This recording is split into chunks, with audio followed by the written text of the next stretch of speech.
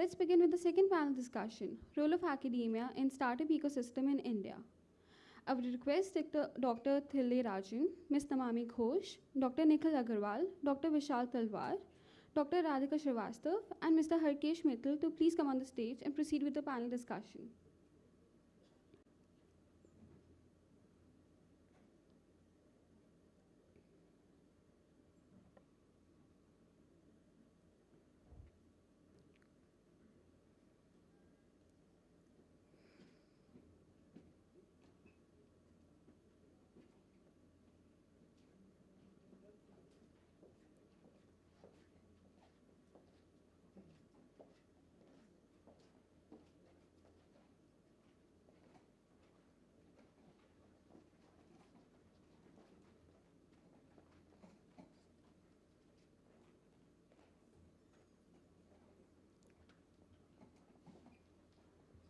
Before commencing the discussion, allow me to introduce the panelists of the panel discussion.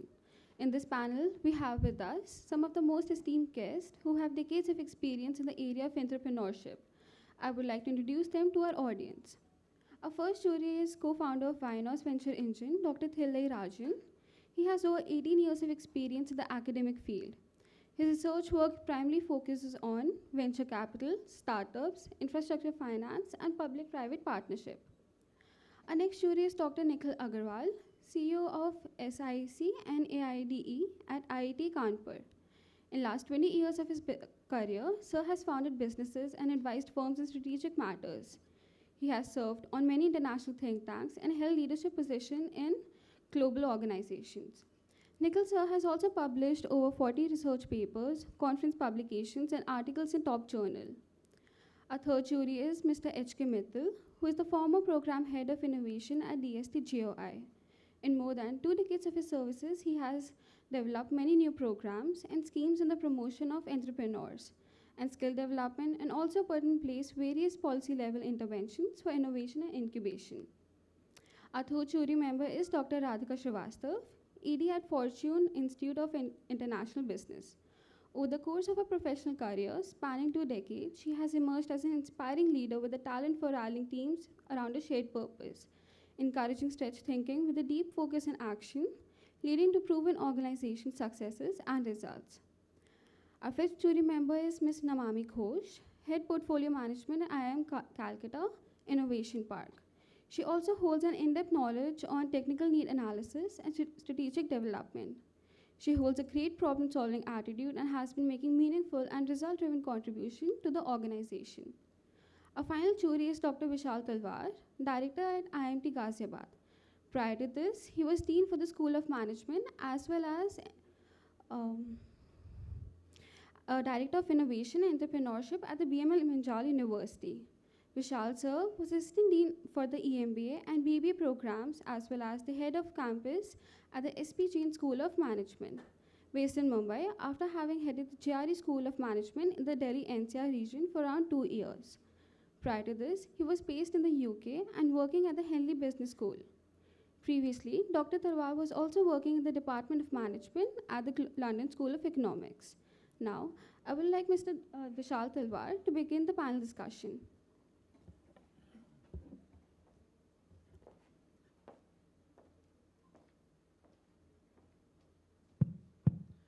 All right, so thank you so much. I think we have, what, about 50 odd minutes, Dr. Pandit? I'm a true academic, so if you want me to carry on, I'll carry on till the cows come home. Okay, so it's great to be back here. Thank you so much. What we did was we shared a few questions amongst ourselves. We looked at this whole idea of the role of academia. If you notice, the panel actually has a very good mix of people across the spectrum, right? So we have Mittalji, we have Dr. Srivastav, we have Agarwalji, we have Ms. Namami Ghosh, and of course we have Dr. Rajan as well. And what when I looked at the panel, I realized this is the perfect storm in a way, right?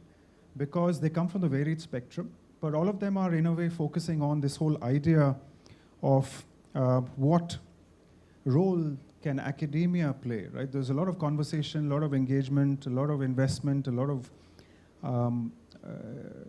implementation, a lot of steps that are actually happening in the last many years to be able to ensure that academic institutions which have the skill set, which have the capacity, which have the capability, and which have the willingness are able to contribute beyond, let's say, essentially one parameter of measurement, which is job consumption, right? So if I'm from a business school environment wherein the parameter largely is around how well we do as far as job placements are concerned. But quite frankly, a lot of that mindset change is obviously required. Technology institutions may have played a particular kind of a role in being able to break that particular barrier. Business schools in a larger context are have that willingness of possibly catching up as well, but both of them are being able to contribute rather unique elements to this whole idea of how do we expand our intellectuality and then be able to create and contribute to the startup ecosystem. So without necessarily delaying the conversation, maybe I'll go to Dr. Rajan. Dr. Rajan, such a pleasure to have you here today. And maybe my question to you is, and this is something that we know about IIT Madras, it has contributed significantly to the startup ecosystem. What has been your success mantra? As a whole, you yourself are a crossover. You are the epitome of how a faculty possibly should be as we go forward. You have one foot in the classroom and the other foot, as far as the startup environment is concerned. What's IIT Madras' success mantra? Good morning to. First of all, thank you for the opportunity. And it's a pleasure to be here, and it's a great question to begin with. I'm just kind of reflecting what could be the various factors that kind of given the visibility that IIT Madras has today in the startup ecosystem. I think it's a very, very supportive policy that we have in the institute. I think that's kind of, see, everywhere if you really look at it from an organization perspective, it's a question of incentives. It's a question of the support that kind of defines how the success is visible over a period of time.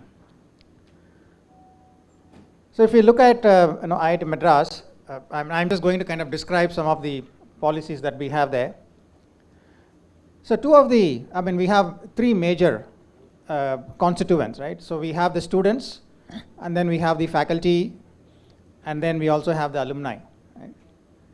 So the idea is to see how we could kind of use the entrepreneurial willingness and the zeal of these three communities and give them the kind of support. So for students, we really have several organizations within the institute that kind of create the culture of entrepreneurship. A couple of years back, I was actually talking to a student. And he was mentioning, he was a graduating student, and he was mentioning when he came to the institute, none of the students possibly even heard about the word called entrepreneurship or startups.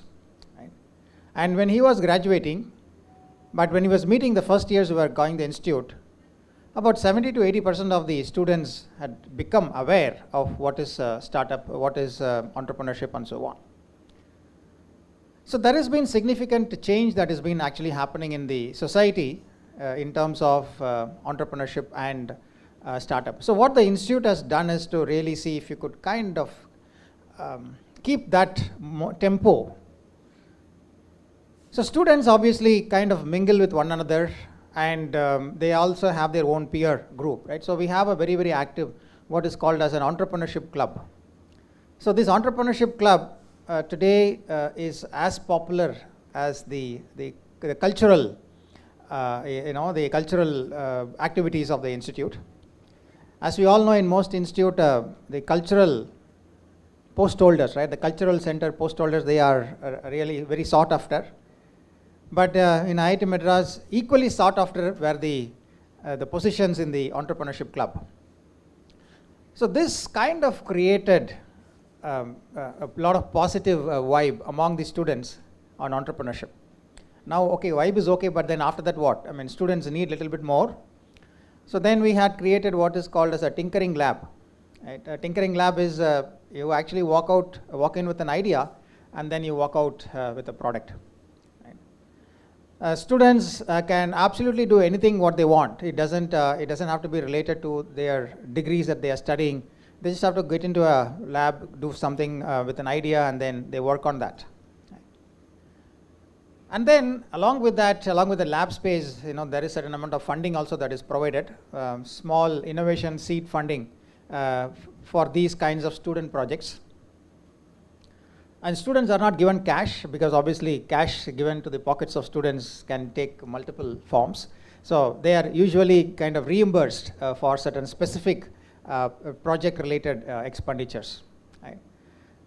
And after that, if this proves to be promising, there is a pre-incubation kind of a facility where people with a little promise ideas, they get into the pre-incubation facility, and then where their ideas are further given a lot of fertilizer and support and so on. And once people kind of are ready from the pre-incubation to go to the next stage, there is an incubation cell, and this incubation cell provides the final thrust for the startup to go out and be successful. So that's a very very systematic way of nurturing a startup from the students' end. Then we have faculty. Faculty obviously are going to play a very important role. One is in guiding the student startups, and more importantly, most of the faculty today, we have a lot of people who are coming from abroad, and then so the practice of being academic entrepreneurs is also on the rise today. Right? So there are at least about 80 to 100 faculty members who are dabbling in entrepreneurship from the technology and engineering departments. So they need supportive environment. So the supportive environment is the incubating center. So incubation center provides the space. They provide, so many of the obviously academic entrepreneurs, they do not really have training in running a business or starting a business. So the incubation cell helps them. But then most importantly, which I think I should kind of say it here, is a very supportive policy which is called as a startup sabbatical. Right? So faculty members are allowed to go on a sabbatical to exclusively advise on their startup for 1 year. And so the institute fully supports that. I believe that that's a fairly unique policy that we have in the institute. Then the third would be the alumni. Again, alumni, when they are graduating, they may not get into entrepreneurship, but after a couple of years of working, they might want to get into entrepreneurship. So the alumni is kind of supported in providing incubation facilities and so on. Another thing that I missed out is, along with the startup sabbatical, we also have the startup scholarship. Most of the students obviously are worried about jobs and placement. That's a reality in the country today. Many of them are from regular middle class families, and regular income is very important for them. And startup obviously has a lot of risk. Right? Nothing is assured. So for them to get initial support, when they graduate out of campus and not worry about regular income, there is a startup scholarship which is provided to students who want to pursue entrepreneurship. So it is given for a defined period of time, help them to get some regular income while they obviously get some funding for their startups and so on. And then there is also what is called as a startup safety net, where in case the startup fails, the students can come back and sit for the placements in the subsequent year or the year after. So I think some of these factors, Chairman, I think played a very important role in creating the right kind of culture. But then more importantly, as we all know, in a startup, you have to somehow create that ambience, right? The space has to provide for creativity. The space has to provide for collaboration. The space has to provide for out-of-the-box thinking. And in the incubation cell, we have a different kind of thinking spaces, as I would like to call it. Right? They are called as lounges. And so there is one lounge that I should mention here. It's called as a Taleva lounge. Right? Taleva lounge is kind of modeled after Rajnikant. Right? I know many of you might be aware of Rajnikant, right? Because it's modeled after, it's taking inspiration from, Rajnikant. And then we have another lounge called the Secret Garden.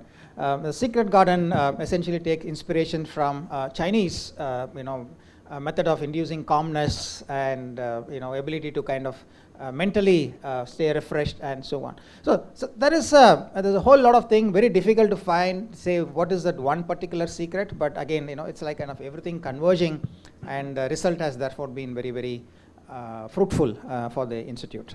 Thank you. Thank you, Dr. Rajan. I think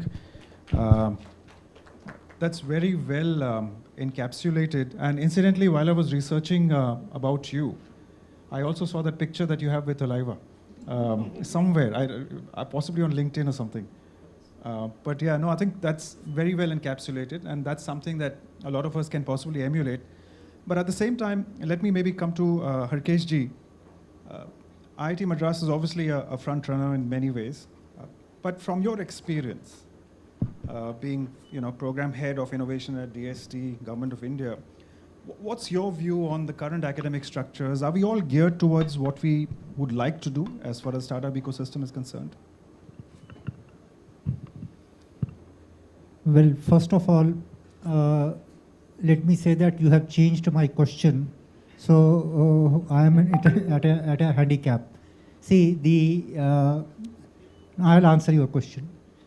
It is both yes and no. There are some institutions who have excelled, who have done very well, and they are ready. While there are others who have no clue, they are struggling. So we have a mix of all these institutions. Like what Professor Rajan said, it is their institution is in the top, and there are others who are struggling. It's not a good thing to tell about institutions who are struggling, while you can very proudly announce that those who have done well. Most of the old IITs have done very well. Some of the IIMs have done very well, despite the fact that they are not technology-oriented institutions, but they have done very well. Now, let me, if you permit, let me talk about the institutions who have done very well. There are examples which have changed the world. I remember long back, maybe about 20-25 years ago, hepatitis B virus was very prevalent. I am going to tell you the story how India became the vaccine capital of the world. So they came to TDB, of which I was secretary subsequently. They came to Technology Development Board for a soft loan of 25 CR. Both Shanta Biotech, Bharat Biotech, as well as subsequently the Serum Institute. All three of these companies came for a soft loan to TDB. The case was examined, and it was found out, ultimately it went to the board for final approval. Dr. Abdul Kalam, who was subsequently the President of India, was the chairman of that board. And it had very prominent personalities. Dr. Mashelkar, who was the secretary of DSIR, he was also one of the members. So the report was that the debt equity ratio is not in order. Otherwise it's okay, but the debt equity ratio is not in order.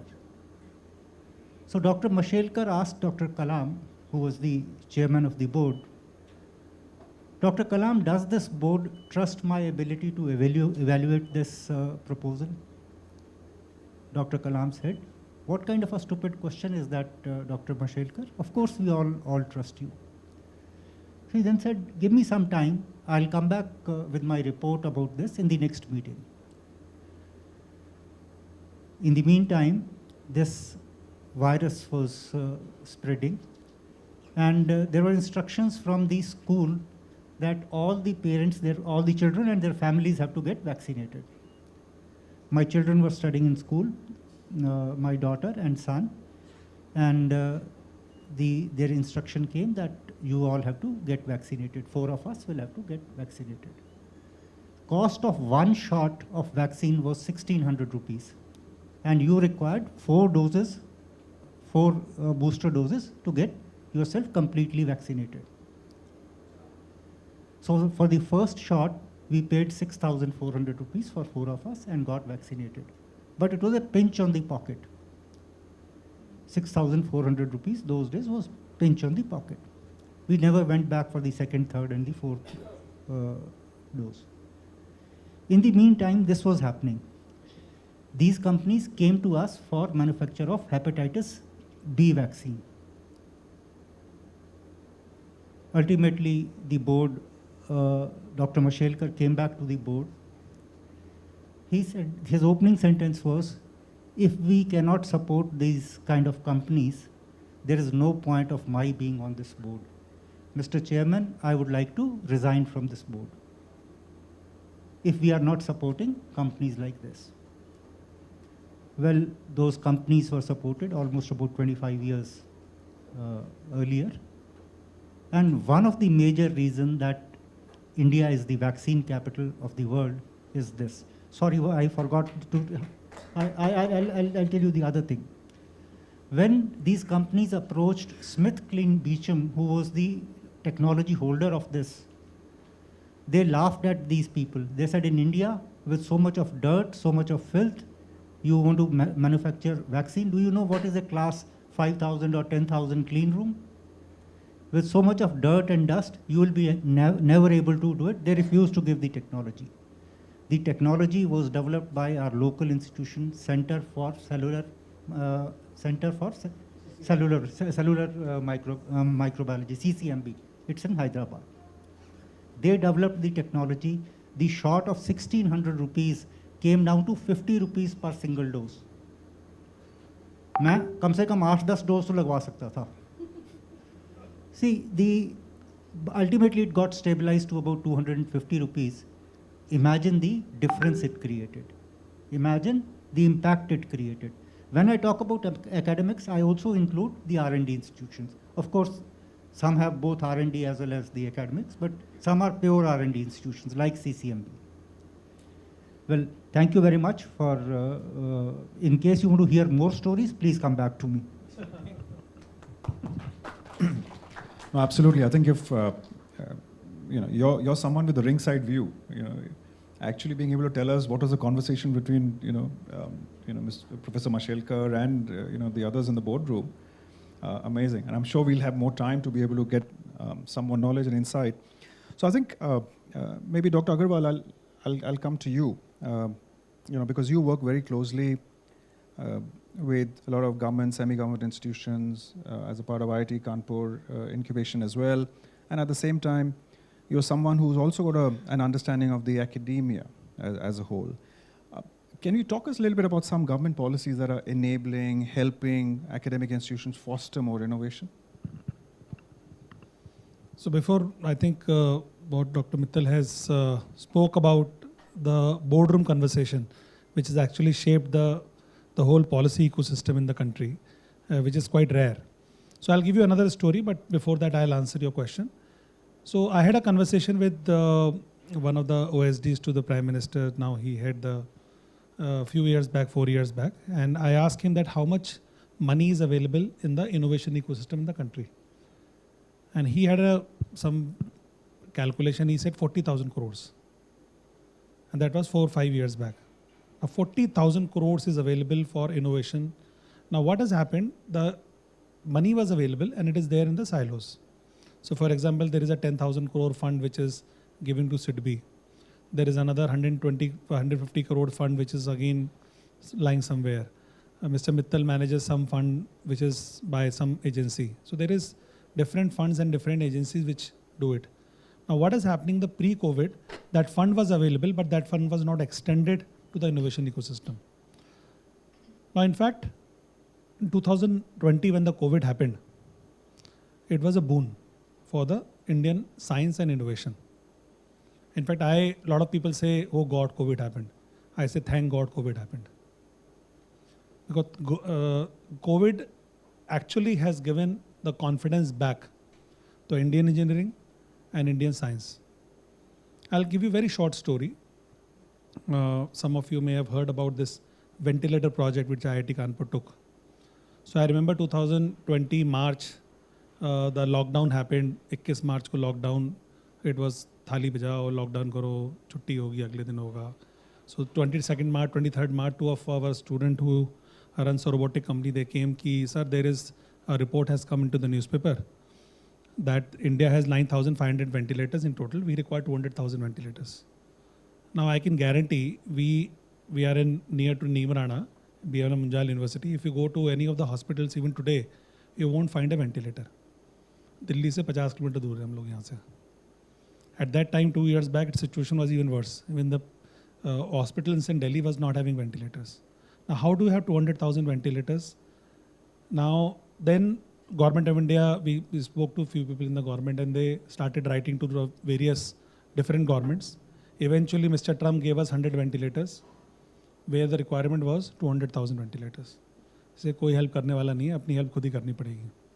So finally, we made a COVID task force. 20 people came, and including some of the busiest doctors like Dr. Trehan and Dr. Shetty, they also came down. And we started Zoom calls. Now let me tell you how the persistence and willingness can create a technology which is unbelievable. So 29th March or 30th March, we set up this and we started Zoom call 12 o'clock every day. We said 12 से 2 बजे तक हम लोग बात करेंगे और we'll say how to build up a ventilator. The question was how to build a ventilator. Now, many of them, like almost everybody was engineer other than a couple of doctors. None of them ever seen a ventilator in their life. Now, you want to build up a machine which you have never seen. So one of my vice president, Rahul Patel, he opened up the Google images and shared the Google images. The first call, कि ventilator ऐसा दिखता है. Now going forward, 4 days back, I think a week or two after, Mr. Anand Mahindra tweeted that Mahindra & Mahindra has developed a ventilator. Now poor Anand Mahindra didn't know how to ventilator looks like. He tweeted a ambu bag, which is not even a ventilator, which is like actually, जो देखते हैं ना बॉलीवुड में आप हवा भरते हैं मुंह में अंदर लगा के, that he tweeted, and he has to retract the tweet क्योंकि उनको भी नहीं पता था शायद ventilator होता कैसा है. Now going forward on 28th March, we look at the Google images of the ventilator. And we'll be very proud to know within 60 days, we build up the first prototype of the ventilator. 90 days, the 3 महीने के अंदर, they were a patient on the ventilator. And today we have sold more than 5,000 ventilators of that kind. You'll be now just to give you a comparison between a car and ventilator. You are going to Gurgaon, car broke down, you can stand there, no problem. It's an expensive car. Even if it's a Mercedes, no problem, you can just stand there. When you are a critically ill and terminally ill patient, and you are a ventilator, 30-second ventilator does not work. You are dead. So it has to be perfect. It cannot be even 99.99% perfect. The ventilator has to be 100% perfect. It has to work. So extremely critical piece of engineering the Indian engineers did in 90 days time. And that has given us a new boost of confidence. Now similarly, during the COVID time, number of institutions, even IIT Delhi also did, IIT Kanpur also did. We built up the mask. 1,000 rupees mask was now available for 3 rupees. The PPE kit, which was sold for 5,000-6,000 rupees, was available for 150 rupees. Number of technologies also got developed. Number of ideas also got developed. Today, the confidence that we have, and coming back to what Dr. Vishal has asked the question, now government has been extremely generous in supporting those ideas. Like one of the flagship schemes the government has is called SISFS, Startup India Seed Fund Scheme. I think one of the finest schemes I have seen. Today you make an application as a startup, you can make an application up to 1 crore of funding, 20 lakh grant and 80 lakh as a soft loan. Within 45 days, your idea will be evaluated and money will come to the bank. 45 days, even the investors cannot even roll out that kind of funding for 1 crore. So now India, in fact, the government is able to, a good quality startup, if it is incubated and it is working in a good quality technology, they can raise anything between 10-20 lakh rupees to few crores in funding as a government grant today. So that is what is available. That is opportunity is available in India that was not there.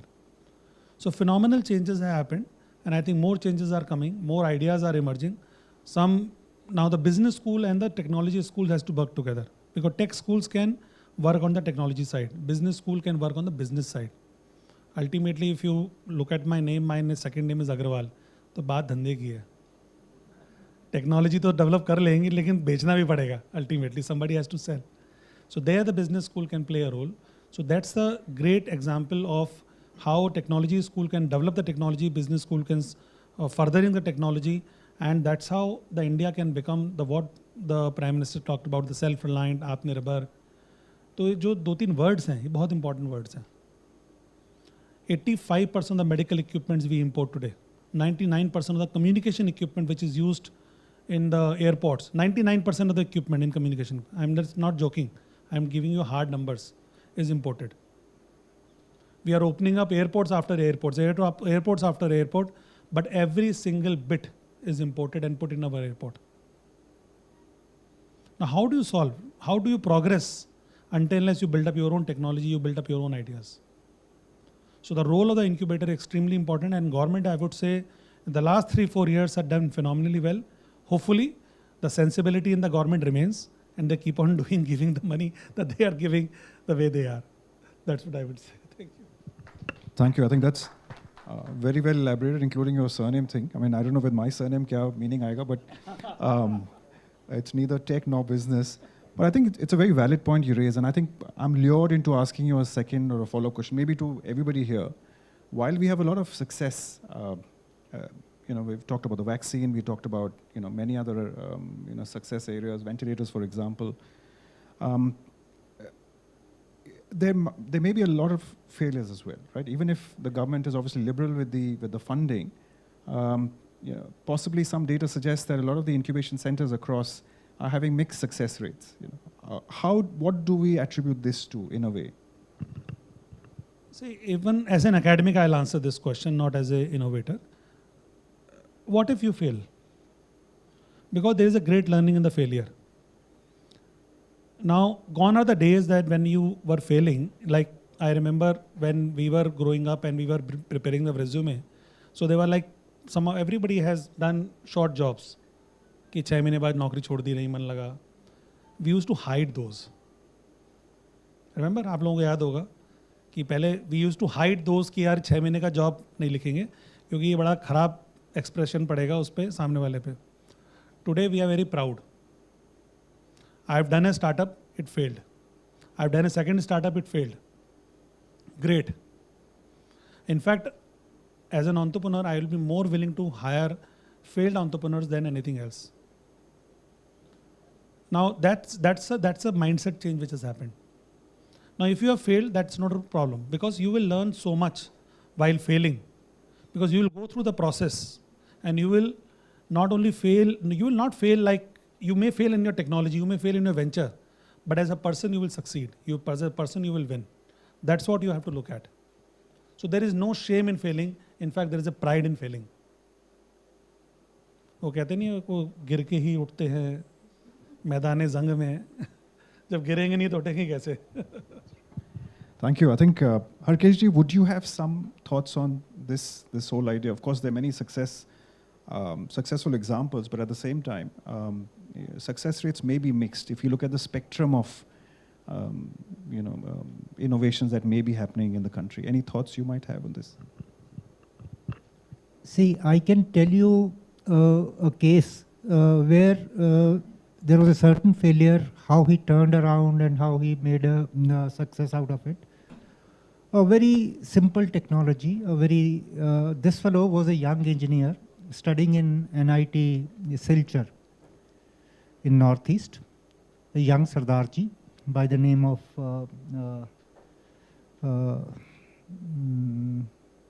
Harjap Singh Maan, HS Maan. He was a student, he finished his engineering.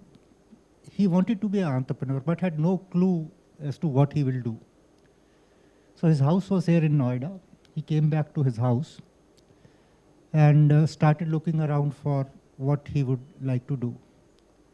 By chance, he went to Shipra Sun City. Shipra Sun City has about 18,000 units, dwelling units. And at that point of time, it had about 20,000 vehicles. Why I'm telling you about vehicles, I'll come to that little later. So he went and by accident, he met the builder there. The builder said, हरजाप एक problem है मेरे complex में हर महीने 8 से 10 गाड़ी चोरी हो जाती हैं. With the result that the real estate prices are not going up in my colony. So Man was a young student, just passed out. He said, इसमें कौन सी बड़ी बात है? ये तो मैं 2 मिनट में fix कर दूंगा. He had no idea as to how he will fix that problem. अरे हाँ हाँ बताओ. कि ऐसे नहीं, मैं 15 दिन बाद अपनी टीम के साथ आऊँगा. He had no team. So he bought that time of 15 days to think through the problem, develop a solution, and also 2-3 दोस्तों को बुला के यार तुम मेरे साथ चलो, तुम मेरी part of my team बन गो. Went there, simple technology, RFID tags, RFID tag on the car, on the keychain, and one reader at the gate. Simple. तो उसने solution demonstrate कर दिया. He said, done. All these 20,000 cars, 500 rupees per car per month. 1 crore रुपए का net business जो है. First order, he had not seen a single penny. कहता 1 crore का Man is jumping with joy. कि boss जिंदगी बन गई. पहला order 1 crore रुपए का. Soon he realized that there were 8 resident welfare associations in the complex. तो उसमें से हुआ क्या कि only 3 associations were with him. As a result, only 4,000 cars out of 20,000 cars registered for the new system. And out of 8 gates of the colony, only 3 were fitted with this automated system and rest were all manual. अब क्या हुआ कि जो जिनके पास ये नया system नहीं था, they will come to the gate and start creating a scene there. What they will do is, first they will say, Khol. He said, this fellow just tells them to go to gate number 4 or gate number 5. तू जानता नहीं मैं कौन हूँ. All that would, जैसे दिल्ली के अंदर एक culture है, तू जानता नहीं मैं कौन हूँ वाला. So all that would happen. Fights started happening there. Everything was in a mess. Man was virtually in tears. They went back to the drawing board. क्या करें अब? They employed deaf and dumb people as gatekeepers. Now when the car would come, this fellow is only doing this.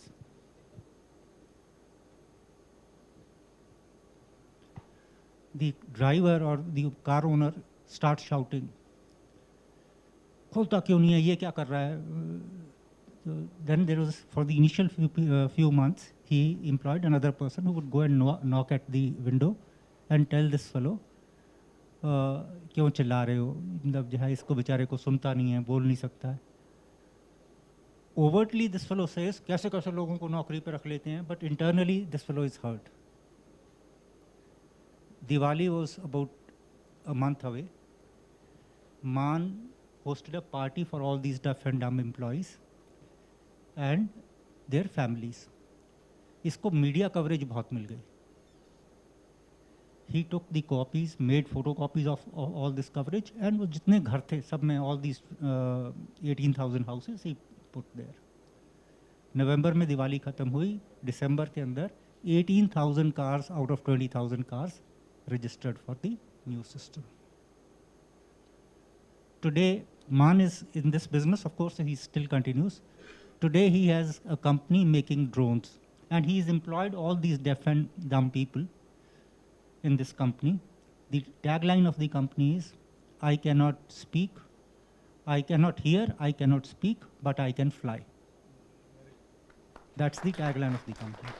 From a no business to ultimate business, he's created it. Sorry, I get into sidetracks. No, I think this is absolutely important because when I reflect on what you just talked about, I think it brings in this whole idea of whether we are inculcating through holistic as well as technological and domain-specific development, the entrepreneurial orientation, the creative orientation. When you're kind of facing a setback, what are you doing to bounce back is fundamentally very important. So, Professor Srivastav, I'm coming to you, and I think this is where we'll, I'm part of a business school kind of environment. You're part of a business school environment, and of course, Very recently, we had someone come over, a celebrity entrepreneur. When he was asked, what do how has your particular management institution contributed to you in your development and what you became an entrepreneur, right? He just said, my business school education, seems like a blur, right? So in a sense, what he was trying to say here was that he doesn't really remember whether the business school had possibly contributed to where he is today. But having said that, I think that's not the question. The question is that business schools do come along with very unique capabilities. Somehow we haven't yet discovered it, or somehow we've not been able to create those kind of partnerships as a whole. What do we do? How should we go about it? Thank you, Dr. Talwar.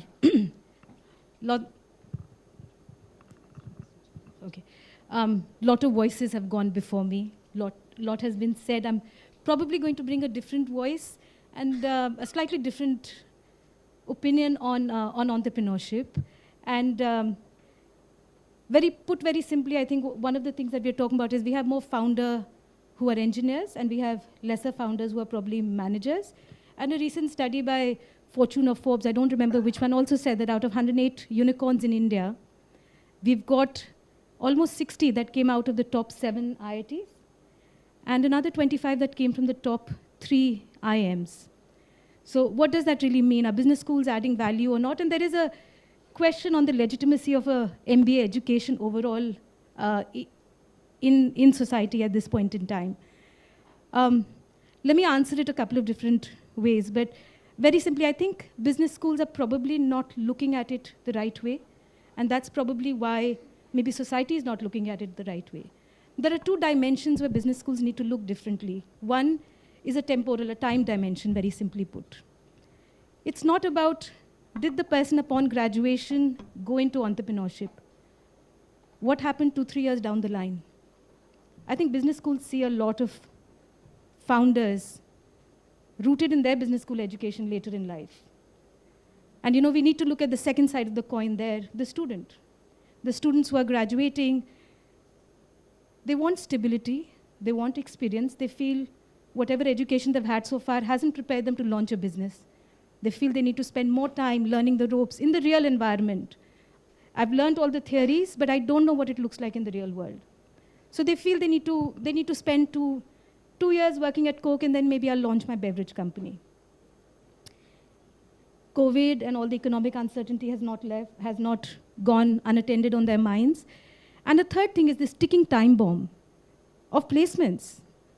This is my only opportunity to maybe bag the top 10% job. I may not be able to get my CV in front of McKinsey on my own later in life, but I can do it now because McKinsey will come to campus. I'll have to go to room 101 and I will interview. And I have a good shot at this, so why don't I give it a chance? I can always come back to entrepreneurship later. So we have to keep that temporal piece in mind, that people will come back to entrepreneurship. It may not happen immediate, it may happen later. So that's where I think the metrics for business schools is probably going wrong. And that's where I think we need not look at outcomes, but we need to look at what's called impact. Impact doesn't have a start and end, it continues. So that's one place where I'd like business schools to start thinking differently. And the second is just what is the purpose of an entrepreneurial education? There's a big school of thought in the extant literature that entrepreneurship education, or rather entrepreneurship, it's a very generic methodology for creating value. And if we look at the definition of entrepreneurship, there are 3 things that are mentioned. People who can take risks, people who can handle ambiguity, and people who are very proactive. H.S. Mann is an example of somebody like that. He was able to take the risk of not having any team, but saying, look, I will do it. I'll come to you with my team. Not knowing anything about the technology, ambiguity, he said, I'll get there. And he knew what he needed to do as far as, just proactiveness in doing it. So that's important. I think that's where business schools need to focus on. Are we creating an entrepreneurial passion? Are we creating an entrepreneurial intent in our students? Because then, new venture creation cannot be the only outcome of an entrepreneurship education. Large companies need people with dexterity, with agility, just as much as small companies. Then entrepreneurship can drive growth in the larger economy. It can actually create social change, social ventures. So I think that's where business schools need to look a little differently and start acting differently as well.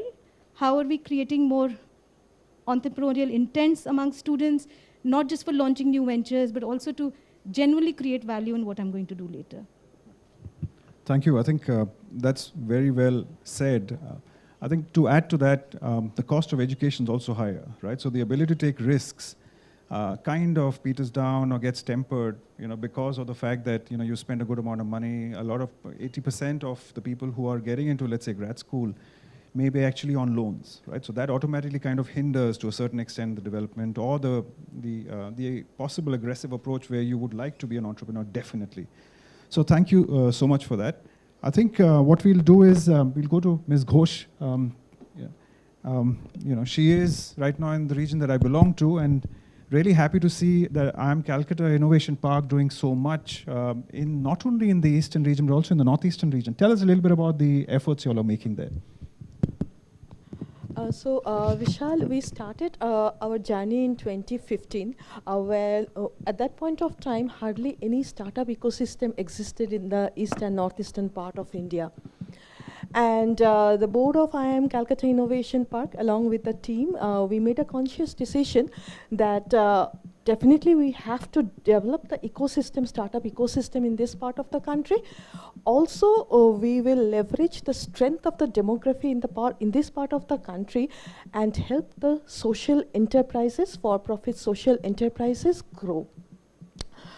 And create social unicorns so that we can support 1 billion people, positively impact the lives of 1 billion people.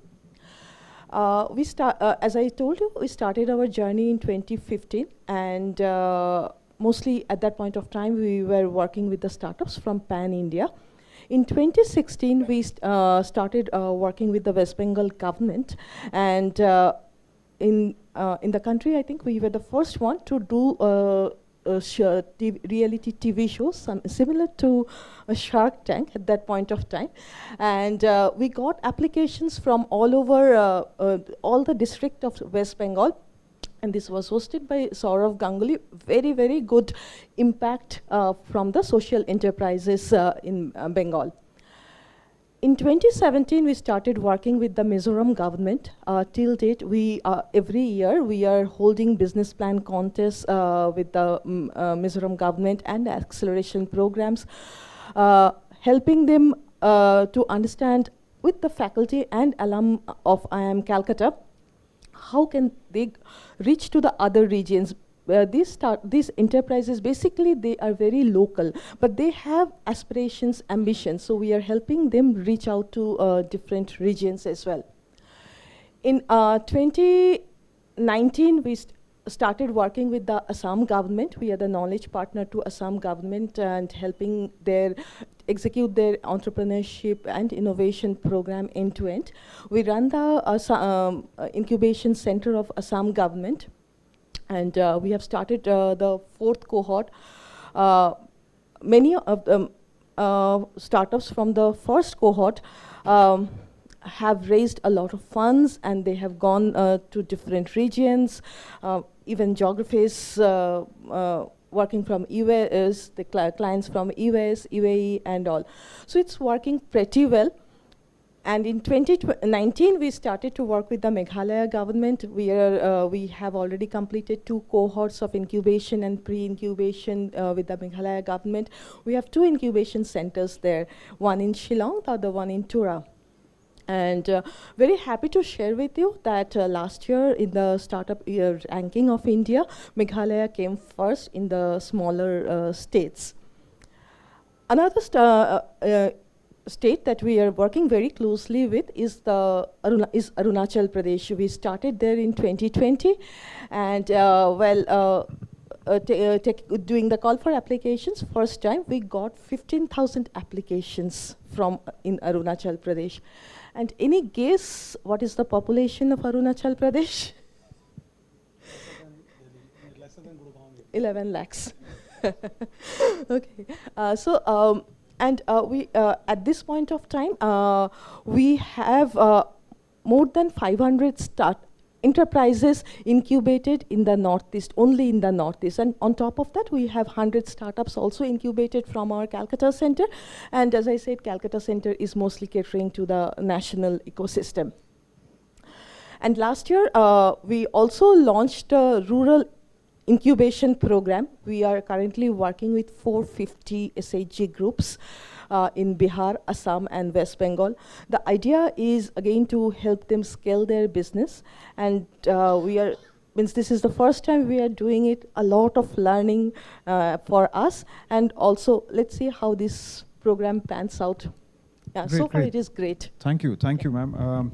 I think this kind of tells us that the route that, let's say, the business school or the management institution taking is slightly different, right? So you were very forthcoming about the SHGs. You were very forthcoming about the social aspect. Yes. I would imagine the IITs also do that, but I think possibly there are different routes that we should be taking. The other question, maybe we don't have time for that, is how do you create enthusiasm amongst the faculty to be able to contribute more and more? Maybe we'll take it up when we have a few other questions from the audience. Sure. So possibly, Dr. Pandit, we may have about 10 minutes for audience questions. So, if anybody wants to ask questions, please feel free. Just tell us your name. We are right now at a university which is, has the right ingredients, as a tech school, as well as a management school, has a law school, and I'm sure there are other, schools that are developing. The cohesion between them will obviously enable a lot more contribution to the ecosystem, the startups, and I think if there are any questions, please feel free. Tell us who this question is directed to, or it's a general question. Yeah. I'm Professor Raj Kovid at Sharda University. We have also incubation center, and the question is open, but I'm taking leaf out of your last statement that how faculty contribute and how institutions account for, ecosystem, the way, the mechanism, because faculty has academic pressure also, exam, teaching, this, and in universities there are a lot of work. Maybe in B school may not be that routine work, but in a university is a lot of routine work also that faculty has to do. So we have people from incubation centers. So how faculty literally, how do we use them? How do we get their mentorship? Is there any model or reward system? Maybe some faculty has some equity in that, like that. So if we can learn from any of you. Yeah. So you mean, Professor Raj, आप administrative काम की बात कर रहे हैं, right? Yes. When you talk to the academic, a lot, there's obviously teaching, there's research, and at the same time there's this, administrative activity which, in a sense, also plays on the mind as well as possibly in action. So maybe, Dr. Rajan, if we could have some thoughts from you on how or what initiatives IIT Madras is taking in this regard. Okay, so as you might rightly know, there are three major duties, right? One is teaching, then research, and then there is administration. Now there is a fourth strand that is coming up, entrepreneurship. So far, it is like it's a full flow of water, right? People who are interested, they gradually ventured into that. There was no special criteria that was added, right, in terms of if you are participating in entrepreneurship, how does it accounted for in promotions and so on and so forth, right? I think that's the way I think it will continue to be there, because most of the time the relationship between faculty and students, it's a very, very close relationship, right? And when the students request the faculty to mentor them, they don't actually kind of really come out with a contract, right? You just go ahead and work with the students because there is a joy of working in these kinds of innovative projects. If there is something that comes out of it at the end in terms of shareholding and so on, but it's fine. But otherwise, it's purely the chemistry between the student and the teacher that kinds of makes the teacher spend time, help them to polish up their idea, and then takes it forward. In fact, some of the major success stories that we could kind of attribute to IIT Madras is the electric vehicle called Ether Energy, right? So in Ether Energy, it was such a close partnership that they had with their faculty mentor. And there was no contract. There was no, there was no obligation on the faculty to do so. But then they volunteered to do so simply because they like the student team. They believe that their association can somehow make the whole idea a lot more better. And the students vis-a-vis also felt that the faculty's contribution in some sense is going to make the venture even better. Right? So that is how it is worked in a very informal basis. People can, there is a professor in charge for the incubation cell, like so many of the other administrative responsibilities. There is a professor in charge as well. But then the routine activities for venture development, it really happens because of the passion that the faculty members have and the liking that they have for the students. Right. Great, thank you. I think that at the core, possibly it's about the passion, but at the same time, somewhere, how we measure academic output, how we measure, let's say, what kind of research is being done, how we measure, even in the whole context of the new education policy, how we are looking at a faculty's contribution as you go forward, right? Whether faculties are able to contribute in all the 4 areas, or whether, there has to be a realization amongst, leadership, management, of higher education institutions that it's quite possible that expecting everything out of everyone may not be the best way to go forward. But yeah, thank you so much for your points. May I add one more point? Yes, please. Just maybe a minute. So essentially what we today have is traditionally the best teachers used to get the limelight, best researchers used to get the limelight. Today people who are pursuing entrepreneurship, they're also in the limelight. Faculty members, they get the limelight. There's a point that actually considers what they have contributed in their annual appraisals and so on. So yes, I think the weightage today is given and recognized. Yeah, I think we'll obviously have to expand our definition of who is contributing in this academic journey. We'll have to keep expanding that. So yes, you wanted to say something. Yes, I did, and just again bringing it back to the business school context, I wanted to say we talked about the 3 roles of faculty: teaching, research, administration, and I just want to touch upon the first 2 roles and say what can a faculty at a business school like ours do and what we are encouraging them to do. So first, in terms of teaching, I think entrepreneurial mindset, entrepreneurial passion requires a very different kind of teaching. We've been teaching in schools with I'm in a group of academicians here, so you'll understand this, with a very objectivist sort of philosophy.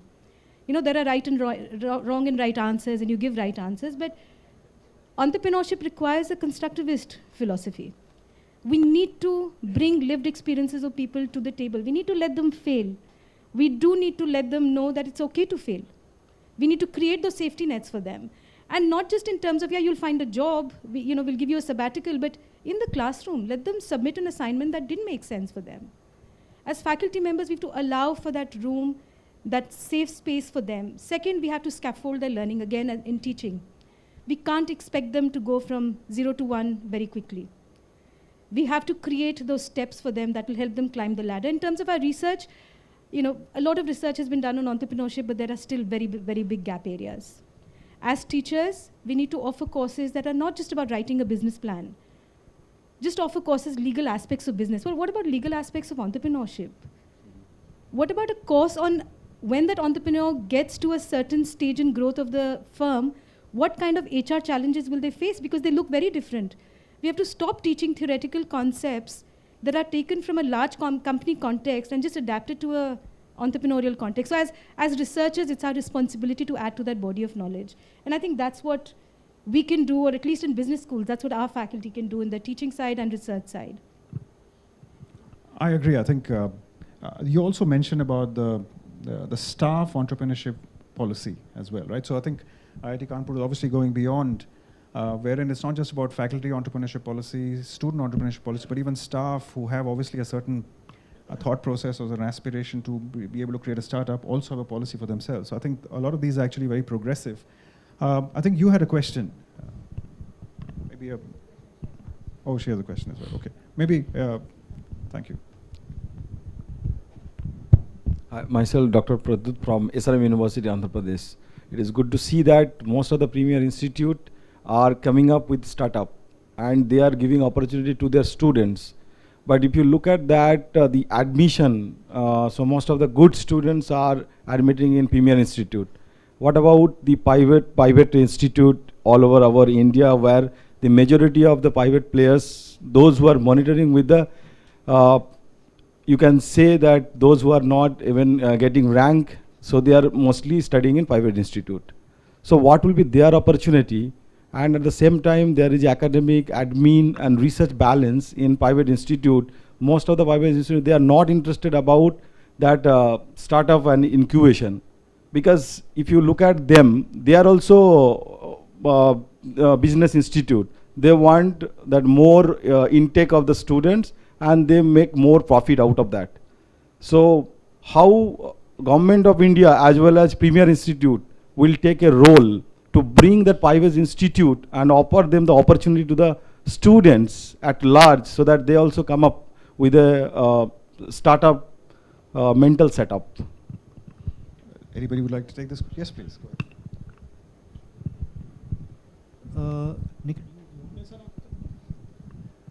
ahead. See, there is both the push and the pull strategy which is working for these institutions. Number one, the NIRF rankings and the RER rankings. They both have a certain weightage for having a incubation facility, a startup center. That's one where they attract. You lose 15% of your weightage if you do not have these centers. Number two, there are a lot of programs which the government, various ministries of the government have, which provide you funding support for establishing these facilities. That's the second part of it. Now, it is up to the institution that if they don't want to avail the facilities, there are faculty development programs which are conducted to orient people, faculty, to undertake these programs. All this is happening. But only thing is, you may have to do a little effort to see where this all is available. Thank you, Dr. Agarwal. I'll give you, there is two misconceptions which I hear when we talk about the incubation all across the country. The first is incubation is only meant for premier institution, and only the students of IIT Madras or Kanpur or IIM Calcutta, they are only eligible to get. This is a pure misconception. First of all, these are national institutions are open for everyone. Only 30% of our current startup population come from any of the IIT ecosystem. 70% is everyone. You are from, whether you are from SRM, whether you are from Sharda, whether you are nobody, whether you are 12th graduate, that does not matter. We are looking for a talent. We are looking for an idea. We are looking for somebody who has a zeal to do something, and we provide support. And we have done it, like you can go through our startup list. I am sure IIT Madras will have similar examples. The second misconception is it is only meant for the students. There is a recent research been done in US and UK. The US startup founders age is now 45, average age. In the UK, the startup age founder is 47. You are next door to Gurgaon, you go there and you go to any of the hubs there, you will not find any single student who is actually a founder. You will find most of the middle-aged people who are the founders. Today we have founders which are 17-year-old student which is still studying in 12th, Gaurav Katiyar, and I have founders 64 retired people, 3 founders who retired after from their bank jobs and from Aadhaar Authority and others. They said, we want to find a company. It's a welcome. You have an idea, you are able to convince us, we will support you. And none of them are from IIT ecosystem, none of them has a premier education. They are all enthusiastic founder which is doing something different. And the government ecosystem also don't discriminate between you being from anywhere or any kind of age. And examples which I am giving you, all have received government funding. Mr. Mittal himself heads this SISFS. I don't think the SISFS will check upon your previous credential. They will check upon your idea, whether it's worthy of or not. And they don't even check about your age, wherever you are coming from. So that's an advantage. So the misconception, so I think the incubators, particularly in fact, we work very closely nowadays with IMT Ghaziabad incubator. Day before yesterday, I was at IMT Ghaziabad. 12 companies we have taken at IMT Ghaziabad incubator. And most of them are outside. Most of them, I don't think anybody is a current student. All of the average age, if you look at the companies, 12 companies, is around 40 years. All the companies are doing phenomenally well, very passionate, very dedicated founders who are willing to do something different. Now, the question from the director side, from the IMT would be that how do I engage my student? Because there are enthusiasm coming from the middle-aged people and from others, but how do I engage the students? So in fact, the situation is changing in the startup ecosystem everywhere. First of all, it's not a student-run activity anymore, and it is not only meant for the alumni, but it should be open for everyone, whoever is there. I think that's well answered, and thank you so much for plugging IMT Ghaziabad. So very quickly, I think what you have to remember is 40–45% of the educational establishments in India are essentially private, right? And if the government has to be able to kind of attain its vision of reaching GER of 50% in the next 10–15 odd years, you can't double the number of universities, central, state, whatever else, right? You have to be able to work along with private establishment, which also means that loosening their own purse strings towards capable private establishments as well. So I think maybe you have one last question and we'll end, because Dr. Pandit is holding a gun right now. I know, and thank you for such a wonderful session. I think we are co-creating knowledge here, and my question is around that only. I see accumulated experience in some top institutions. And we also mentioned about the disparity that exists in terms of coming up and having successful entrepreneurial ventures. My question is that how we can co-create this knowledge and move from competition to co-opetition, even in terms of private schools coming together and sharing their understanding and knowledge. For example, I coming here and taking examples from all of you, learning so much, I think how can that be a constant force for all of us coming together and ensuring that this is not just restricted to a specific business school or an institution of eminence, but is something which is contributing to the national entrepreneurial ecosystem. So that's my question, how we can do it often, how we can create... Would you like to take this? Yeah, thank you for your question. Thanks for this question. For us, we work in different models, right? We do different capacity, means as I understand that there is a skill gap also between different institutes when it comes to for incubation, right?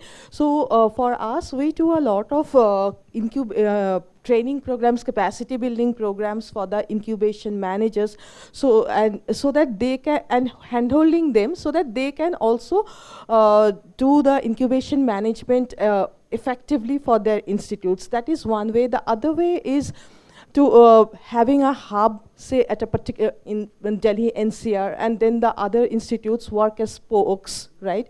And you work as a team to enhance the capability of the entire ecosystem in the region. These are the few models that we have tried out, and it has given good results. Thank you. I think co-opetition is important. We've very recently got into a collaboration with Triple IT Delhi, with IRMA. We're looking at other collaborations because standalone institutions have their limitations, right? So you're from a standalone setup, we'll have our limitations. And quite possibly, if you look at standalone institutions, or in the next 5–6 years' time, we'll have to make a decision on where do we stand, right? Whether we become independent degree granting colleges, whether we become deemed universities, whether we become state universities. And for that to happen, we'll have to be able to increase volume as well, because there's always a carrot and stick. If you want to get another status, you'll have to become bigger than what you are.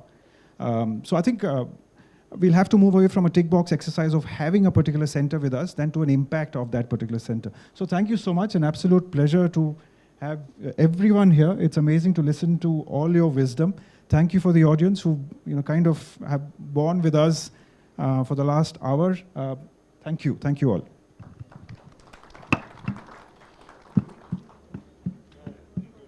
I would like to thank all the panelists for enlightening us with the insights and role of academia and startup ecosystem in India. I really appreciate all of you for taking out your time and joining us for this panel discussion. Now, I request Dr. Nirupama to please facilitate the mementos to our esteemed guest.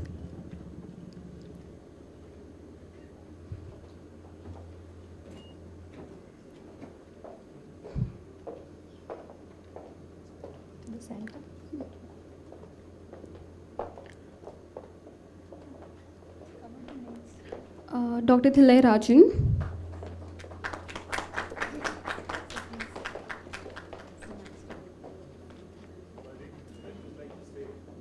There is a certificate at the background because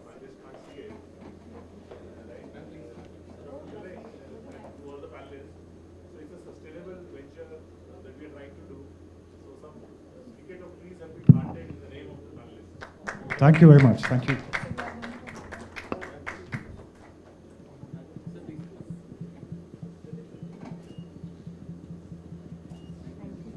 Mr. Mami Ghosh.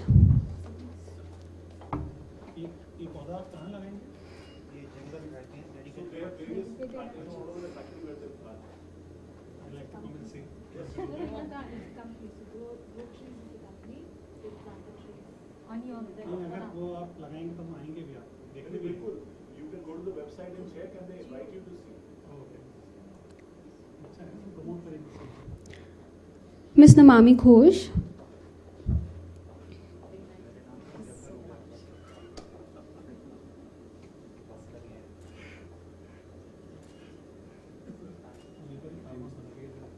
Dr. Nikhil Agarwal.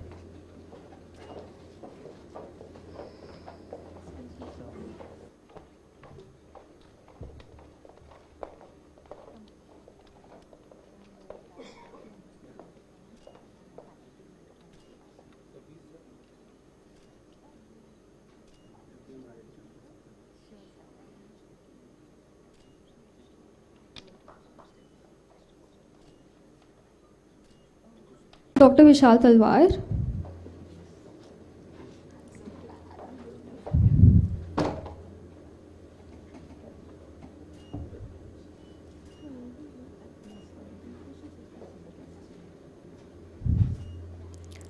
Dr. Radhika Srivastav.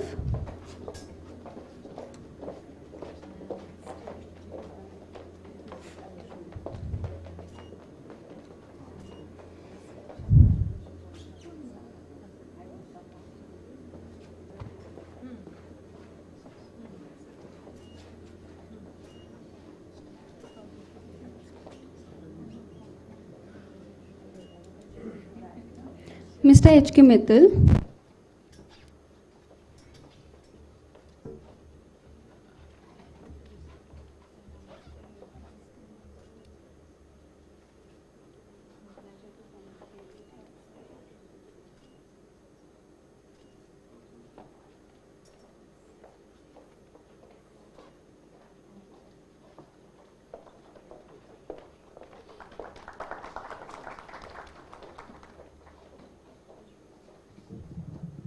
Thank you so much.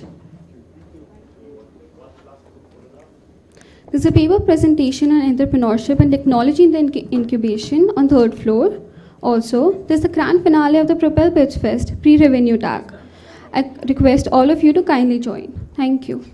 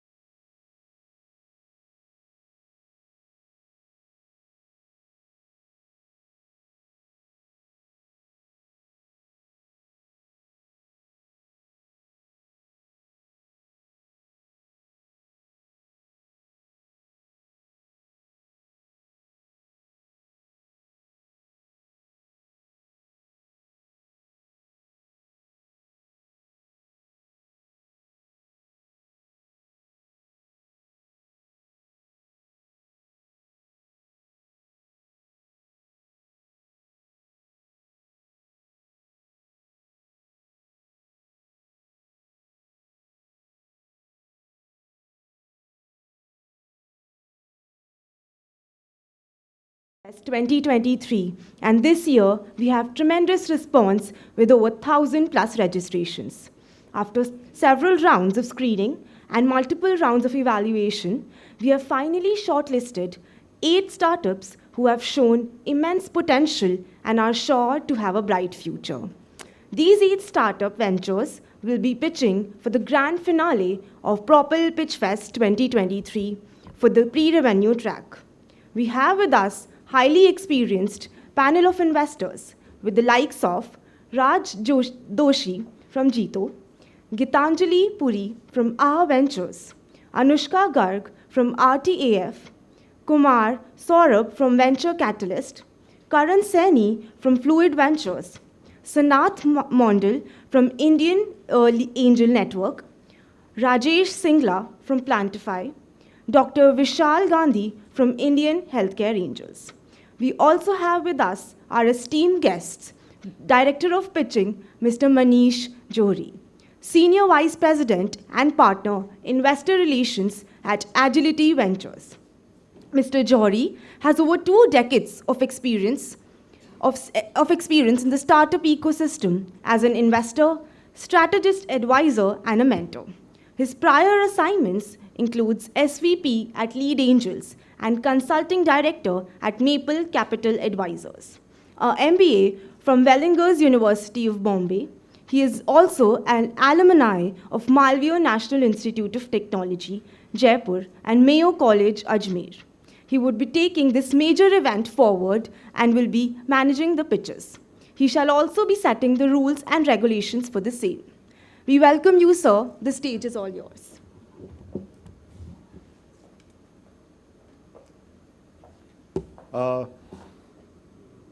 Good morning, everyone. So I think we all are waiting for a very interesting startup pitch session. Like we'd had a lot of debate between how should we categorize it and all. And one thing that was clearly seen was that non-revenue startups are always given the step-son treatment or a stepchild treatment. And they normally are not able to, present. So what we did was, why don't we create 2 separate pitches for pre-revenue and revenue-oriented startups. So anything which is less than 25 lakhs revenue per year would be in the pre-revenue, say, session. Anything which is more than 25, any startup that has done more than 25 lakh will be in the next session. Now the rules are, so we have 8 startups which will be pitching to us. 5 minutes pitching. After 4 minutes, the bell will ring. That is the bell that will ring. And after 5 minutes, again. So you have to stop over there. Okay. Anything that is left out, use your articulation to say that in the Q&A session. Okay. Most of the participants have already been told that 5 minutes is what they'll be given. Anything that is left out, and in the Q&A session, I would be calling out to, say, one of you, whoever wants to ask. And we wouldn't have a discussion on that. There'll be a pointed question and there'll be a pointed answer, because time is again short. We got around 90 minutes or 80 minutes now, because 1 o'clock we need to wrap it up. So slight bit here and there, I think Davinderji will allow that. Thoda bahut is there. But yeah, so 10 minutes per startup and a little bit of intro and all. So without much ado, let's start the Propel Pitch Fest, as the name suggests. Let's start the pitch and have some festivities once the investors have, given their interest, their, say, commitment. You can show your commitment that you want to invest XYZ amount if you like something. Or you can simply say, if you want to know more about it and your questions are not answered, please share that you would like to commit to it and you are interested in it, and you may not want to put that amount. That is also fine. But if you are interested, please show that you are committed over there. That's the idea over here, that more of these startups get the kind of time with you later after the pitch session. Okay. So as someone said, just one question. Has anyone heard of the largest seed A round, Series A round. Globally, a Series A round was more than $1 billion. And this is for a company called Articulate. So I use that as a thing to tell the startups, be articulate enough so that the investors get interested in your ideas. So to start with, I think we have Atwari that will be pitching to us. This is a company which is indigenizing flight simulators and creating a multi-agent kind of modules for fighter planes. They are already part of IDEX cohort 7, I think. And they have grants which they have received and have created a use case which allows our fighter pilots to learn in scenarios and save their lives because of their experience. Okay, so I would like to invite Ashish Kumar Behra, whose startup is in Odisha, and he's doing a very interesting job of, creating flight simulators in India. Yeah.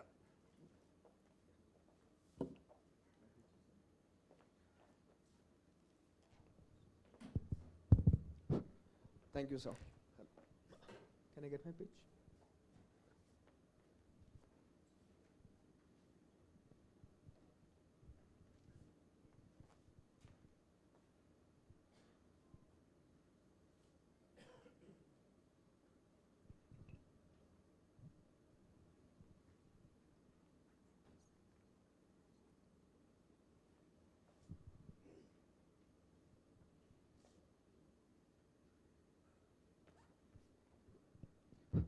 Good morning, ladies and gentlemen. This is Ashish presenting Atwari Aerospace and Defense.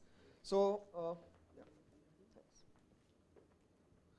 so basically, as everybody, like, we always have a dream to aspire something more.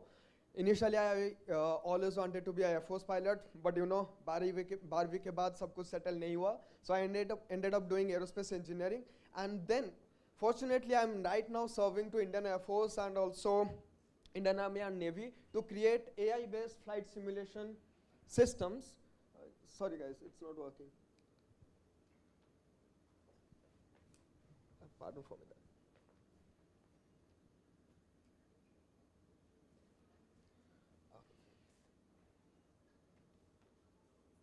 May I have the manual stuff?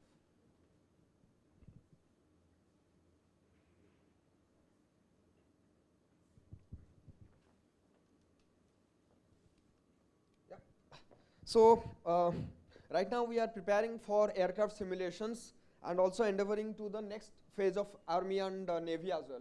So the product is actually called AI-driven multi-agent flight simulation for embedded virtual training. It is one of its kind, and it has been already proven that many number of companies have tried, but we are one of them. And in totally global scale, we are just 5 companies, or you can say a handful of companies, those who are actually doing this particular kind of innovations. So why we do that? Why there is a need of flight simulation or any sort of simulation that which is required for the training or any sort of purpose, as we say. So there are 2 problems that we're solving. One problem is we are actually, trying to avoid the loss of life and the loss of high-value military assets. Many number of times we have heard of F-16, Mirage 2000, Sukhoi 33 or Sukhoi 27. As you can, you can remember, Abhinandan was flying MiG-21 and it was recently called a flying coffin.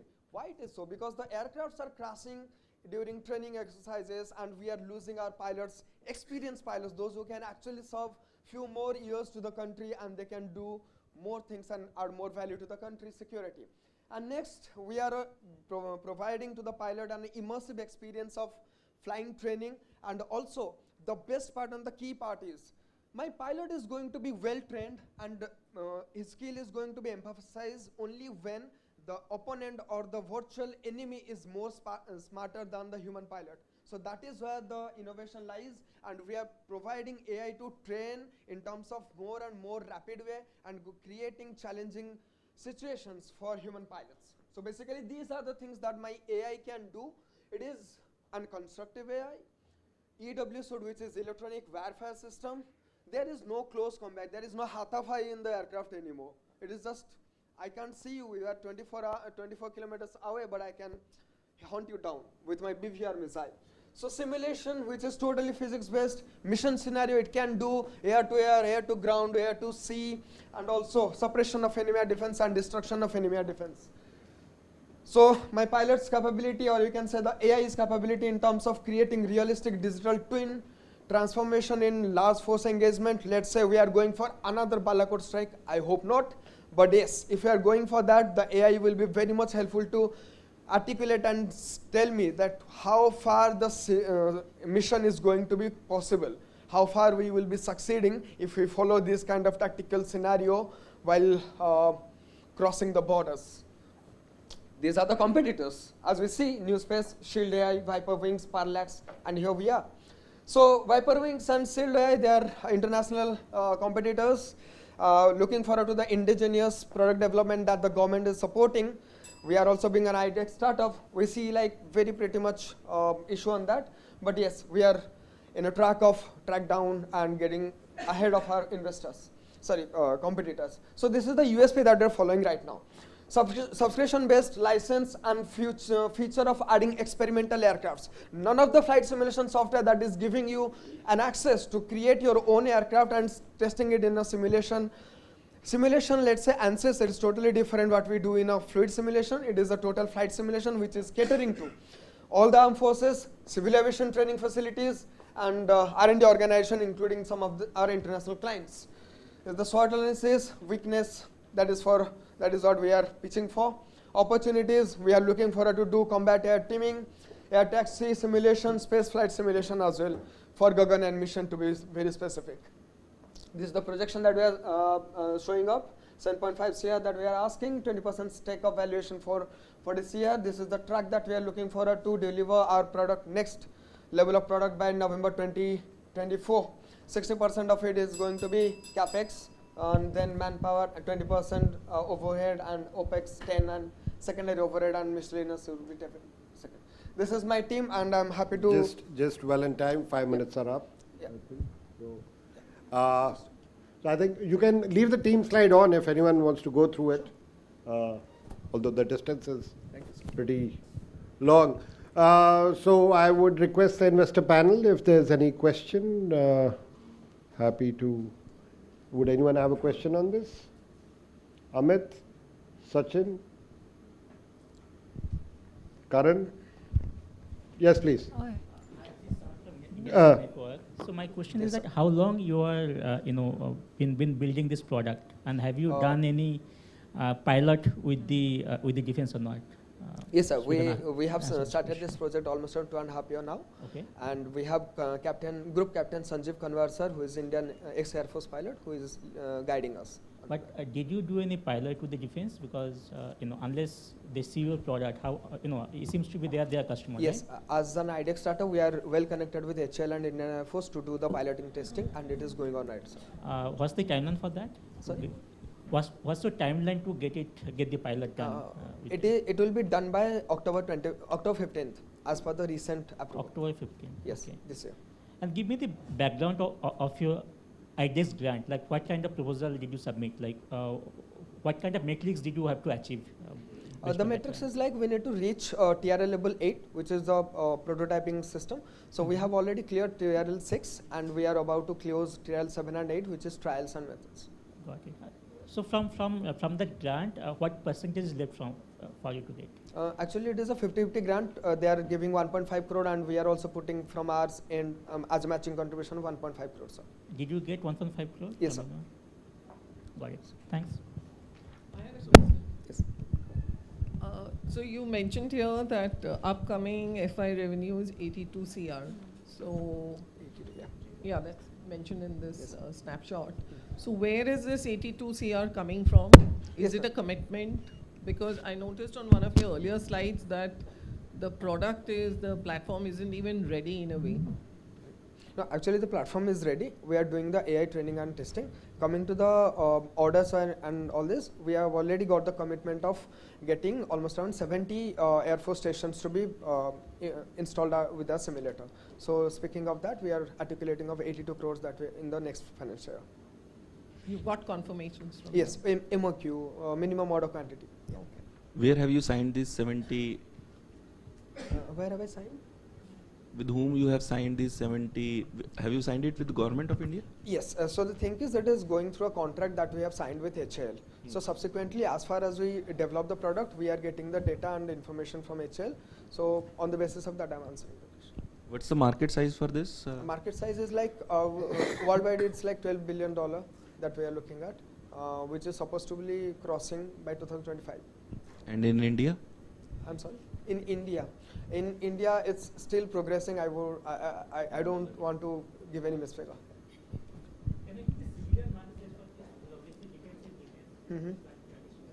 Absolutely, sir. Similar field we can see civil aviation, and also we can go up to army for the market for the four-wheeler, and also it is with 2-degree freedom. Yeah. Ashish, what's the shareholding pattern? Shareholding pattern is like I'm holding 55, and the other two investors, they are holding cumulatively 45. So you don't have a co-founder? I have a co-founder, sir. Okay. And you mentioned that 60% will go for R&D, the money that you're raising. What is that R&D that you're going to do? Yes, sir. Speaking of that, actually the product development which I'm looking at, it is a totally AI-driven air taxi kind of thing. So you're trying to develop a next version while you have already LOIs for the previous version which has already been developed. So is it correct? It is totally correct, sir. And it is just a phase 1 that we are doing with HYDEX. Phase 2 will be deploying the AI into a real aircraft so that the real aircraft can be flown by AI without any pilot. Okay. Okay. Thank you. Last 2 questions. In your go-to-market strategy, I've seen that you are ready to deliver the product to the government. So are you also willing to commercialize it? Absolutely, ma'am. I'm looking forward to cater to my international clients. At the same time, as we know, there are multiple aircrafts that are coming to Air India and Vistara and Indigo. We are also looking forward to do it in the civil aviation market as well. Do you need any kind of license and certifications to do that? Yes, I'm basically licensed and certified in DGCA rules and regulation for the civil aviation. So we will be going for the CA21 organization approval so as to give the this simulator to those organizations. Yeah. And how much time it takes to get that certification? Certification almost gets 6 months to 8 months, depending upon the procedures of the DGCA. So that's what it is. And before that, you cannot deploy it? I'm so sorry. Before the certification, you will not be able to deploy your product? It is not the deployment. We need to, before the certification, we need to give it a trial to the DGCA and other experienced pilot. Before that, we can do, but we can only do it with the defense market because we have already get a contract on that. Yes. Thank you. Thank you so much for some very interesting questions. And Ashish, thank you for... Thanks a lot, sir. Thank you for the answers. If you want to take a half a minute to write your notes on that, I would allow that. Moving on to the next one, we've got something called Cane Star. Nectar. Okay, sorry, it is cane nectar. Nectar from the cane, sugar cane. जो juice है गन्ने का juice अपन ने सबने पिया हुआ है I mean roadside par or इधर, but more often than not what we see is the flies that are flying around that, you know. So that is what Kiran and her husband, Kirti and Milind have done. They have created an automatic robot which will create your sugarcane juice hygienically. And so interestingly, their story started, actually they were a multi-crore business, but it was a semi-automatic machine that was there across campuses and some business offices. But here comes pandemic and you have work from home and others, so everything came tumbling down. And that's why that was the genesis of this automatic bot idea. And without much ado, I'll ask her to take on the thing. This is cane nectar. Yeah, good afternoon. I'm Kirti Datar and I'm the co-founder for CaneBot. That's our brand and company is Connector. We have appeared on Shark Tank India and we have been supported by Sign, IIT Bombay and various other credible institutions listed here. Basically, we have built India's first fresh sugarcane juice robot because we realized that when it comes to fresh juices, in our country, most of them are served on the roadside shops which are not hygienic, or few of them in glass bottles which are too expensive for regular consumption. And as a result, consumers end up consuming packaged drinks which are filled with harmful colors, preservatives, etc. So we realized that there's a huge market gap when it comes to fresh beverages. And one particular product that caught our attention was sugarcane juice because it is a nature's gift to mankind. Yet, owing to unhygienic conditions in which it is being served, and also that it has a very low aspirational value. So we thought that why not, work towards it, because the idea got, incepted with the thought that if someone could take a cup of coffee and create an aspirational brand like a CCD or a Starbucks, why not sugarcane juice? After all, in India, it is one of the most consumed beverages, and yet people like us are not able to consume, again, due to unhygienic conditions. So we started with semi-automatic kiosks in the corporate cafeterias in Pune, and these are the companies where we had our kiosks. And what we observed is if this particular beverage is made available in hygienic conditions, it can become a part of day-to-day consumption habit. And we actually sold an average of around 450 glasses per day per outlet, but this was all before pandemic. When the pandemic hit, all our corporate cafeterias kiosks got closed, and that's when we actually pivoted and developed a food robotic solution which is a lot more sustainable and scalable. So this is the new avatar that we developed. In simplest words, we can call it as a sugarcane juice ATM machine. What makes it a scalable business model is it occupies only 15 square feet of space, attracting very minimum rent. It is 100% autonomous and doesn't require manual intervention apart from replenishing the stock. And we have only digital payment, ensuring there are no security or pilferage related issues. We already have a patent granted and have built the MVP with the help of the grants, equity-free grants that we have received for building the product. So it's a quick, small video I would want to show here. Can you just play that? Introducing CaneBot. CaneBot is a patented food robotics solution that uses cutting-edge technology to prepare and serve fresh sugarcane juice in the most hygienic manner. Here's how it works. Hand-picked cane sticks are cleaned and stored inside the fully refrigerated CaneBot machine to retain its freshness. Simply choose your favorite add-on and make the payment using your preferred UPI app. Freshly crushed, completely untouched, and chilled juice is served within 30 seconds.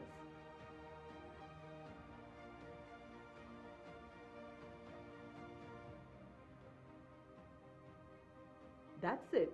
You are now ready to enjoy the freshest and most hygienic sugarcane juice you've ever had. CaneBot is not just another juice machine. It's a smart bot. It has a self-cleaning mechanism to ensure hygiene at all times. When the stock is low, the bot sends a notification to operator so he can refill the stock. Introducing CaneBot. So that's a quick demo of the machine. And talking about market size, Indian natural beverage market is growing at almost 18% CAGR, especially after COVID. People have become more health conscious and sugarcane juice is a completely untapped opportunity. So we have identified over 60,000 locations in India alone where these machines can be installed. And basically in terms of competitive advantage, we have advantage in terms of health as well as the affordability aspect. And as a business, the biggest moat that we have is our past experience of managing the supply chain of sugarcane juice, combined with our patented technology that makes it an extremely scalable business model for us. In terms of unit economics, our primary revenue source would be sale of juice. And if we are able to make the machines at this point of time at 7 lakh per machine, and we can do a break even within 6 months. The biggest reason being our net margins are as high as 47% because we have very less OPEX in terms of rent and manpower cost. And that is what actually makes it a scalable business model for us. In terms of team, Milind and I, we are also life partners and co-founders. We both have worked in IT. I come from technology background. Milind is from management, and we also have a CTO who takes care of the IoT development in our team.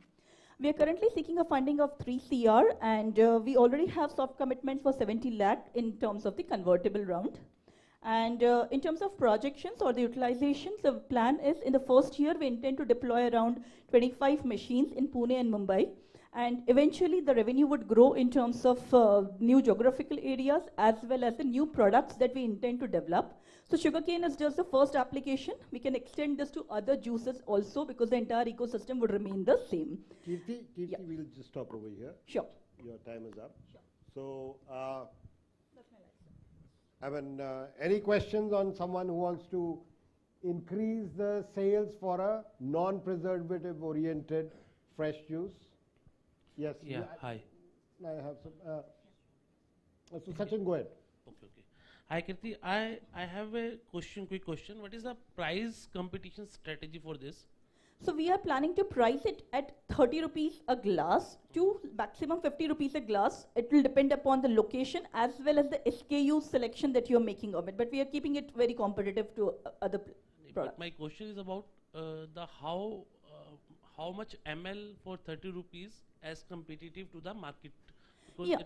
So the thing is it's 250 ml for 30 rupees. And if we compare with market, I mean, of course, roadside comparison, if we do, at roadside, you get that for around 25 rupees a glass, at least in Pune and Mumbai, if you don't add ice to it. So we are just, a little bit 5 rupees more expensive. Okay, fine.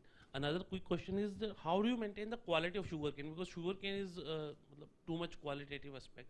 Yes, that's where our prior experience of managing the corporate kiosks, because in corporates the service levels and quality expectations were too high. So we are sourcing the cane directly from farmers, doing the entire cleaning at our warehouse, and then deploying it to the machine locations. So you must be having quality manager type of... yes, certainly we have that. We have been doing that for our corporate kiosks. But how you will be managing for 60,000 locations? Sir, we'll stop over here. We can take it offline. We'll get... quick question. One is, how will you address, I mean, as far as I know, sugarcane is seasonal, right? So how will you address this issue of the seasonality of the raw material?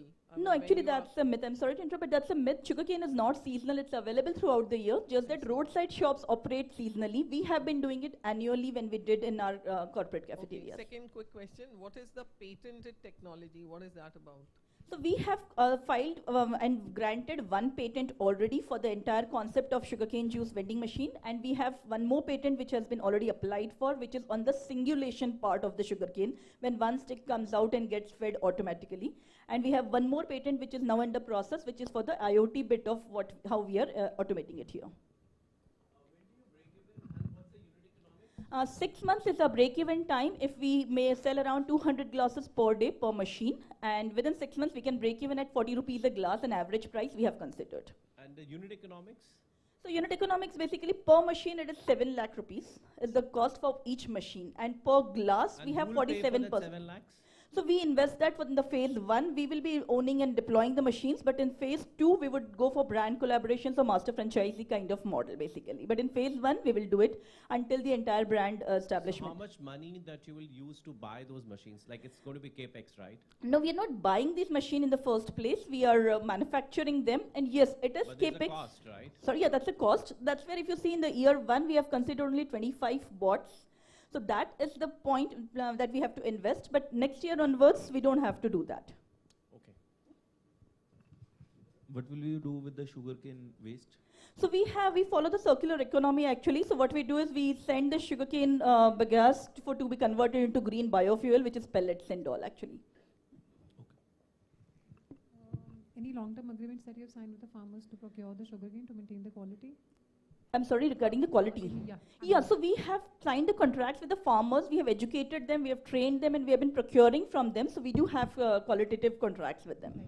You said that you will deploy 25 machines in the first month. So did you sign any kind of agreement with the corporate offices that they're ready to have your machines on board? Yes, they're more than waiting for us because we were already operating in their offices, which we have discontinued since pandemic. And now after pandemic, untouched is something which everybody is eagerly waiting for. Okay, thank you. No, we are not paying any rent to corporates because it's more from the employee welfare perspective that they deploy these machines. Last two questions, three questions. Anyone? No, my question is that, suppose you want to add more juices, like maybe, some other fruits, etc. How that will work? Because there's sugarcane, you have other. No, so if you look at the roadmap that I had just shown, the first application is sugarcane juice, but as we go forward, we have other juices, smoothies also that has been lined up. So we just have to change a bit of the hardware part of it, but the IoT and the entire software ecosystem would continue to remain same. Got it. And in your current machine, suppose you want to add some lemon or some other Yes, we already have those options. On the UI, you can select an SKU, so you can have sugarcane with lemon, ginger, or even some innovative combinations we have made, like with avla and kokum, etc., which can go at a higher price at premium locations. So on your break-even, I have one doubt, because you said is per machine, but you have a backend to manage also. Like yes. You have an office, you have a logistic warehouse. If you add those costs, what's your break-even in a city? So our corporate costs we haven't added in the CL. Not corporate. Suppose you have a city. Suppose take Delhi. So to manage Delhi, you will have a center. Yeah, but we have factored those costs, because when COGS, when I say cost of goods, it includes my landing cost of the raw material at the machine location. So that has been taken care of in that 47%. Okay, thanks a lot. Yeah, I think. One last question, please. Yeah. Since you are, operating in Mumbai and Pune right now, so what are your plans that if you move to Delhi, NCR, and how would you handle the logistics cost? Yeah, so we are not going to source sugarcane centrally. Every location in India has local farms. So the idea is to appoint a master franchisee and a local cane supplier who would be trained by us, and that is how that supply chain will be managed in the local regions. That's the reason as we move forward, we are talking about tying up with other master franchisees and suppliers. I hope that answers all the questions. Thank you so much. So is there anyone who would like to say he would like to commit to it? Amit, any interest? Yo, we got one. Anyone else? Yeah, of course. There'll be due diligences and everything. Thank you. This is not like Shark Tank wala scene. No, abhi check dena is type. Or KBC type. Okay. Sorry? Yeah, of course. Of course. See, we are talking about hard currency. It requires harder due diligence and matching of minds, matching of her vision with, say, what you are trying to do, of course. So you got three investors who are already ready. Anyone? 1, 2, 3, 4, 4. Ma'am, Jito is coming in or not? No? No? You're from Jito, right? He's from Jito. अच्छा, okay. Real time. Okay, real time. Okay. So real time तो आ गया वो तो Amit is there, so real time is there. So maybe something coming from some other thing also. Okay. So you got some interest. Sure. Thank you so much. Thanks a lot. So great.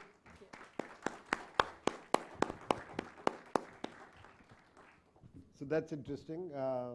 Hopefully you should expand to probably 10 times, 20 times, 30 times of what you were doing pre-COVID. All the best for that. Okay. So without much ado, we are talking about deals right now over here. We have a company called DealSafe, okay, which is talking about digital escrow enabling. It's a digital escrow enabling platform. You have Sahil and Deepak Karwa, who are here from DealSafe. What they're trying to do is making contracts play out the way they should. You have a lot of private deals. You have without much ado, I mean, they've already got banking partners as just nice, and they've got trustee partners also. So, I mean, Sahil, Deepak, over to you. Let's hear what they have to say. Thank you so much for the kind introduction. Very good morning. I am Sahil Sandani as a founder of DealSafe, and I am here with my co-founder, Mr. Deepak Kawa. So DealSafe initially started as a social impact startup for reducing online frauds and scams. So everyone must be seeing that there's a lot of increase in online transactions, what is happening in terms of UPI, in terms of other e-commerce transactions, D2C, and so forth. The frauds have also been increasing in the same front. There's been 64% increase in the fraud rate over the past post-COVID period, and continuously increasing in terms of in classified platforms like IndiaMart, OLX, Quicker, other like JioMart and others. So we came up with a very traditional thing like an escrow service which could also cater to low-value transactions. So escrow services have been in the system since over 200 years with the banking, but are mainly concentrated with high-value transactions. What we thought is if we bring this particular concept down to low value, make it very economical for the end users, it would first and foremost reduce all the frauds and what is happening in terms of trading, in terms of delays of goods, delivery defects, product defects, service inferiority, and other business operations. So what we have done here is primarily, can you go to the USP slide? I'll come to the team. Yes, so we have built a platform where we are providing 100% digital escrow systems, which is one-to-one transactions for any, and empowering all users to use this particular system to safeguard themselves from uncertainties during all their trades and transactions. It's 100% digital. You can create contracts within 2 minutes. It asks you very basic questions like what is the deal value, what is the deal about, how much time will the seller take for delivery, and how much time will the buyer take for evaluation. Once the contract is a pseudo contract is created, it's legally binding on both the parties, and the software takes care of the rest. The buyer has to deposit money into the escrow, and it is only released to the seller on confirmation from both the parties. Very similar to how you take goods from Amazon, that he takes the OTP. It's a confirmation on the platform itself. It's 100% automated with no interference of any manual interference. We primarily target the unorganized segment over here. It can be refurbished goods, freelancers, influencers. There are a lot of furniture malls which we are targeting at the moment. Because this kind of a service at these particular furniture outlets is required on both the sides, on the vendor side as well, on the user side as well. In terms of second-hand goods, there's another advantage because via the platform you get to use all credit facilities via any payment gateway, any card provider, any banking EMI kind of facility. So you can buy second-hand goods with your credit card via this particular platform. Going ahead, this is the... Okay, so we have two phases on a platform. One is a very generic generic activity where any two users can transact with each other. Say you meet each other on OLX or Quicker, and you want to transact and you want to see the credibility of the other party, then you can ask them to come on the platform and then transact via. Here the buyer has to pay the fees for protection of his funds, whereas we have onboarded a number of verified sellers on the platform where we provide them additional services like automation in terms of templates, QR code scannings, and other automated inventory management activities. So there we charge the sellers. So they indirectly take the add the values to their items on the platform. We are not restricted by any value. We can take even 100 values of rupees of transaction, and we can do even 100 crores of transactions. Our primary focus was always for low to mid value transactions, but there's no restrictions on us when it comes to high value transactions. In terms of economics, we are the only digital escrow which is the most economics. We charge only 1% of the deal value, or a minimum of 35 rupees for every transaction. In the entire India, we are the only the only company who is serving to this particular low value unorganized segment, and with a completely functional developed backend system which is 100% automated with no manual interventions.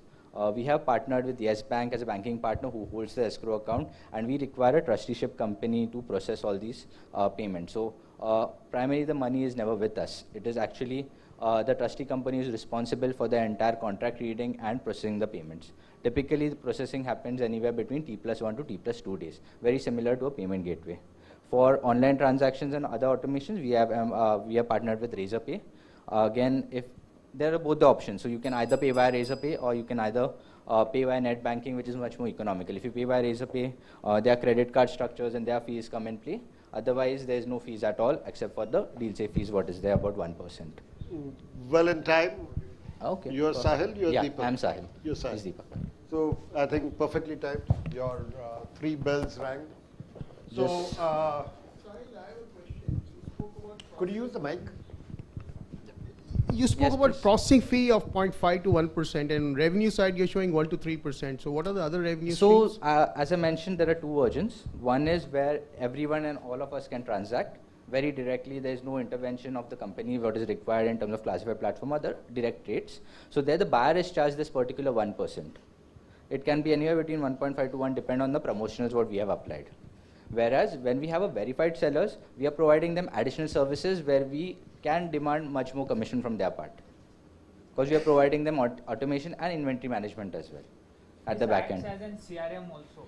Okay, and what stage is this platform now? Your POC is done, you got some initial traction, So have yes, come on place, we initially started as a social impact, but eventually we thought that we could commercialize the entire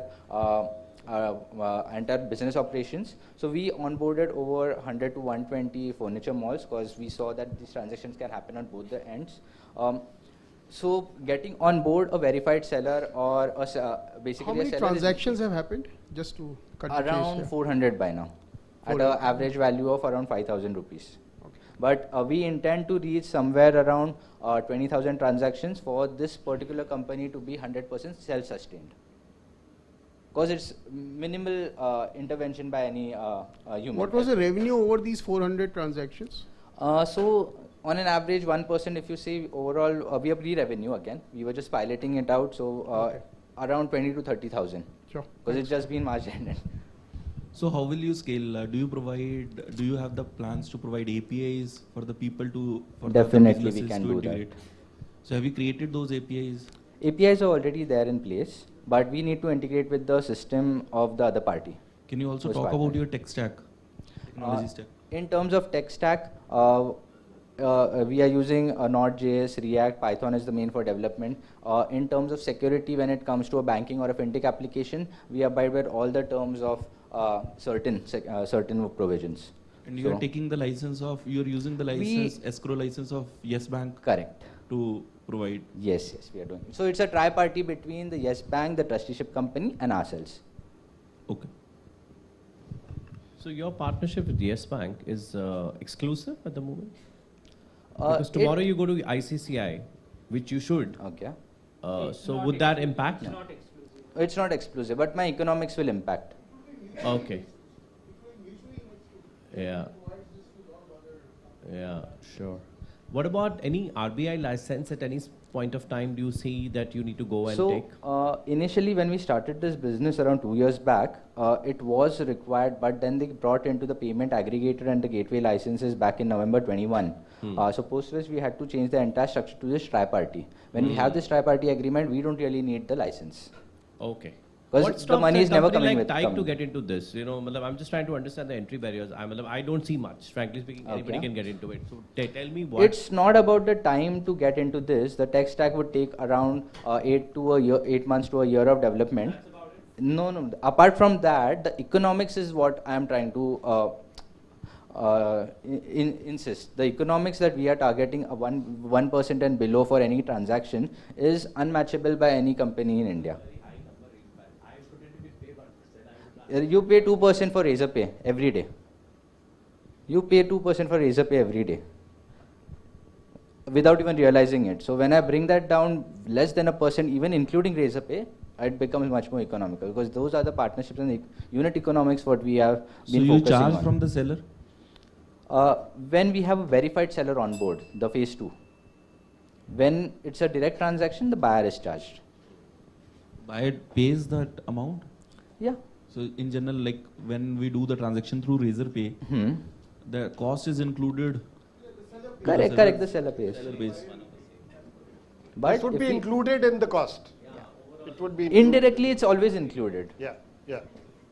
Any last question? Anyone? Yeah, please.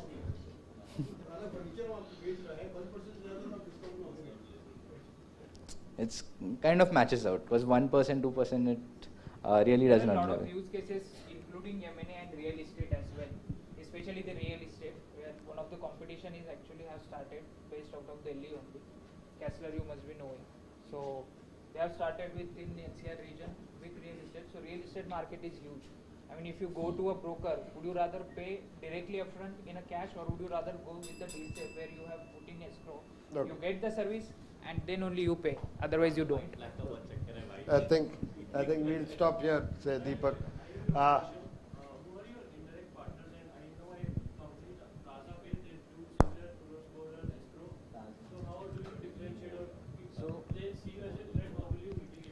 So Taza Pay is not really a direct competitor to us because they are mainly into cross-border transactions. For cross-border transactions to be there in India, RBI does not allow an escrow license within India. You have to be a company who is outside India and then transacting via the foreign countries' rules and regulations. You don't need a custodian? No. Trusteeship already has that. See, trustee will never take care of the assets. Who takes care of the assets? So right now the seller is shipping it to the buyer, but there could be bigger contracts where someone needs to do the custody of that assets. So that time we'll, for bigger, these are all automated transactions what we're talking about, mid to low value. So those don't really require custodian, but if you're talking about M&A transactions or real estate transactions, we can have them off the platform. That would be off the platform. That would be off the platform. This is normally for things like, legality ke agreement aap karte ho sign, right? So you won't sign your lease deed on a legality agreement. You will need a proper hardbound kind of thing. Yeah, and there are multiple parties involved in that. I think we'll stop over here. Anyone interested to mentor, advise, go deeper with them? Any of the people? Sachin, is this interesting for you to go deeper? No. Okay. Anyone else? If you have any question later, or if you would like to go deeper and then think about committing, you could look at that also. Anyone wanting to have a deeper discussion? Because 5 minutes is very small.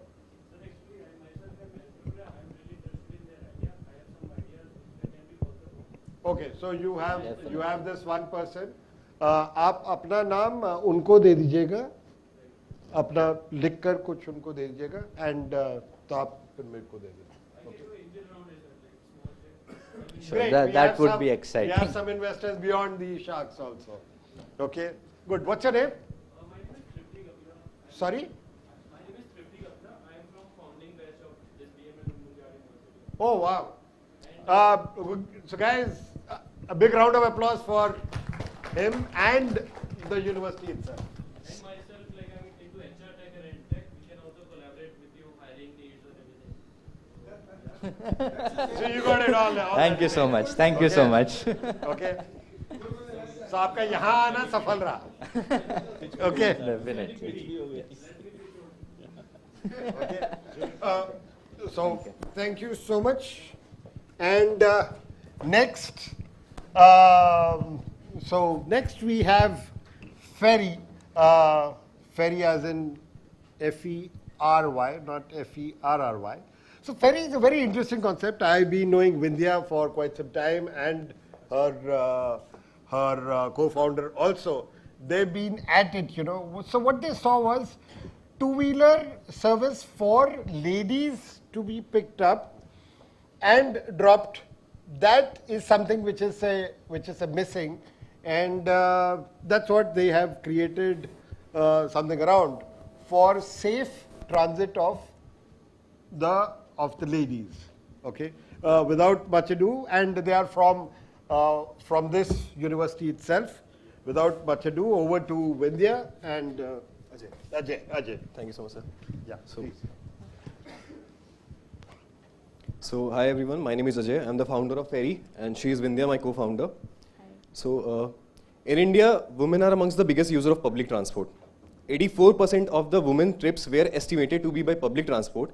Yet every 8 out of 10 women have been subjected to some kind of assault while traveling in public vehicles.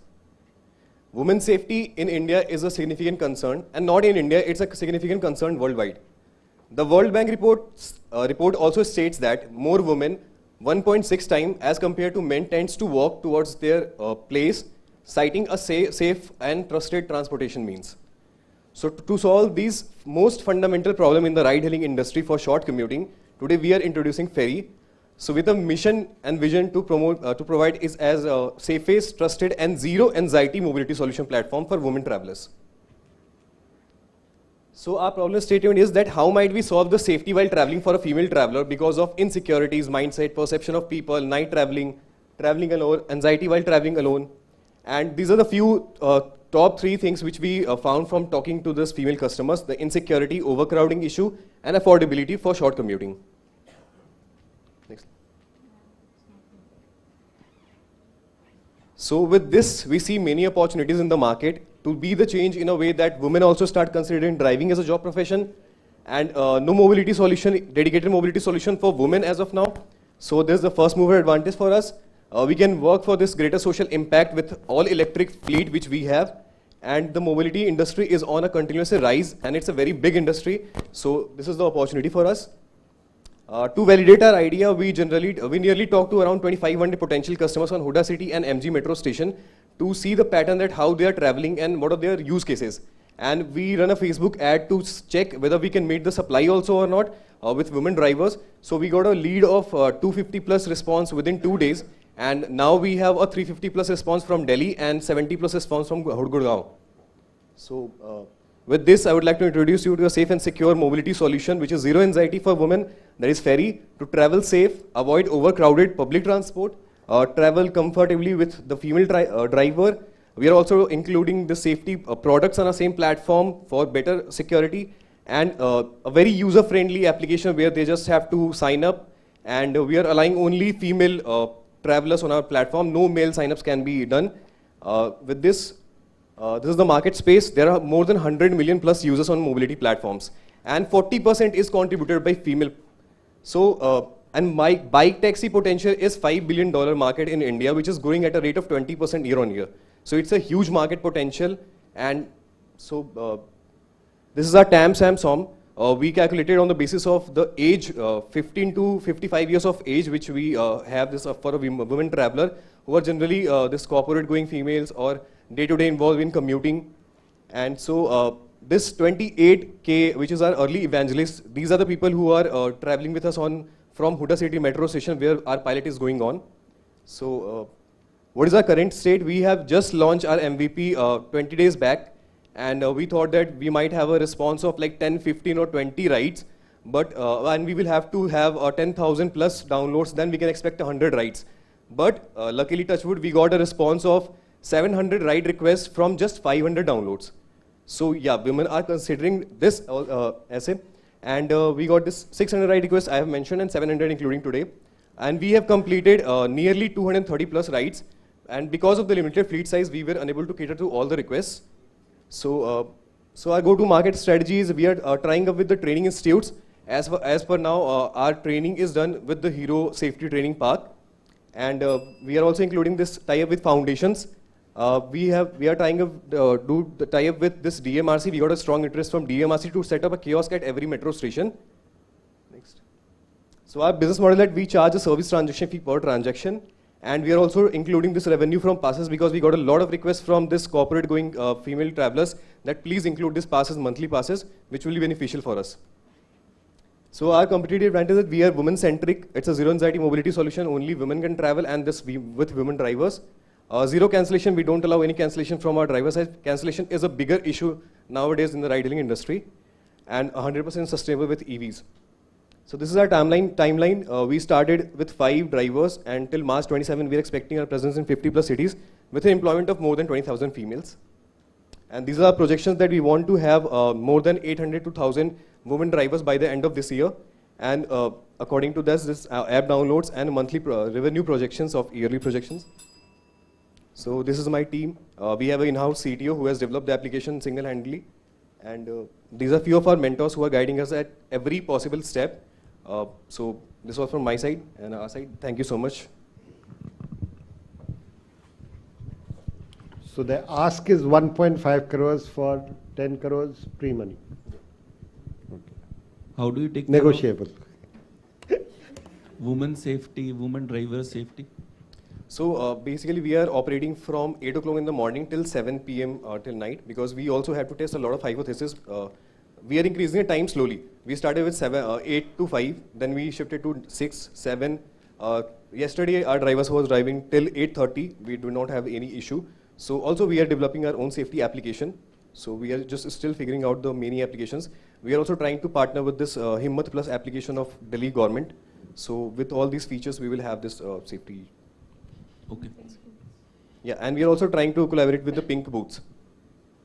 And this metro thing, so in the recently the other Rapido, it has been banned in a couple of states. Yes, yes. So you will face the same challenge. So we will not face the same challenge because Rapido, Ola, Uber, everyone has been banned because of this Motor Vehicle Act 1988, which states that you cannot use your private vehicle as commercial.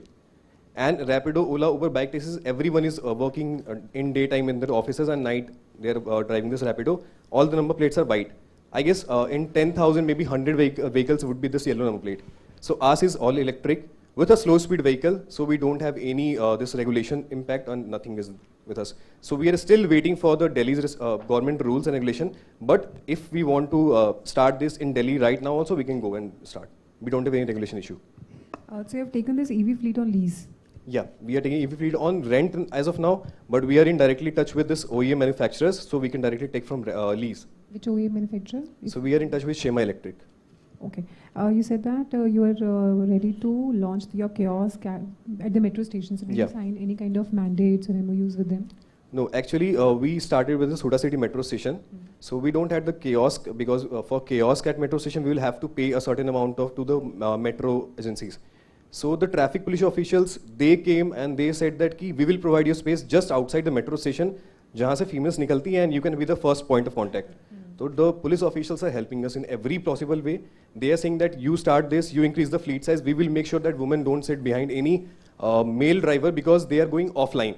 So if Rapido is doing 10 bookings, only one is going online, rest 9 is offline, and there is no safety, there is no anything record of those rides. So that is why police officials are helping us in setting the kiosk at just the front point of this metro station.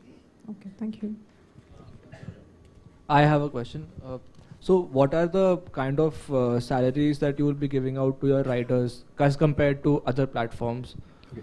So other platforms are on commission basis. So as a woman, they need to ensure a minimum amount of salary by the end of the day by going their home. So we have kept few things for the fixed salary and then the variable part. So for example, we are giving this 10,000 rupees for fixed salary, which for these drivers, it is a little bit higher, but yeah, 10,000 for fixed salary and rest will be on the variable basis. Okay, so thank you. Yeah. And how are you taking care of the charging of these electric fleets? So these electric vehicles are not on charging basis, they are on battery swapping basis. So you just have to go to any swapping station nearby. If our own or is it third-party integration? So the vehicle provider have the tie-ups with this Battery Smart and Sun Mobility. These are two major players in the market. So our vehicles is of Battery Smart. And what is the average rent per month? So the average rent is 3750. Hi. Yes. Apart from this USP of having women driver, how you are different from Ola, Uber, Rapido, apart from this USP? So we don't allow any cancellation. This is one of the biggest USP which we have, because female customers are coming back to us because they are saying that we have our ride has been cancelled 6 times on Uber, and yours is like one time you don't cancel. Apart from this also, we are not allowing any male on our application. We are just verifying them by having their profile picture on our platform. Till now it is manually, but yeah, we are including AI models also. And this vehicle which we are having, this all electric, if Ola, Uber right now, like the Delhi government has a mandate that you have to have a electric vehicle, because at the end they will ban all these commercial vehicle and this petrol vehicles. So they have been given 5 years or 4 years to convert all the fleet to electric. Ours is electric, we can start from the day one that we can increase the fleet size as much as we want. Okay, thank you.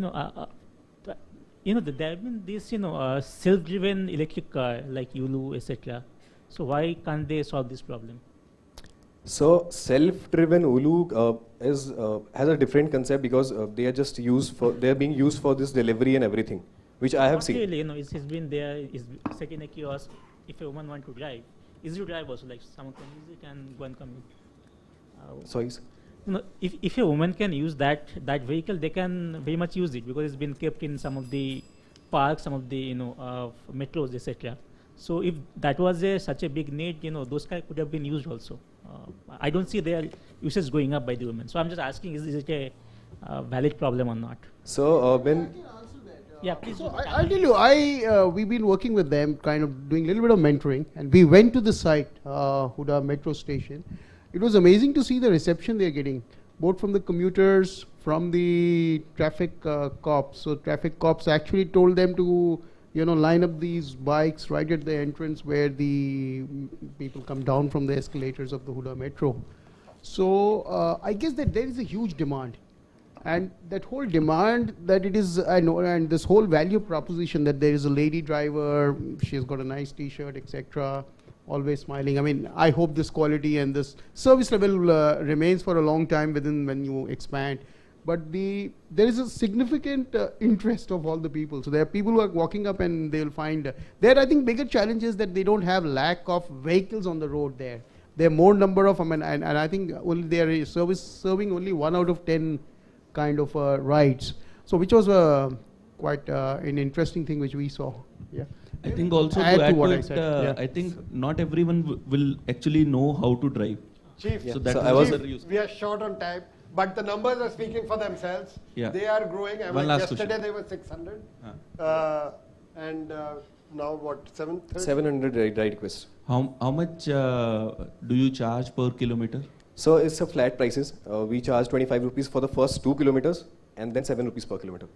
And what is the area which you are catering from Huda city center? What is the area size? Now it's a 10 kilometer of a radius, but we are increasing it slowly because we need to ensure that we are from the demand and supply match.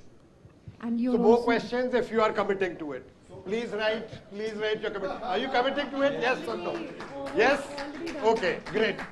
So she's on, so you can catch her later. Ma'am, we've got some more guys. You, yes, no? Acha, from same. Are you joining in? But are you joining in? Okay. Yes, sir. Utilization of fund is important to know. Huh? Utilization of fund. Sir, अपने को पता है क्यों utilise करेंगे? Expand करना है, अपना पैसा बढ़ाना है। यही तो नहीं पता लग रहा है 1 करोड़ में होगा क्या? 1 करोड़ में होगा क्या? मुझे ये डर लग रहा है। तैयारी होगी अगले 10 करोड़ रेस करने के लिए। ये सबसे खतरनाक काम है। फिर भी quickly if you can say where you will utilize this funds, yeah. Sir, it will be majorly for, we don't want to spend much on marketing. It will be majorly for the operation part, the salary, the rent, and for forming an initial team. And it's just for the 6 months. Yeah. So we will have to ensure a bigger amount. Anyone who's saying no, he does not want to invest in this, raise your hand from the judges. So everyone is on. Congratulations. A big round of applause. Thank you so much, sir. Okay, अब right तो हो गई, ठीक है, healthy juice भी हो गया. Now what is the problem? Insurance. Is everyone insured fully to the head? I think most of us also are not insured. And health insurance के अंदर अगर देखें तो आधी से ज़्यादा, if you read the fine print, half of the payments would not be made to you, right? So health Sim Plus is what we have right now, which is going to talk about what they are trying to do. We have an Ahmedabad alumnus, and Piyush and his colleague from IMT. Sorry. Vishal Borkar. Yes. Yeah, okay. Yes, I asked you if you know Paresh. Okay. So over to you guys. Your 5 minutes begin now. Yeah. Please go ahead. Yes. Good afternoon, everyone. My name is Piyush Kothari. I'm a founder and CEO of Healthism Plus. Our mission is to help people to save money on out-of-pocket expenditure which are not covered by health insurance and Mediclaim.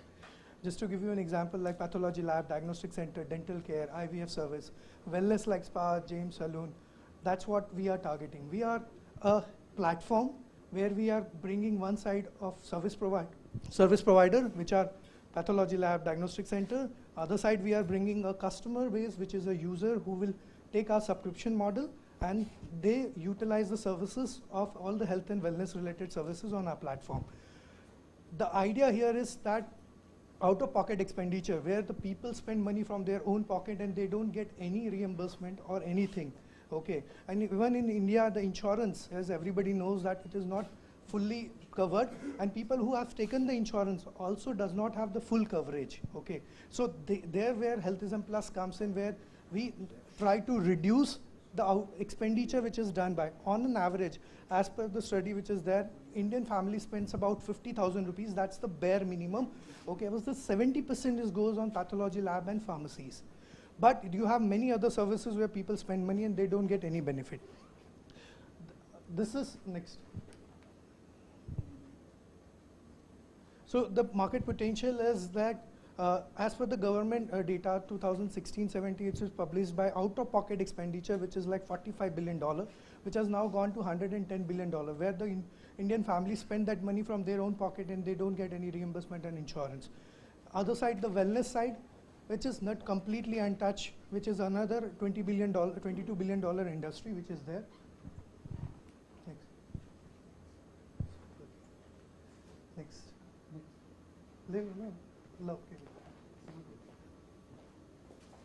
Next. Sorry for the glitches.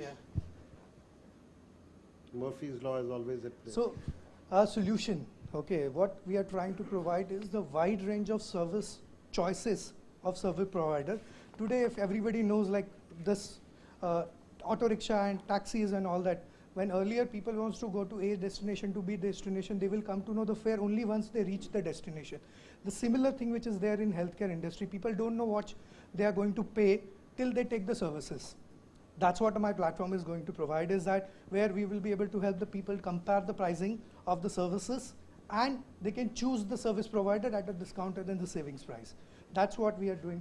We have currently launched our product in Mumbai market because we required to map the service provider which are national player, regional player, and the local, hyper-local market. Because these are the services which are to be catered near to your vicinity where you stay or you work. These are the services which we have already onboarded in, and we have launched the services. Our beta version app is already up and running in Android and iOS, which is there. Next. It's simple, like you go to app, download the app, subscribe it, and choose. So we have a two revenue model which is there currently. One is the subscription based model where the plain vanilla subscription, and then we bundle the services of health and wellnesses. So for example, we have a currently hot selling product which is a 1500 rupee product plus GST, where we give the complete full body checkup blood based complimentary along with the card. That if you go in the market, go to A, B lab to a C lab category, it will cost you 2,500 to 4,000 rupees. And that's what we bring it at a lower cost. So that's what is our advantage. Second, our revenue model is the next. Second revenue model is a commission base. So what we are doing is like everything is now controlled with us. The customer makes the payment and we make payment to the service provider. So that we control the entire ecosystem of the customer as well as the service provider. So here, the second revenue model, which is revenue, next. We have a currently physical card as well as the app-based model. We have already launched this physical card, which is, we are now enabling this to a chip-based card where the wallet can also be part of it. These are the categories of service which we get the discounts and services. Next.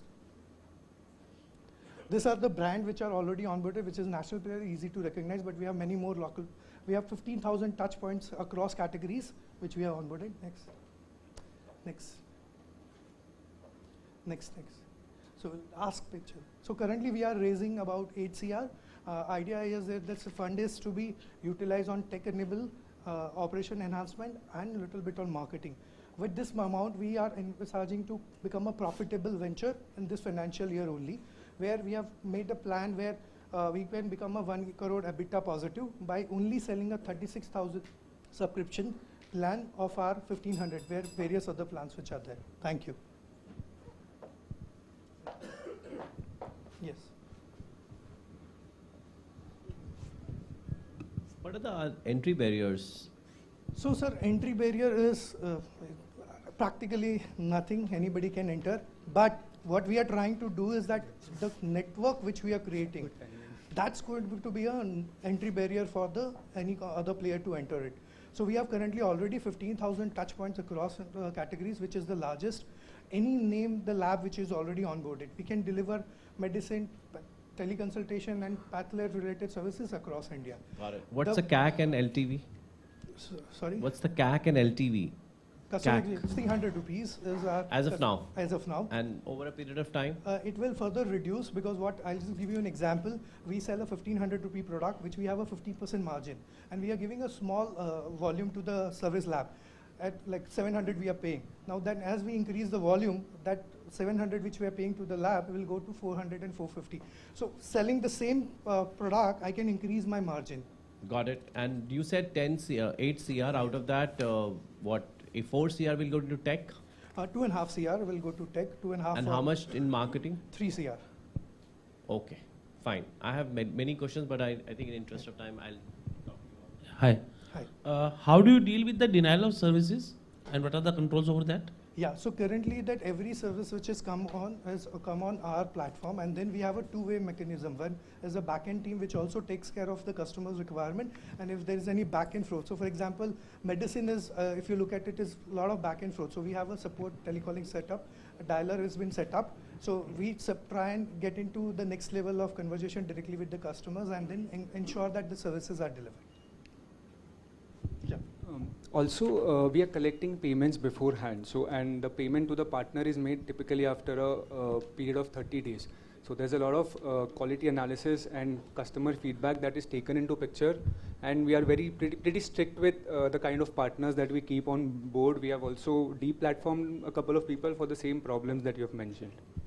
So it is quite similar to what Groupon and earlier Snapdeal what used to do.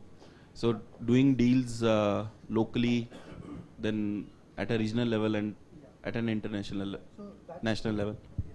So savings, discount coupon. So one factor is saving, but we are beyond that because we are giving a price comparable. Here, like coupons and all that, you get a voucher and you whatever the bill amount you paid.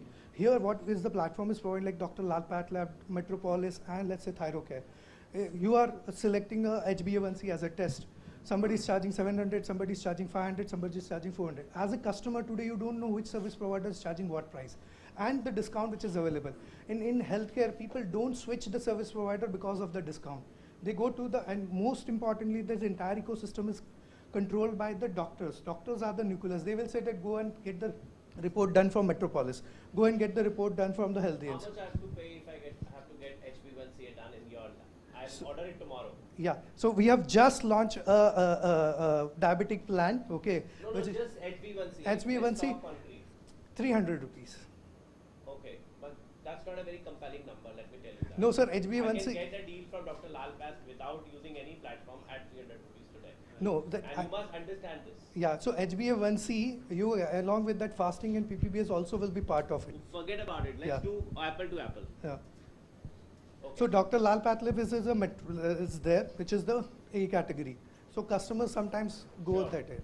I think you will find it very difficult because these people price it different through vendor, and when they go directly to the customer, they price it very different. Yeah, it's there everywhere. So if you're a walk-in customer, retail customer, the price is always higher. As a group or as a community, if you go, you get lesser price. But here, the best advantage for the customers is the choice of the service provider. Today, if you're going to Dr. Lal PathLab, you won't go for any other lab because you are getting more discount. So that's what the choices which we provide to the customer. And it's like lab only, but overall, like IVF surgery, recently we did one of our customer, the cost was 1,50,000 rupees. With our platform, he was got the same service at 1,15,000. So in a small ticket size, you will see the small value, but in a bigger ticket size on the healthcare space, you will save a lot of money. Last question. Competition and unit economics, which has not been shared. Yeah, okay. great. Yeah. You have a unit economics here? So competition, like if you look at it, all this competition which are there, majority of all the competitors are going on 4 major services which are there: pharmacy, pathology lab, teleconsultation, and insurance. All any healthcare startup you look at it, if you look at, they are around these 4 services. Where we go beyond that, and none of them provide the price comparable platform where they will not know which service provider charging what price. So that's the another USP which. Justify your valuation of 100 crores, you are right at the early stage, you want to raise $1 billion. I think we will take that if you would like to talk to him later, because that's a very long answer. Okay, we are short on time, but so you can show your interest. It's an interesting concept, and I think we should have at least. I'll be happy to touch. So we have him who's there, and आपका भी नाम है मान Rao. You can answer me that question during the. Yeah, Yes, do sure. that. Sure. Okay. Would you be interested to talk to them further? No. RTF? No. You? We'll talk. It's okay. Thank you. So we've got one, say, commitment, provided his questions are answered. Sure. And another one who may like to commit, again, if his questions are answered at lunchtime, and another guy who will talk at lunch. So good. Thank you.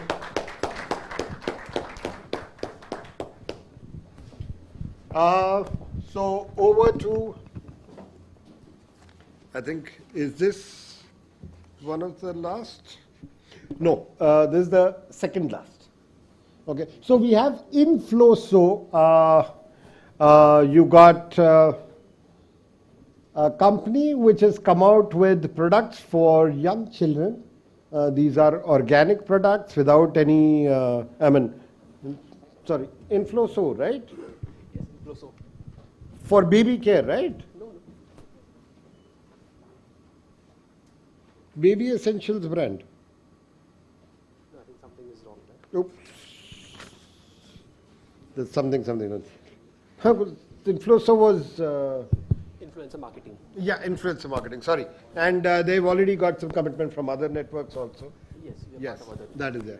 So Infloso is influencer marketing, trying to make it easy for small and medium businesses also to take on influencers. And over to you. I'm sorry for the... No worries. Good afternoon, everyone.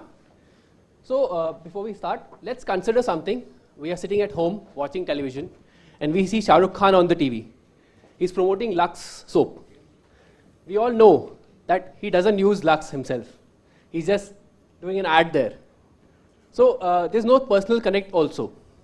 And it will not impact us, or we will not go directly and buy that soap because he's promoting it. So there's no connect. 99% of the brands do not have the budget to hire celebs. How do they promote themselves? We are seeing multiple D2C brands are coming up right now.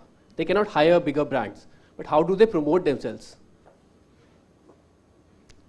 Also, we have seen that the youth who are the target market right now, who have the spending capacity to buy all the D2C brands, they are not watching TV. They're mostly on Netflix. They are on social media platforms.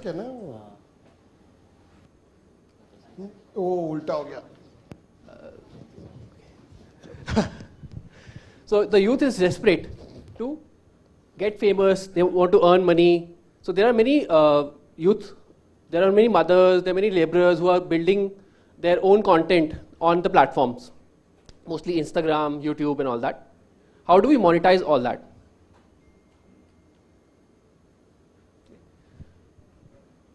So currently, the way they are monetizing it, everything is being done manually. The brands are contacting the influencers manually. This cannot be done at scale. This is where we come up. We have built a marketplace where the brands can directly contact influencers. So we already have many influencers on the platform. The brands can come in, they can create a campaign, they can connect with the influencers. This can be done at a very large scale. So we are targeting micro, nano and micro influencers, not the bigger ones. So the brands can run their campaigns at a very large scale, which can provide them.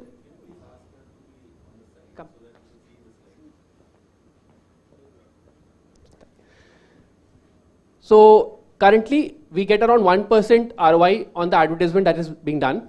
But with the micro and the nano influencers, we can get around 30x ROI using the traditional, using the methods that we have, using the AI-driven methods that we use.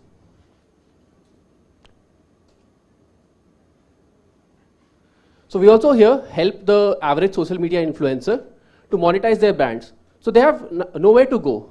For a small influencer, they do not have contact with the brands and agencies. They cannot directly get in touch with them. This is where our platform comes in to help them out. And why now? Currently, we have seen that many brands have increased their spending on social media. They've almost doubled their spends on social media platforms into influencer marketing. This is the right thing to do. Then the reason two is the number of mobile phones are increasing in the country. There are many users who are increasing in the country. Reason three is that the market is growing at a very fast rate. But this is very unorganized. This is where we are organizing, democratizing the whole ecosystem here. This is the market size. So in India only, the market size is around $1 billion. So the competitive advantage that we have is we have our own AI algorithms to increase the ROI. We are free forever. There is no registration subscription fee. We provide up to 30x higher ROI than traditional advertising channels.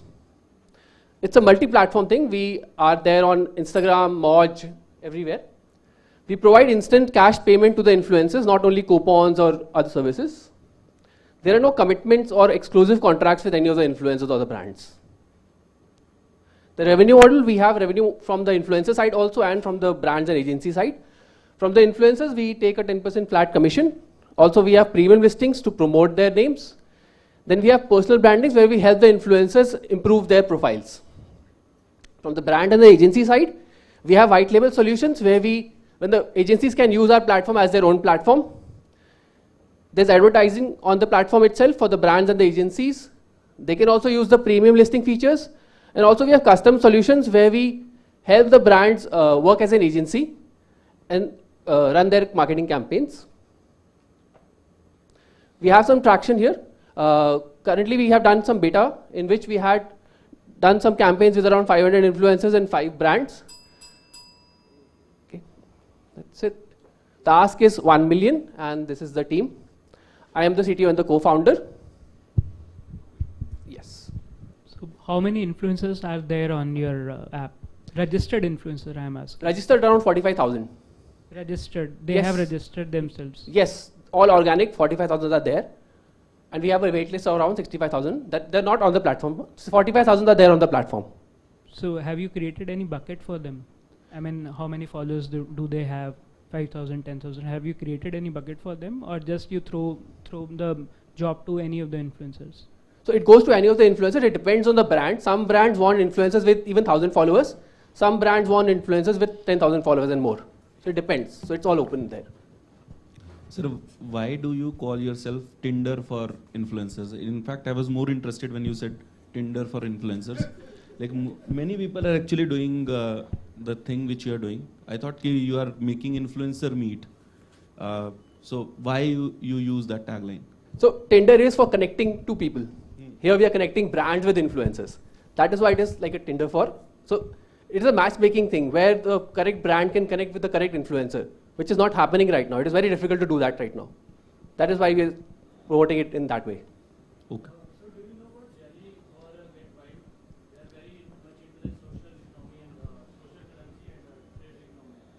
There are multiple other brands which are there, multiple companies which are there. They're doing the same thing. We'll have only questions from the judges as of now. You can meet them later. No, sir. What is the ROAS? Return on ad spend. Okay, All yes. the campaigns that you have done so far, what is the average ROAS? So standard is around 1%. Ours is around 7. Not 1%. It is generally X. I Okay. spend I give you 100 20 rupees. What kind of business can I generate? Confirmed business I can generate by spending that 20 rupees. That is 30x on our platform. 30x. Yes. That's too higher. Generally, it is not that high. Something like this. Even 6x is good. Yes. Frankly speaking, that's really good. Really good. The thing is, we are working with micro and nano influencers. They don't charge much. Mostly they work with barter campaigns also. So that is where we are able to generate that much ROI. Really exclusive to you because nothing stops other and nano influencers to go and do anything, whatever they want to do with others, right? Yes, they're not This 30x cannot continue. It's not a sustainable number. Today it may be sustainable because the sample size is less. This is our opinion. Yes, so currently it is 30x. Yes, it may reduce when the market size increases. As per the secondary research and primary research is not more than 6. So please go back and understand. How will you safeguard yourself from the other competitors? There are many competitors coming into the same space, creating their influencer platform. So how will you Yes. safeguard? You do not have contracts with the influencers. So how will you safeguard? So currently everybody is doing their own thing. There are multiple competitors who are doing it, but nobody is opening the whole platform. Currently, we are the only platform where a brand can come in, register themselves, do the whole campaign autonomously without any help. So we are trying to create an ecosystem there where nobody else is. If you register on any other platform, there's a form which comes up. You go there, you register on the form, somebody will contact you personally. So that is not scalable. That is one way where we are differentiating from everybody else in the ecosystem. So once the client is onboarded, then it's just a seamless journey to produce the result. That's about it. Yes, there's no intervention from our end. It's all there on the platform. Hi, there's only one question. You said that you have onboarded around thousands of influencers. And if I am as a brand, so do I need to check your complete list of influencers or do you help them by finding some selected things? How do you operate? So when a brand comes in and creates their campaign, they enter their criteria. I want an influencer who has at least 10,000 followers, it should be a female, it should be into fashion category and all that. So once all those criteria are added into that campaign, only influencers who are eligible for that campaign can apply to that campaign. So the filter is already there. But what is your USP to help the brands and the influencers? Because if I search for an influencer, I may get hundreds of influencers. So yes. So we have created badges for those influencers where we categorize all the influencers where they stand, and we help the brand in all those things. We suggest the prices which they should pay to that influencer also. So we help them out with all those things. We also have an agency model where we help the brands run their campaigns, help them with the influencers and everybody else. This is all automated through the platform. Yes, completely automated. You can right away go in and run your campaign. Okay. I had a question. For? So, for a normal campaign, we charge 10% from the influencer side, not from the brand side. So normal campaign is the campaign that you come in on the platform and run directly. There are campaigns where the brand needs help, where we provide an agency type help to the brand. There we charge 25%. Okay. And what are the chances that a brand could directly reach out to the influencers circumventing your platform? Yes, that is possible, but it is very difficult to do that. They can do it right now also. Go to Instagram, connect with 100 influencers and try doing that. It's a continued relationship, that's why. So, yes, it doesn't make sense. Platform just makes it very easy. Okay, thank you. 5 minutes of questions are up. Anyone interested to deep dive further? Any commitments over here? Any of your portfolio companies wanting to use the services? Yes. Okay. So do we have some commitments? No. Just try the platform, maybe the mind will change. So you'll get more customers over Yes. here, I think, right now. Yes, I think yes. you need to expand a little bit and get your. I mean, as he was saying, get it from 30x to 6x, and these guys may actually invest. Once we grow, I think that might happen, as you were saying. No, I think this automation is the uniqueness. Yes. It is. Automation, but if you're claiming it's automation, we'll love to see the demo and then take a call. Okay. Yes, please. Okay. Thank so you, everyone.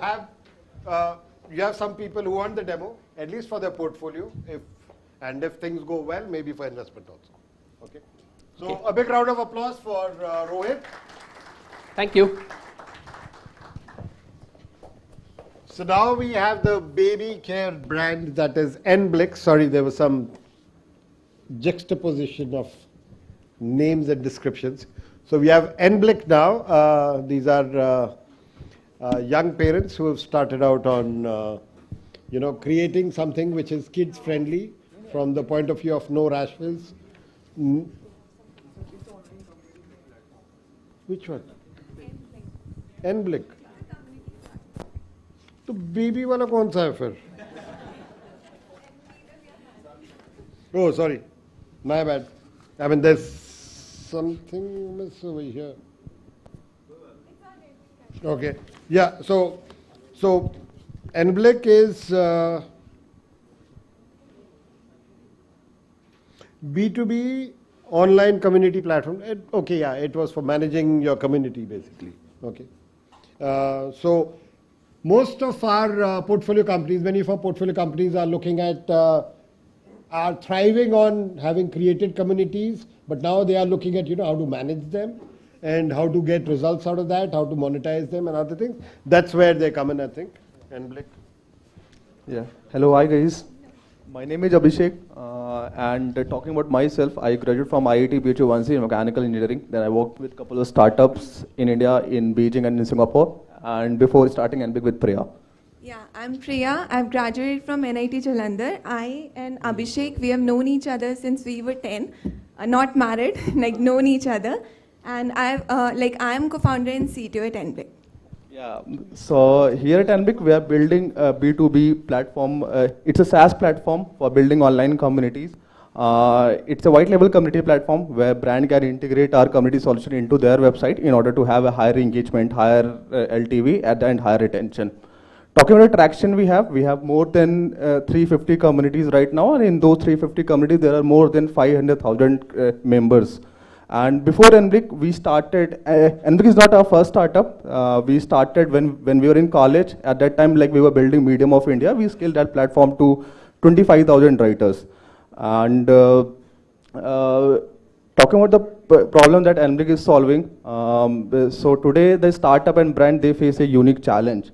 The challenge is that customer acquisition cost is getting higher and higher.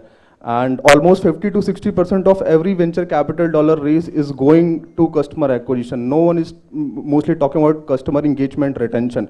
So we believe that community is the most important aspect where we can solve this customer engagement retention problem. And if done right, so this community can solve, not only solve this customer engagement and retention, it can also act as a one of the most acquisition channel.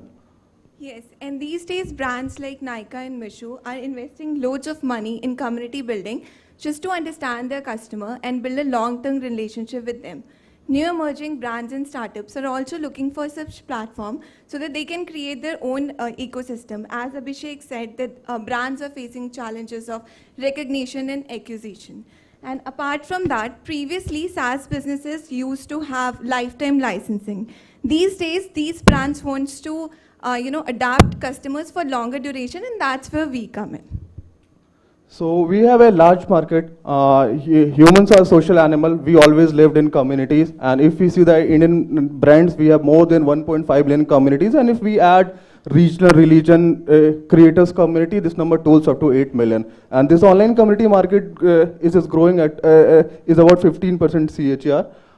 So at NBIC, users can create, engage, manage, monetize, and we follow tribe system. How much togetherness is there between the members of the community, how often are they following ritual, how they identify themselves as a part of the community, and do they even feel belong, and how often are they engaging with one another. And we provide plug-and-play model at NBIC and full admin control where users can own their own users. So we have a very pretty simple business model. We are a software as a service. Brand pay as a subscription model. It's a quarterly, annually charge. Talking about traction, we have, as I said, that we have more than 350 communities, and in those 350 there are more than 600,000 members. And one interesting thing I want to share with you that we haven't spent any single dollar on marketing. Our free community has more than 500K download with around 40,000 4.7 reviews on Google Play Store. These are some of the use cases we have. So like these are the creators and other community building community on NBIC. So we have like several the landscape. So in India, like we have a two more competitor. If you see, they have reached more than 2 million. But if you see the traction, we have a far more ahead than them. So we are planning to get 1 million ARR by 12 to 15 months with around 1,000 paid communities. So most of the fund would go on talent development, growth, and the product. Talking about the team we have a 7% team. All people are from IIT and IT. We have the experience of 6 to 7 years on an average for building the tech product and scaling to millions of users. Thank you. So how do you engage people in your community? So there are like several engagement. So our community admin organize events. It can be offline, it can be online. Plus, we also build several tools like leaderboard. There is a one feature leaderboard. There is another feature of where like admin can message or like they can have all the data. So like they can organize all the things in the platform. So how are you different from Reddit? So Reddit is a social community platform. And the main differentiate is that in the Reddit, all the community admin, they don't have that data, right? Here the community own the data. Like, let's say like if you build a community with Reddit, so let's say that community have like 5,000 members. But you don't have their email ID. You don't know like when there is unki activity kitni hai, wo kab online hote hain. So either say here we own the data. So like why do we need their email ID? The main concept of Reddit is not to in fact give their Yeah, disclose? Reddit is say, pure social. So we are not social. We are a SaaS where the brand can integrate our community solution. Just Reddit kya say that is social, right? So that is a competitor of Quora, Facebook, something like that. We are building this white label where the brand can integrate this community solution into their website. Yes, in form of SDKs or In the white form of labeling SDKs. community solution. That's what we provide. Okay. It's a white labeled Reddit for every Yes. individual Right. say, company Yeah. kind of thing. Who's your largest customer today? So we have the US client basically. The largest the community we have more than 50,000 members, and we have the community of 8,000 members. These are the dog circle, the founders network. So they are using our platform. So we started making revenues as well. We started making revenues from January. In the January we did 10,000. In the month of March we did 200,000. In the April we are doing 316,000. Yes. So the more number of members they will onboard, you also get incremental revenue? Yes, sir. It will be probably a flat fee. No, sir.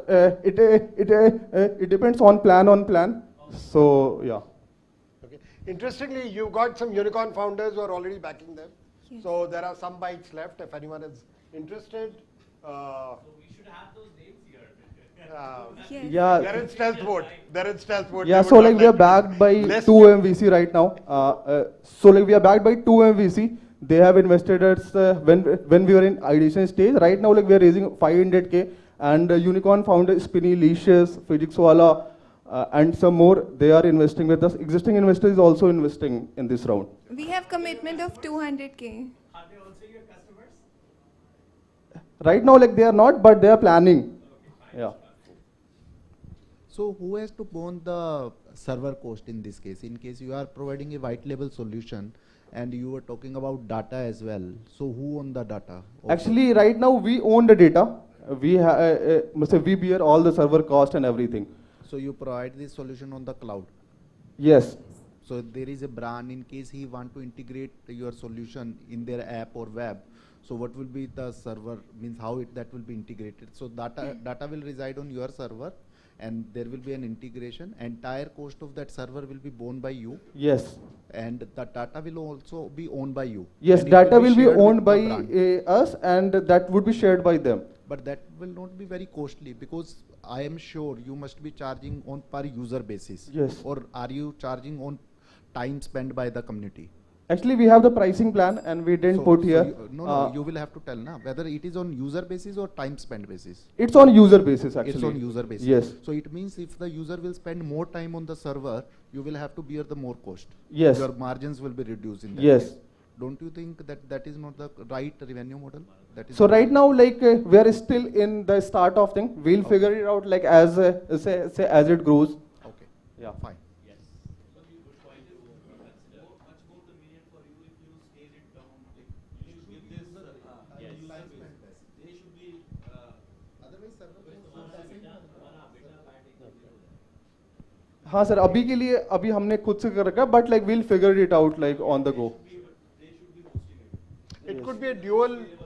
It could be a dual pricing level. If it crosses this, then so there is those kind of things. Yes. The way a data center typically works, right?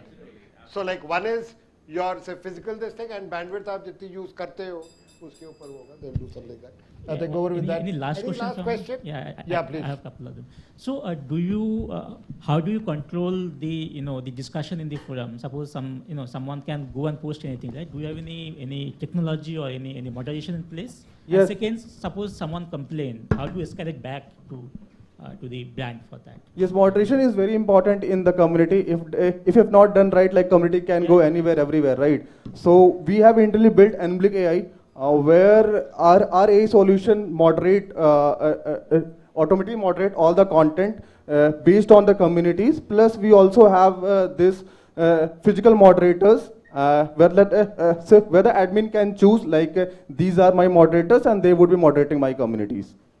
Have you built a text solution for that? Because it's like Yes, we do have. So we have this Enblick AI.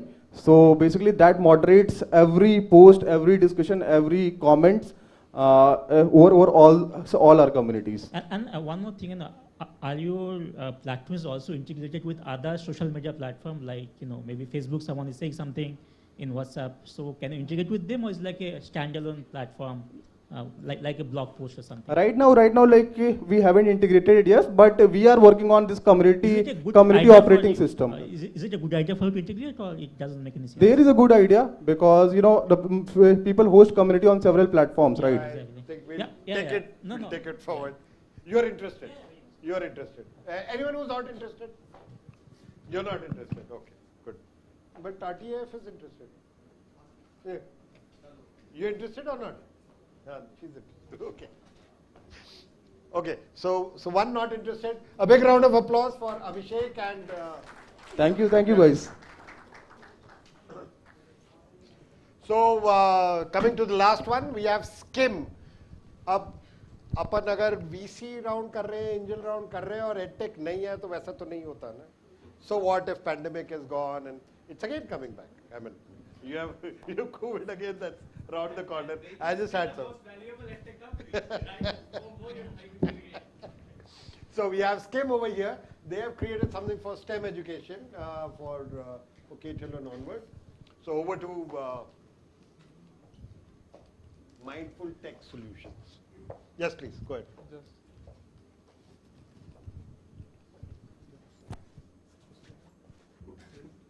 Hi. Does this look scary to you? It looks even scarier to the Instagram generation because student attention span is declining. And as per an MIT research, ideal length of an educational video is less than 6 minutes. But we still have 45 to 60-minute long classes and textbooks that look like this. There are two major problems at hand here. Students fear huge books and long classes, and 92% Indian students, which is more than 200 million, cannot afford subscriptions. Hi, this is Rishiraj. I'm the co-founder and CEO of SKIM. Hi, this is Harkumar. I'm the co-founder and head of content strategy at SKIM. And we are brothers. SKIM is the world's first micro-learning platform for K-12 and test preparation students. At SKIM, students can learn every concept in just 40 seconds. Yes, 40 seconds. This is done through insightful and crisp bite-sized posts and 40-second videos created by experts. These are based on student psychology, deliver a unique pedagogy, and enable a daily learning habit. We also have questions for every bite-sized concept and gamification for outcome-based learning. Students can use SKIM anywhere and everywhere, while traveling in a metro, before going to bed, and even on the toilet seat. Another major benefit, it's 100% free for students, but we do have a robust revenue model in place. SKIM is like an in-shorts for education. While swiping from one bite-sized concept to another, students come across these full-page ads like the in-shorts app. Why this works for us is because of the target market. 250 million students in K-12, 15 million in test preparation in India, but only 8% of this is currently targeted by major edtech firms, as not everybody can afford subscriptions. But internet penetration, smartphone penetration, and ad industry is increasing, and therefore the potential for us is massive. A secret for you, SKIM does not have any direct competitors. While others are focused on long classes, SKIM delivers bite-sized content. And while others charge the students, SKIM is absolutely free because of the ad revenue model. Our minimum viable product, we hosted it on Discord, where we had 7,000 plus users with an acquisition cost of only ₹3. As once students hear about SKIM, they come on board. Also, 74% of our users were monthly active users, while the benchmark in the edtech industry is only 35%, indicating huge engagement at SKIM. Our students told us that they use SKIM on a daily basis to stay in touch with their studies, to refer while solving questions, to revise before every exam, and to stay in touch even on their off days. To test our revenue model, we also did a pilot for the same, where several brands across industries advertise on SKIM. Our custom in-app ads are unique, which is the reason brands advertise on us. Students simply loved SKIM. They used to share a lot of referrals with each other, and that ultimately drove our acquisition cost down. They even asked us to add new subjects and new classes on SKIM, and that was very encouraging. Talking about our go-to-market strategy, for user acquisition, we'll be tying up with educational influencers and school chains, and for generating ad revenue, we'll be listing on ad aggregator platforms such as the Media and will also have an in-house ad sales team. And regarding content, in 6 months, SKIM will have all classes from 6th to 12th on its portal. Our projections.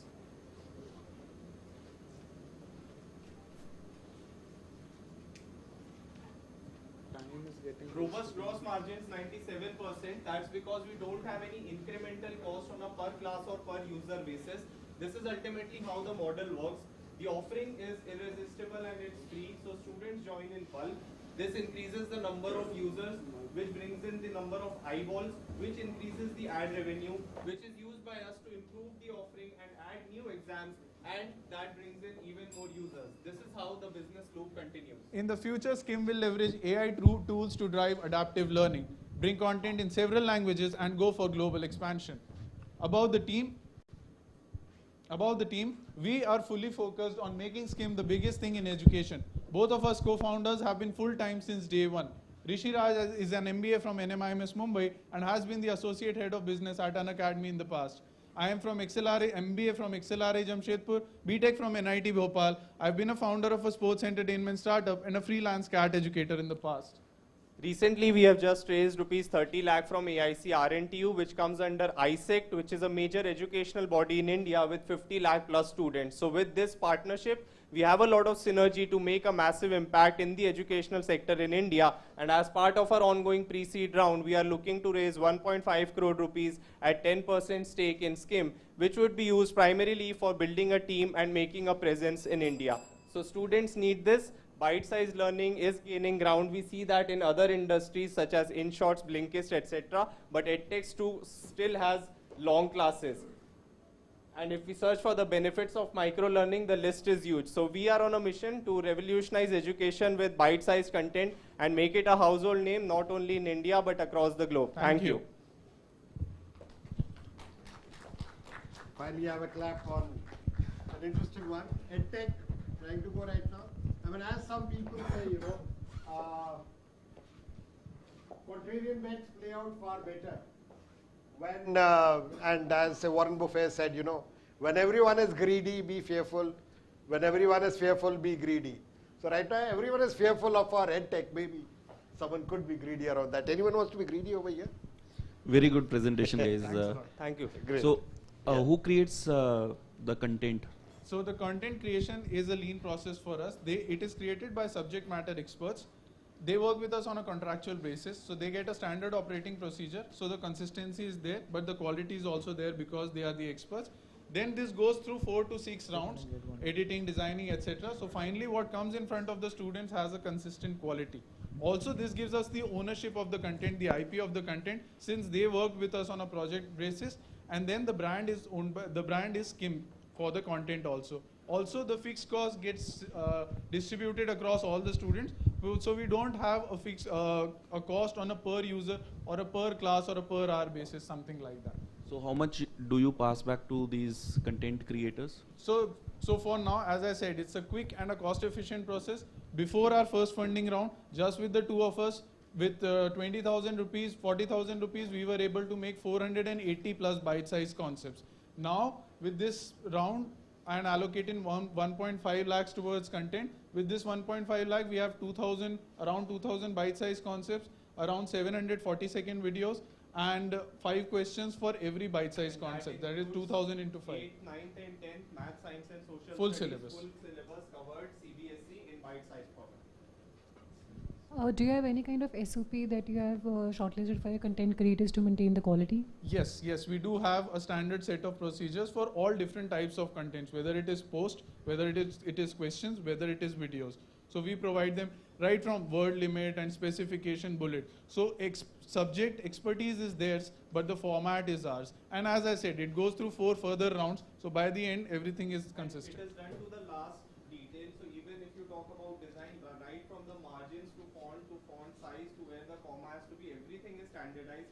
So it's super scalable. They just have to bring in the quality that they have as SMEs, and the full process is made. So making multiple posts and adding new exams is a very scalable and lean process. I mentioned the cost part of the content. About the quickness of it, if I am asked to add one subject for a particular class fully, post video question, in 20 to 25 days with the current resources, we will be able to add it. Who owns the copyright?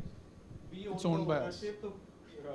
There's a legal contract. Right. So in India, first of all, the term that we have with the content creator, it explicitly mentions that SCIM owns all the content, ownership of the content. Secondly, any content in India that is published on an online platform, then and there automatically becomes copyrighted in the name of the firm. So all the types of content that we produce, it is all copyrighted in the name, and the terms and conditions of the app explicitly mentions that also. Sure. What's the basis of 10 CR? Why not 5 CR or 20 CR? The 15. Yeah. What's the basis of that? 15 CR valuation basis.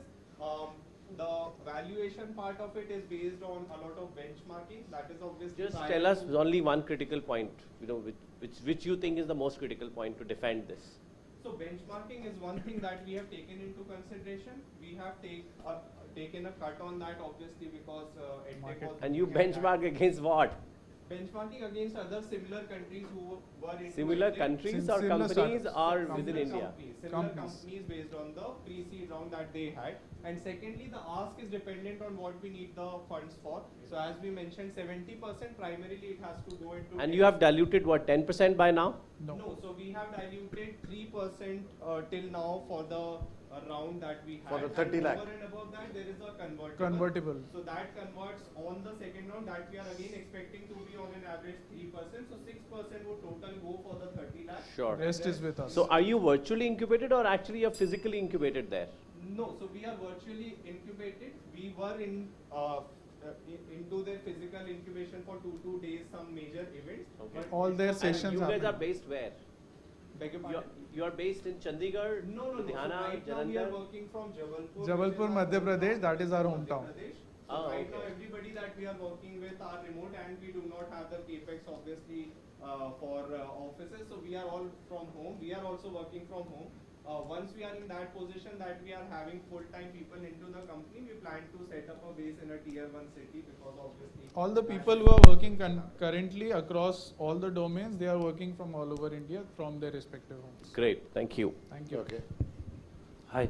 Hi, sir. How will you manage this ad timing versus the content timing? Because I saw so many apps where people get bored due to the number of ads. Right. So first of all, this is our own ad model that we are developing. It is not something like a Google Ads integration. Last 1 minute. It's not like Google Ad integration that any ad would pop in from anywhere. It's an own model. It is timed by us. Right now it is after 10 swipes. So after 10 concepts that you have studied swiping, it will come. More importantly, it doesn't come on the content, so there is no distraction. It comes while transitioning from one concept to another, and we are making sure what type of ads go into the platform and when they happen. And that would be uniform, like after 10 swipes, there will be one ad. That Yes. will be uniform throughout the lifetime? Right now we have started with this. That is obviously later. Because we have that a lot, could.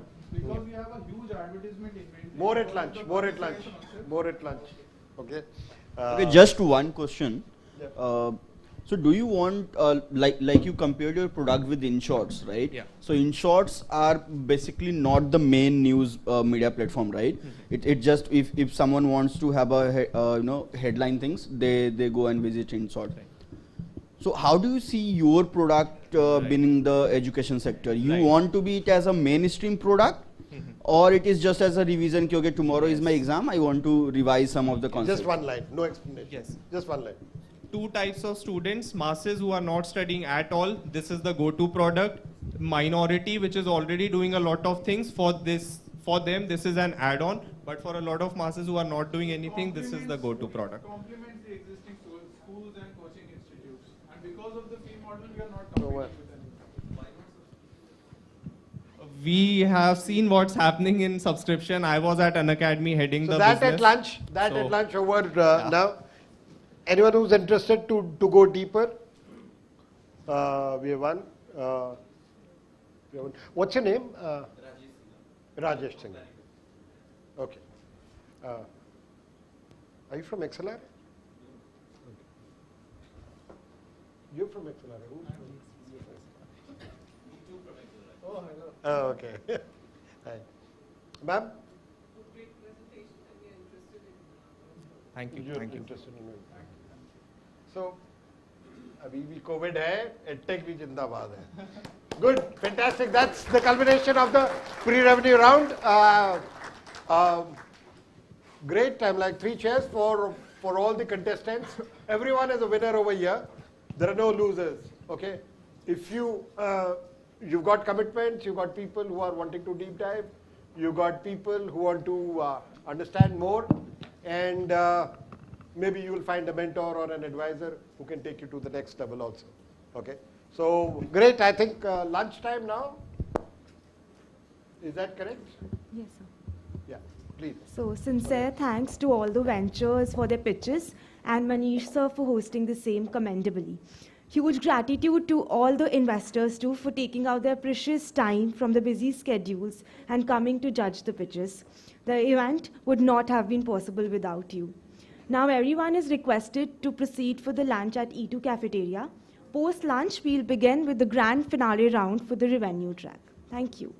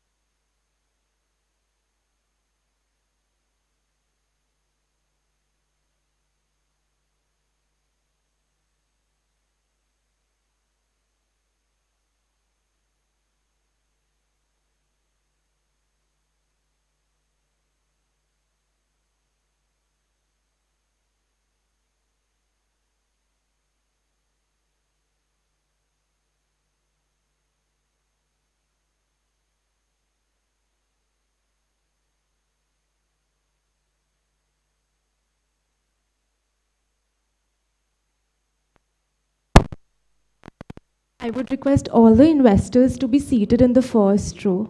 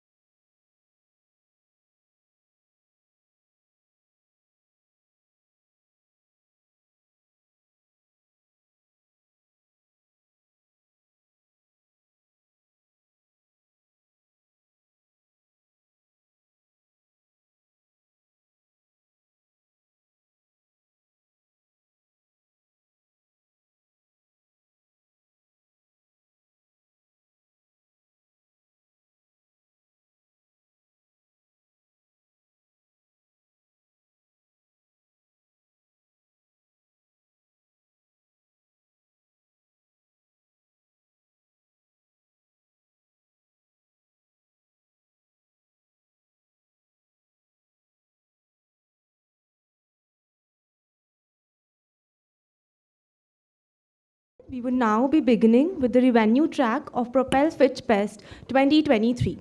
After several rounds of scrutiny, we have finally shortlisted 6 startups who have shown tremendous amounts of dedication and passion for their startup ventures and have a great vision to solve real-world problems. These 6 startup ventures will be pitching for the grand finale of Propel Pitchfest23 for the revenue track.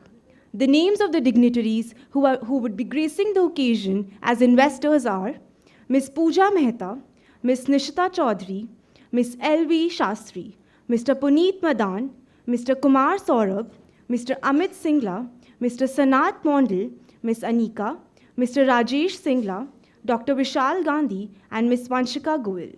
Again, we have with us our esteemed guest, the Director of Pitching, Mr. Manish Johri, Senior Vice President and Partner, Investor Relations at Agility Ventures. He would be taking the major event forward and will be managing the pitches.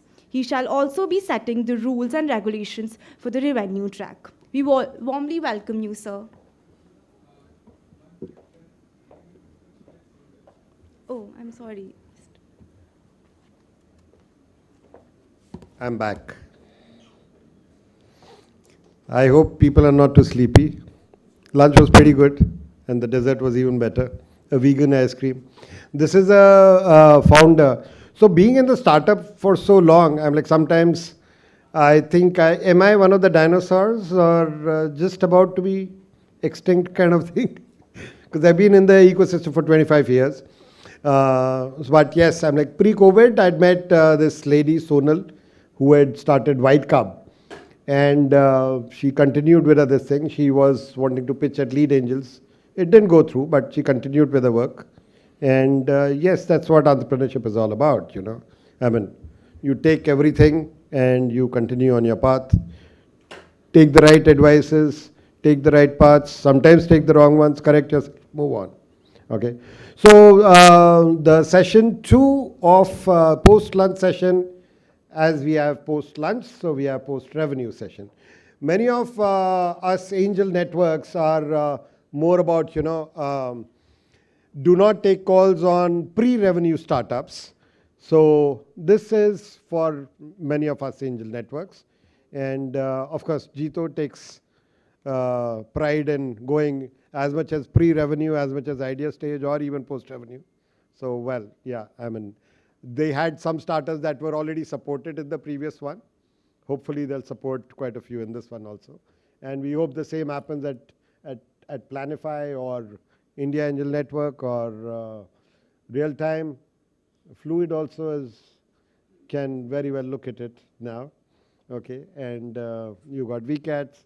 Name it, we are there. So Angel Networks, all of them are there. And apart from that, you have some really interesting investors in the audience itself.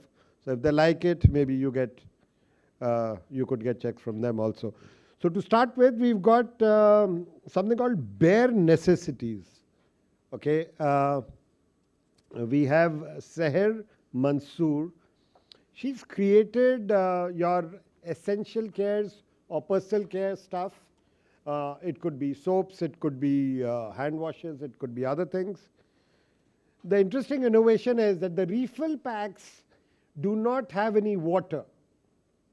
So she's reducing the cost of transport of these things the moment you become a repeat customer. And the cost benefits go to the customers. I won't let more of the cat out of the bag. Let Sair do the rest of it. Sair, over to you. Just take a mic. Just check which one is working. Hello? No. Hello? Yeah, it's good. Thank you so much for that very generous introduction. Hi everyone, I'm Seher Mansoor.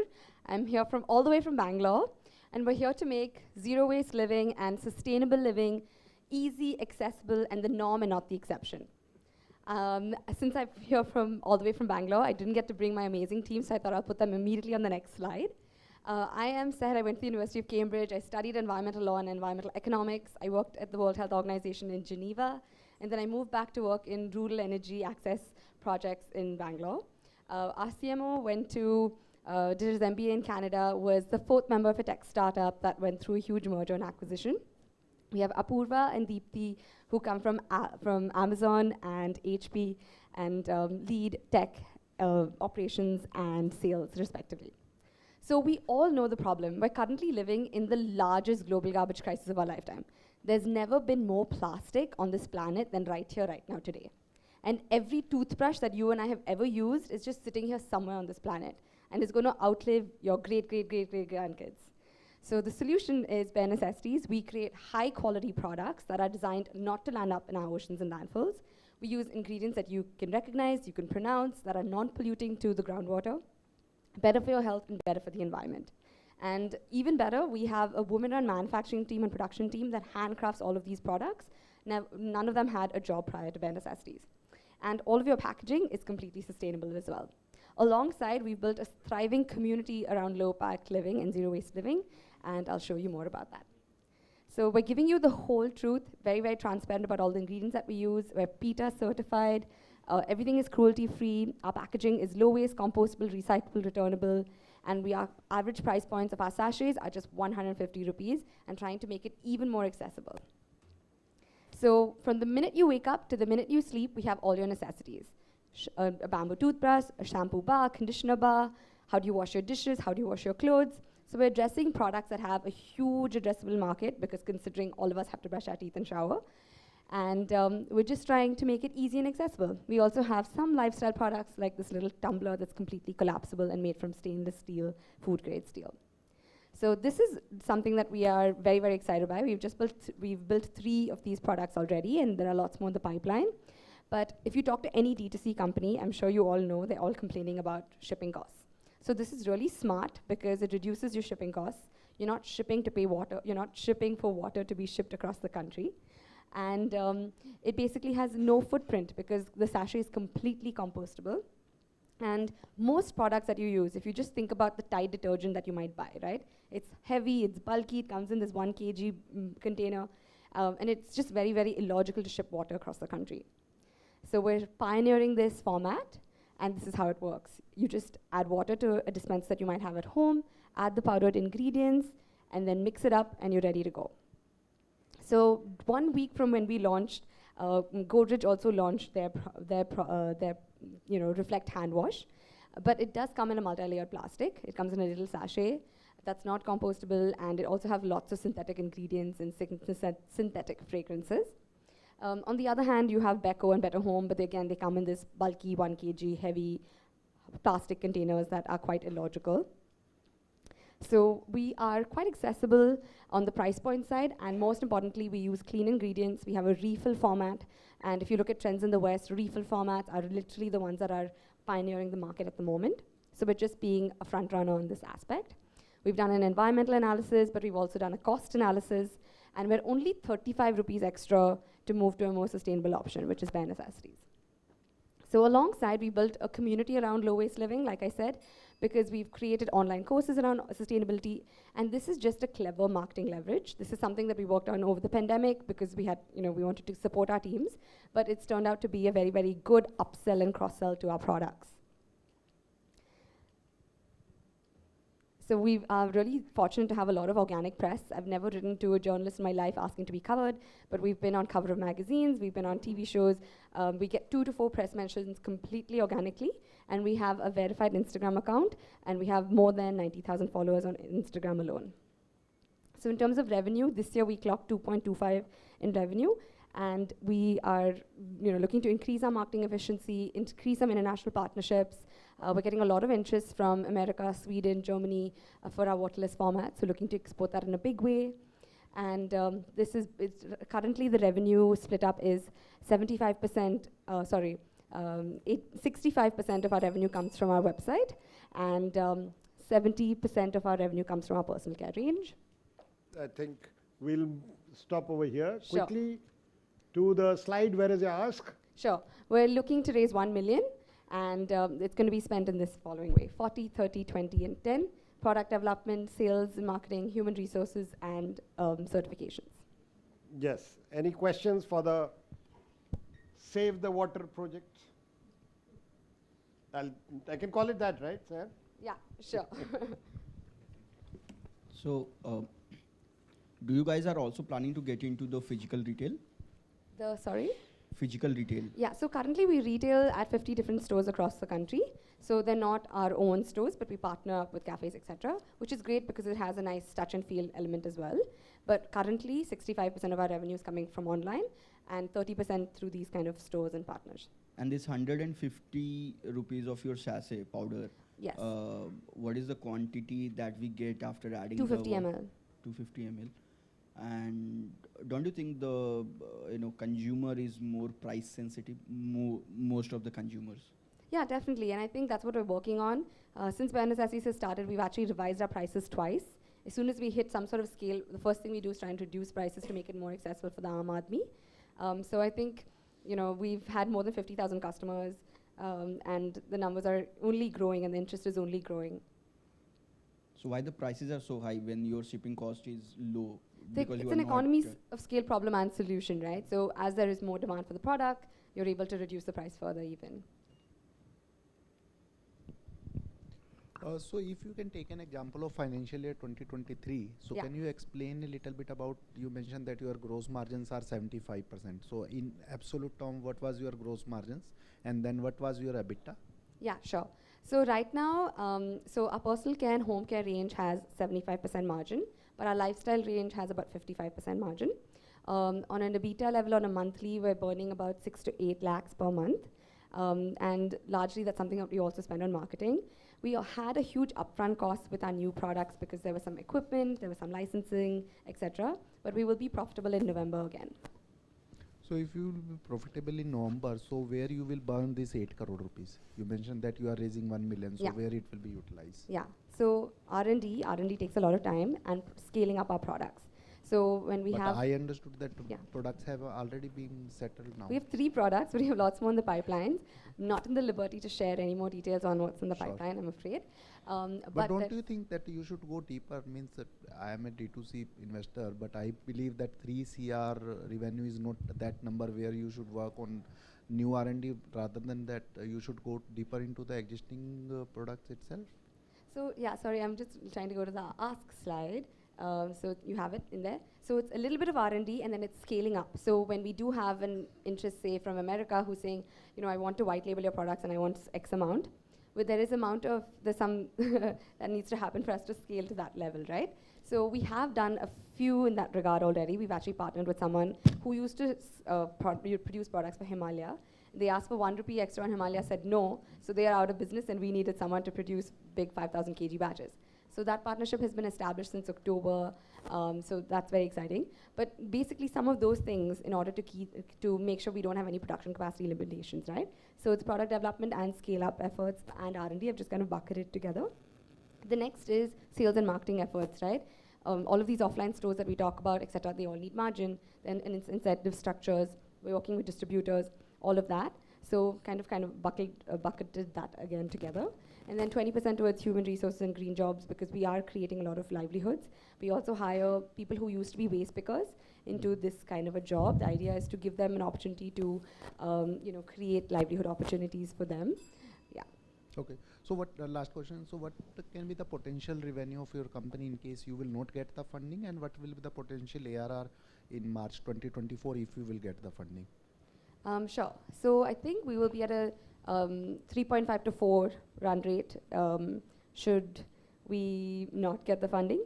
And I think we have the ability to literally quadruple, like to double to at 8 CR, sorry, should we get the funding. I think there is some mismatch. You are raising 8 CR to reach at a ARR of 8 CR only. So I feel there is some mathematical issue, but we can take over. I think that's the first year. The following year it will only double because we've actually 8x our revenue from the past 3 years. We were at 2 lakhs per month and now we're at 16 lakhs per month. So we've already 8x our revenue, and if we go by that and maybe account for some of the partnerships and international certifications, etc., I think it would only allow us to expand in more countries. Can you talk about your unit economics for last month? Yeah, so we spend unit economics. Well, I'm happy to take that more. Maybe later if you show the commitment. Interesting thing, but I mean, yes, for repeat purchases, 50%. The cost can actually be far lower. Our repeat rate is 50%. Sorry, I missed to say that. 50% repeat rate. And where do you manufacture? In Bangalore, Pina. No, but I would love to get more advice from you about that. Something I need help navigating. So she's also looking for advisors who can later become investors if required. She's open to that also. So any show of hands who all are interested? He's happy to go deeper. Yeah. You've got RTF stroke fluid going deeper, you're happy. Your job is done today. Thank you so much. Thank you for your time. I really appreciate it. You're also interested? Yeah. Just last question from my side. Like, what's the valuation of asking for it? Honestly, That's in negotiation. Yes. In fact, that is very interesting. So I can help you with that. Sure. For 5% that was equity. 1.3 and Series A was 1 crore. So I have a lot of questions on that. Yeah, okay. It was a bridge round. It was not a Series A. It was a bridge round. Thank you. Okay. So I can help you with the negotiations on the valuations, okay? Okay, so anyone who's an electrical engineer over here or who remembers this physics and the electricity? Anyone? Any? Coulomb's law याद है? हाँ? मेरे को भी याद नहीं था. आज कंपनी का नाम है Coulomb Light Tech Private Limited. Okay, so we've got Coulomb Light Tech Private Limited, IT Kanpur, I believe. Okay, we've got the techies, okay. So they've come to us with very interesting battery technology, is that correct? Yeah, so they're already making revenue and 5 crore इस साल कर लिया? पिछले साल मतलब? Wow, great. So like over to you folks, we've got Amey and Darshan. Yeah. Sorry? Yeah. Hello. Hello.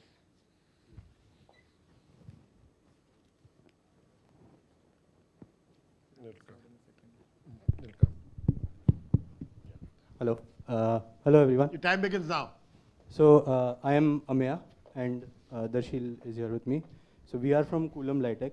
So we are a battery tech company working on tech for lithium batteries which are used in mobility applications, which is electric vehicles. So all in all, our current aim or goal for our company is to solve these 3 problems, which is to reduce charging time within 30 minutes, to have a 5-year plus warranty for our batteries that we supply, and to provide safe battery solutions. So this is our team. So Darshil and I are the founders. We are alumni of IIT Kanpur.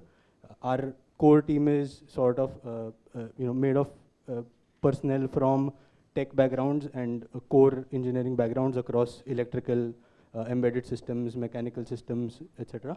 And we have Mr. I.V. Rao and Mr. Rutuj as our advisors, who are veterans of automotive or battery cell industries.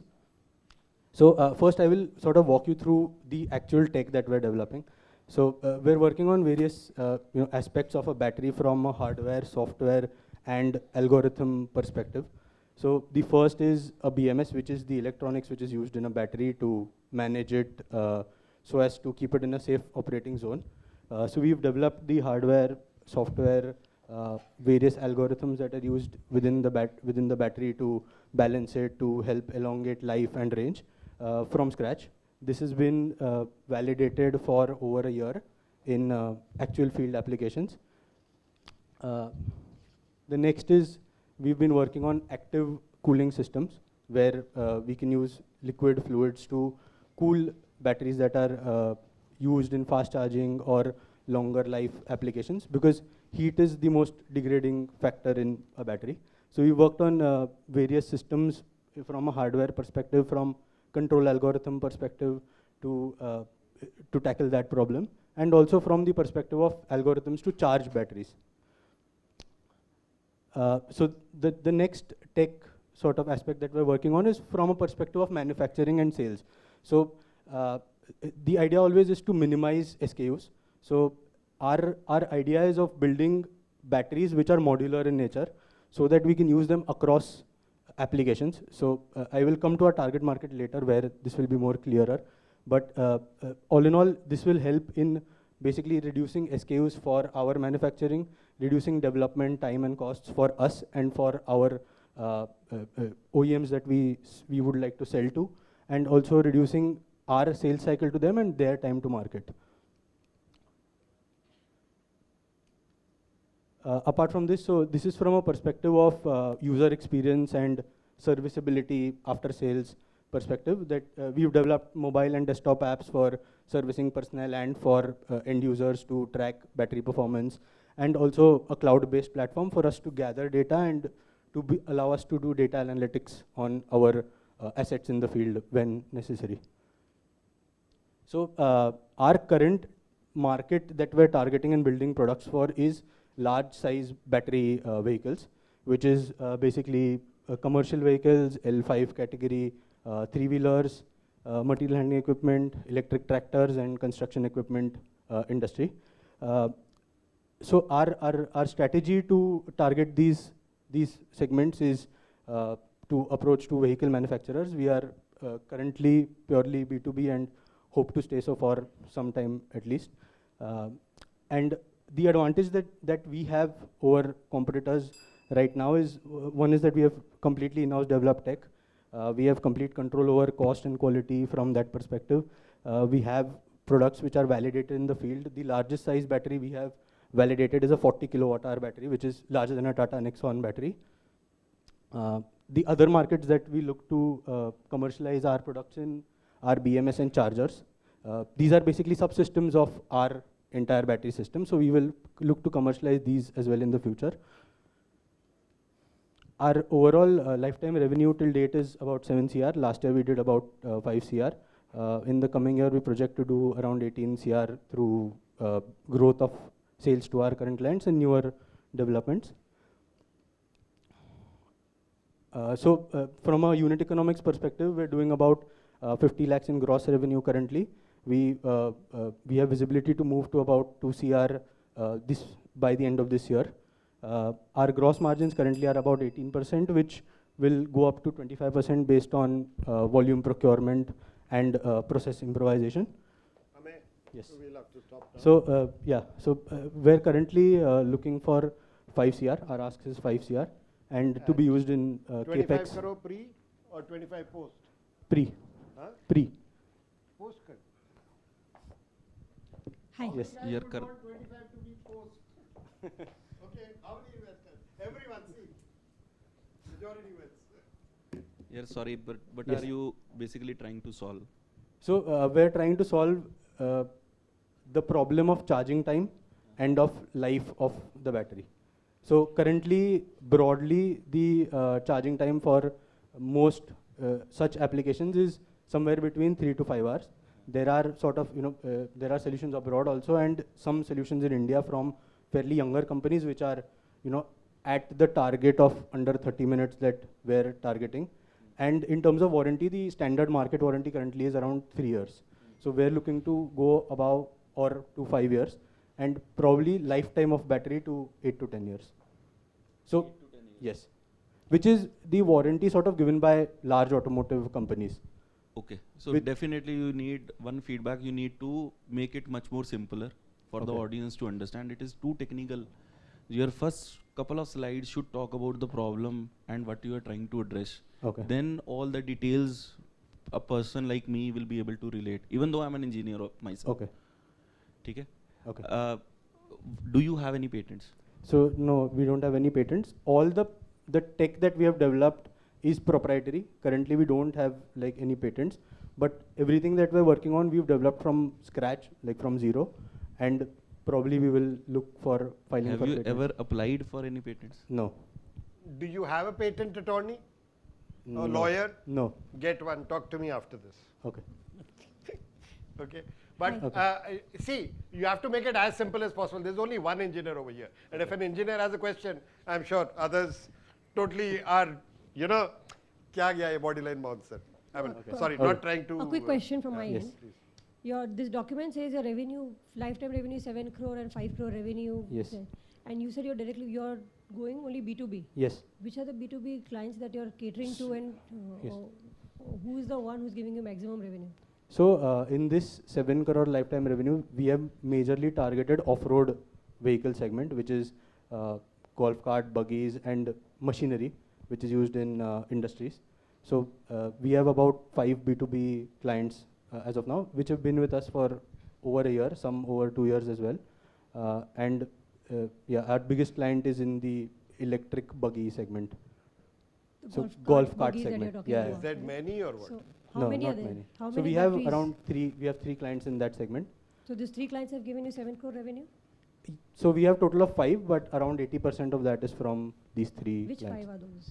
So there are 3 in electric buggy segment. We have Okay, and the product range that you've said that you want to enter into multiple EV segments, the 2-wheelers and 4-wheelers, Yes. especially the heavy Not vehicles you so- said, you've not catered to that target audience yet, right? Right, Have you made the right. batteries for them yet? So we have. So one of the segments we have our product validated in with the client, and we have a contract to supply to them around 100 batteries, which is equivalent to around 8 CR of revenue for this financial year is the electric tractor segment, where we have supplied a 40 kilowatt hour battery, which is larger than a Tata Nexon battery. This battery we have completely designed, produced by ourselves, all the electronics. And manufactured? So we have a manufacturing unit in Mumbai, in Bhiwandi. Outsourced job work. No, it's our own manufacturing. Your own unit. manufacturing. Yeah. So you know how expensive it is to get into a lithium-ion manufacturing site. I mean, it'll be Not a huge capex. Not in the cell. future. So we don't do cell manufacturing at all. We do assembly and tech above cell, from cell to pack. So we don't do cell manufacturing, and It is a system integration. we of the already battery do pack. have like a setup where we are As he's manufacturing. put rightly, you've not catered to the USP of your product at all. So if investors sitting like this, sorry to say, I Yeah. don't think anybody will show an interest Okay. if you will talk like that. It very clearly shows that there's lack of knowledge from your end where you're passing to the investors. Okay. Right? We know Log9, we know Axiom, we know most of the investor in battery manufacturing also. We've burnt our hands in battery manufacturing, lithium-ion also. We are also into hydrogen power. We are also into copper residue battery manufacturing. Okay. So pretty much aware about this industry. Hence could ask you these questions and Okay. let you know. Please work around, go back to the drawing room and work around on how you will give back to the investors or any audience the USP that you're trying to sell about your product. Okay. Okay. So, but anyone would like to go in a, ma'am, would you like to go in a little deeper? Allow them the chance, give them a benefit of doubt. अच्छा कर रहे हैं मतलब, I mean, supposedly.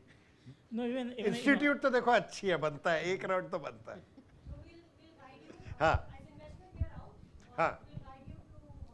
Yeah. So Okay. you have some people on that.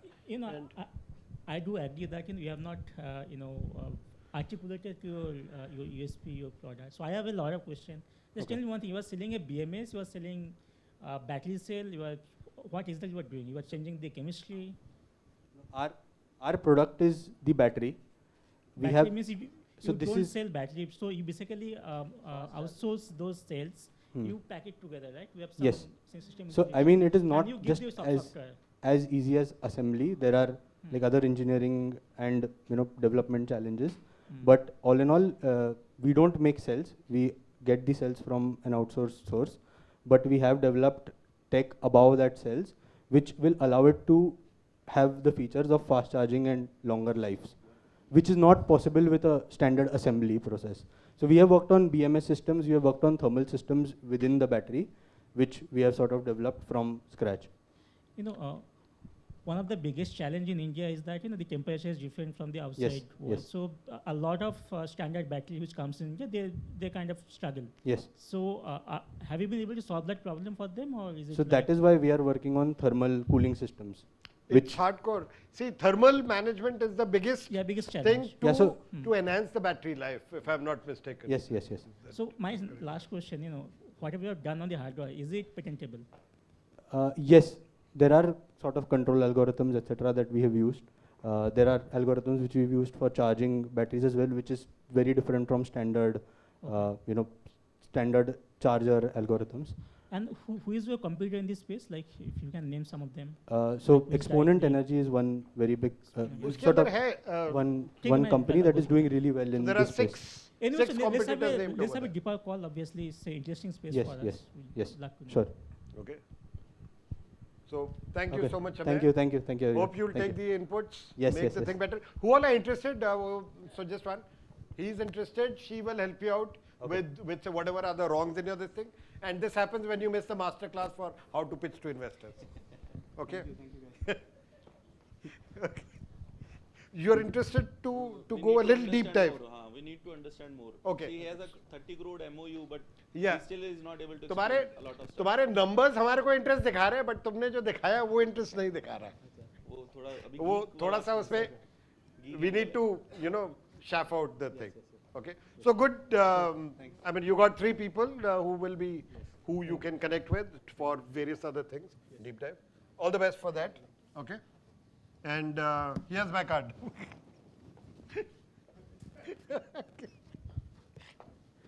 Okay. So yes, that was the Coulomb's law. Battery technology. A lot has been said about it. There are people working on customized cathodes. And I nearly invested into one of those. But वो patent का problem था, किसके पास patent है, किसका है? That becomes a big challenge. So that's why, I mean, reach out to me if nothing else, to be with a lawyer so that, you at least have your patents filed. Okay, so now we are so many gurus of us around, and we have a daily guru who is trying to रोज का subscription, चाहे वो milk हो, चाहे वो bread हो, चाहे वो अंडा हो, और क्या क्या, नारियल भी भिजवाते हो, वेजिटेबल्स, ओके, ठीक है. तो folk to farm kind of a, no, farm to folk kind of a thing, I think. Okay, so over to guys. You got Bharat, Narayana, and Mr. Rajesh. Yes, please, go ahead.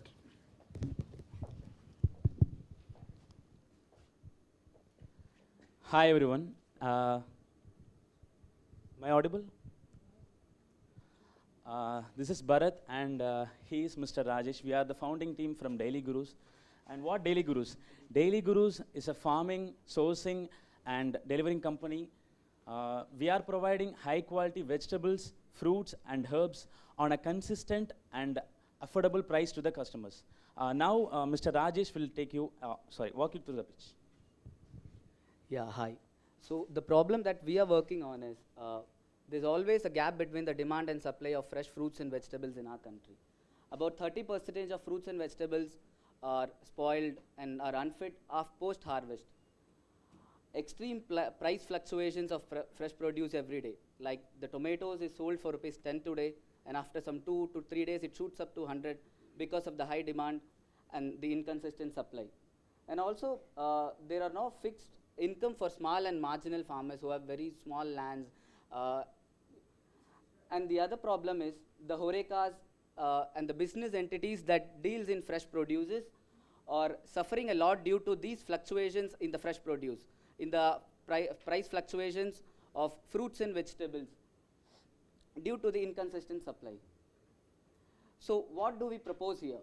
So we deliver fresh produce, that is fresh fruits, vegetables and herbs, to the retails, horeca, supermarkets, export organizations, cloud kitchens, industrial kitchens on a fixed price, be it monthly, quarterly or yearly, based on the crops.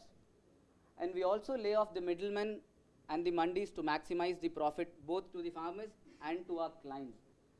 We do a demand-based cultivation, which is our client give us what exactly they require, the quantity of vegetable they require, the specification they require, and we exactly grow what is required with the tie-up we have with our farmers. For this, we use some quasi and contract farming with the farmers that we tie up with. So our target customers are horekas, food processing companies, which uses fruits and vegetables to create some end product, export organization who export fruits and vegetables to other countries. Actually, we are operating based off Chennai right now. Our competitive advantage is we have direct connection with cultivators, that is farmers. We have networked with more than 500 farmers in South India. We do a contract farming model with many of the farmers, which is not other e-commerce companies do right now. We do a demand-based cultivation. We also work on a fixed price model that is a little bit new to the market right now. So we have been on a everyday pricing model. You go today, you get for some price, and tomorrow the price changes. It keeps on changing. So these business entities needs these prices to be fixed. Say for instance, I run a restaurant and I cook some biryani and I use some ingredients for that.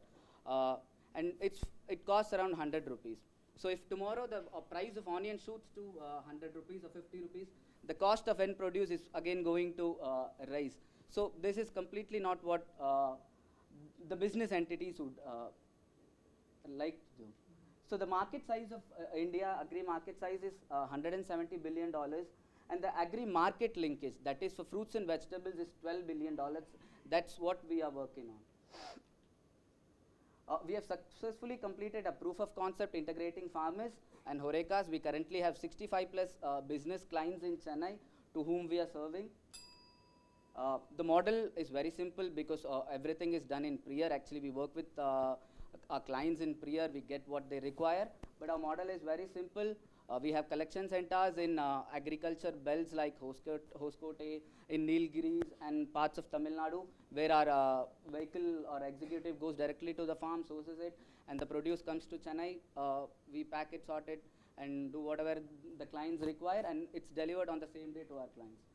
So our competitors are NinjaCart, Waycool, and Hyperpure. The competitive advantage that we have some 80 to 100 types of vegetables that you don't find it in the local mandis, market, or any online channel. We have sage lettuce, we have microgreens. The restaurant industries are growing every day. There are lots of restaurants coming up. There are lots of Mexican and Italian restaurants coming up. So we grow different types of vegetables like sage lettuce and many other vegetables that you don't find anywhere. So this is our revenue for the last 1 year. We clocked a revenue of 1 crore, and we are tied up with Subway India. We are the vendor partners. We grow vegetables for all the subways in Chennai, and we are tied up with Meet and Eat. We grow vegetables. Thank you, for them. Bharat. Your time is up. Okay. You can move to the ask slide. So this is our pipeline. Ask slide. Actually, we are raising 2.5 crores for an equity of 10%. Okay. So these are the revenue pipeline that we have. So we have started for Blinkit. We are in type with them. Trial has started. We have convinced.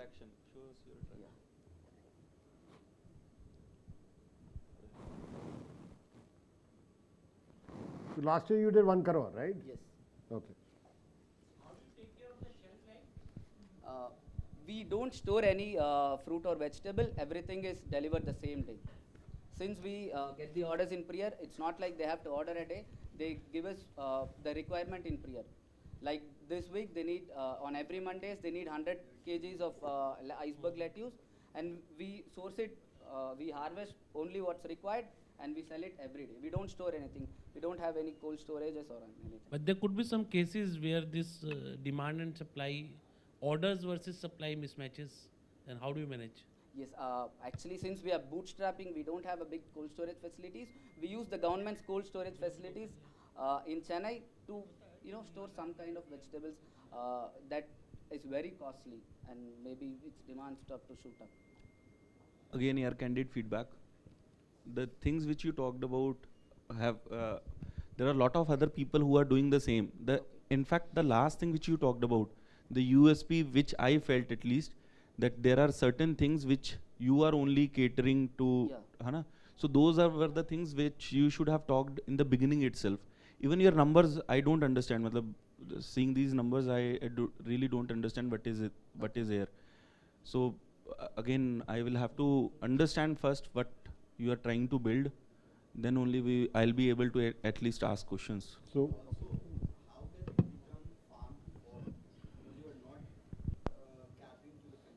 No, that was a misconception. That's not farm to fork. Farm to fork in the restaurant.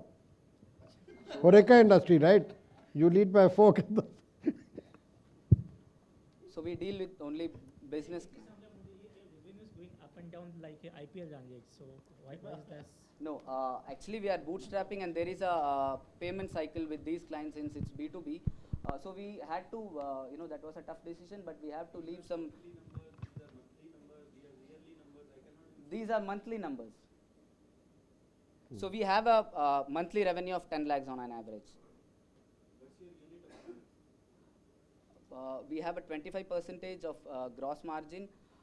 We make a monthly revenue of 10 lakhs every month, and last 6 months we are profitable. So out of 10 lakhs, what is your expense, fixed expense, other costs? Yeah, we have a monthly expense of 2 lakhs. How much is the cost expense? Cost of whatever you are procuring, how much you pay to the farmers? It's 75%. Actually, our cost. 10 lakhs, 7.5 lakh goes to the farmer. Yes. 2 lakhs goes as a fixed expense. Yes. 50,000 is your net margin. What is your gross margin? Yes, actually 1 lakh is our net margin that goes ups and downs on an average. Actually, the last 3 months was Subway is our major client, and there was a consolidation of Subway. other franchisee was taking over all the subways in India. So we had some contract issues, and so we had to renew everything. And last 3 months we have started it, and we are expanding to Coimbatore.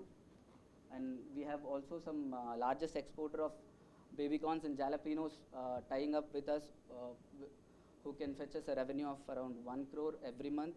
They ship 1,400 metric tons of baby corns every year to Europe. So we are taking up that project. We have a payment cycle of 1 week. 1 week? In hotels and restaurants, I generally see a payment cycle of 45 days. No, that's what we were able to convince Taj Apps, the group of Taj, for a payment. In Subway, what is the payment cycle? It's a 1 week payment. It's only 1 week. Yes. So we were able to convince them that we can provide you, we can give you on a fixed price, we can give a consistent supply, but all we need is 1 week's payment.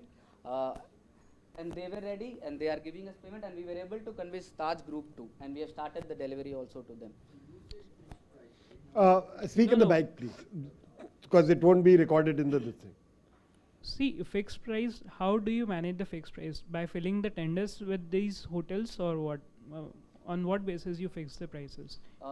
We fix it on the, we have some slabs. Like if you have the English vegetables. Okay. More later. Okay. But I think it's an interesting one. I'm like, at this scale, if you are doing, and largely you're supplying in Chennai or in and around Chennai, and you are reaching out to Coimbatore now. Okay. All the best for that. Any show of hands who are interested to know more?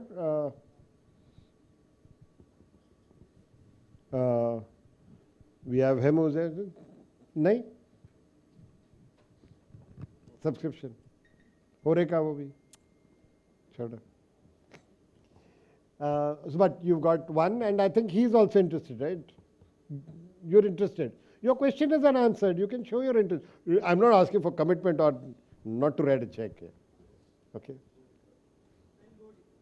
Okay. So you got two guys who want to go deep. So let's have a show of hands for Bharat and Rajesh. Sure, thank you. Sorry, you are Rajesh, you are Bharat. Yes, yes. Okay. Now moving on. बहुत सारा खाना पीना भी हो गया, सब कुछ हो गया. अब do you need some good lives? Okay. So, I mean, apart from this, there's so much of tension everywhere around, you know. Numbers आ रहे हैं, नहीं आ रहे हैं, portfolio company कैसा कर रही हैं, उनके number आ रहे हैं, नहीं आ रहे हैं, bridge round होगा, नहीं होगा, agility हाँ बोलेगा, नहीं बोलेगा, जीतो आएगा, नहीं आएगा. So a lot of tension, right? So in all this, you need some bit of meditation, you need some consultations, you need some therapies. So we have Sakshi Shah, who is started Good Lives to help many of us with our holistic wellness, typically, you know, say mental, meditative, yogic, and all these kind of things. So without much ado, I'll call her. She's already revenue making 35 lakhs last year, and I think she's doing a decent job of that. So for holistic wellness, we have Sakshi Shah.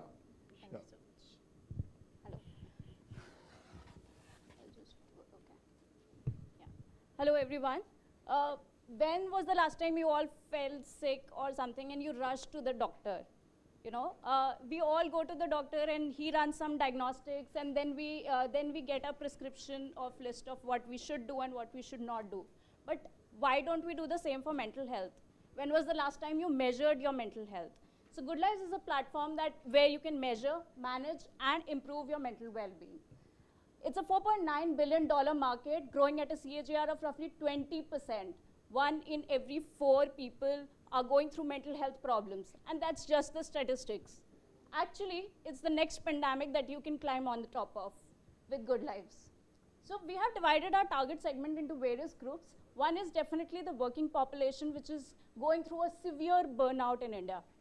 Last statistics report that roughly 80% of our working population is going through burnout. Current problems lack one-stop solution, and it is growing at a very high pace. COVID alone has impacted anxiety by 25%. So moving on, I think this video would not be able to play it, but this is our USP wherein we are able to understand the users better through our algorithm. We are able to analyze their speech and text and categorize them into various emotional types. This user profiling is very, very unique and a proprietary algorithm where we have received 92% accuracy by collecting millions of data points. Our holistic well-being entails that we are able to track all the biomarkers of stress and anxiety levels.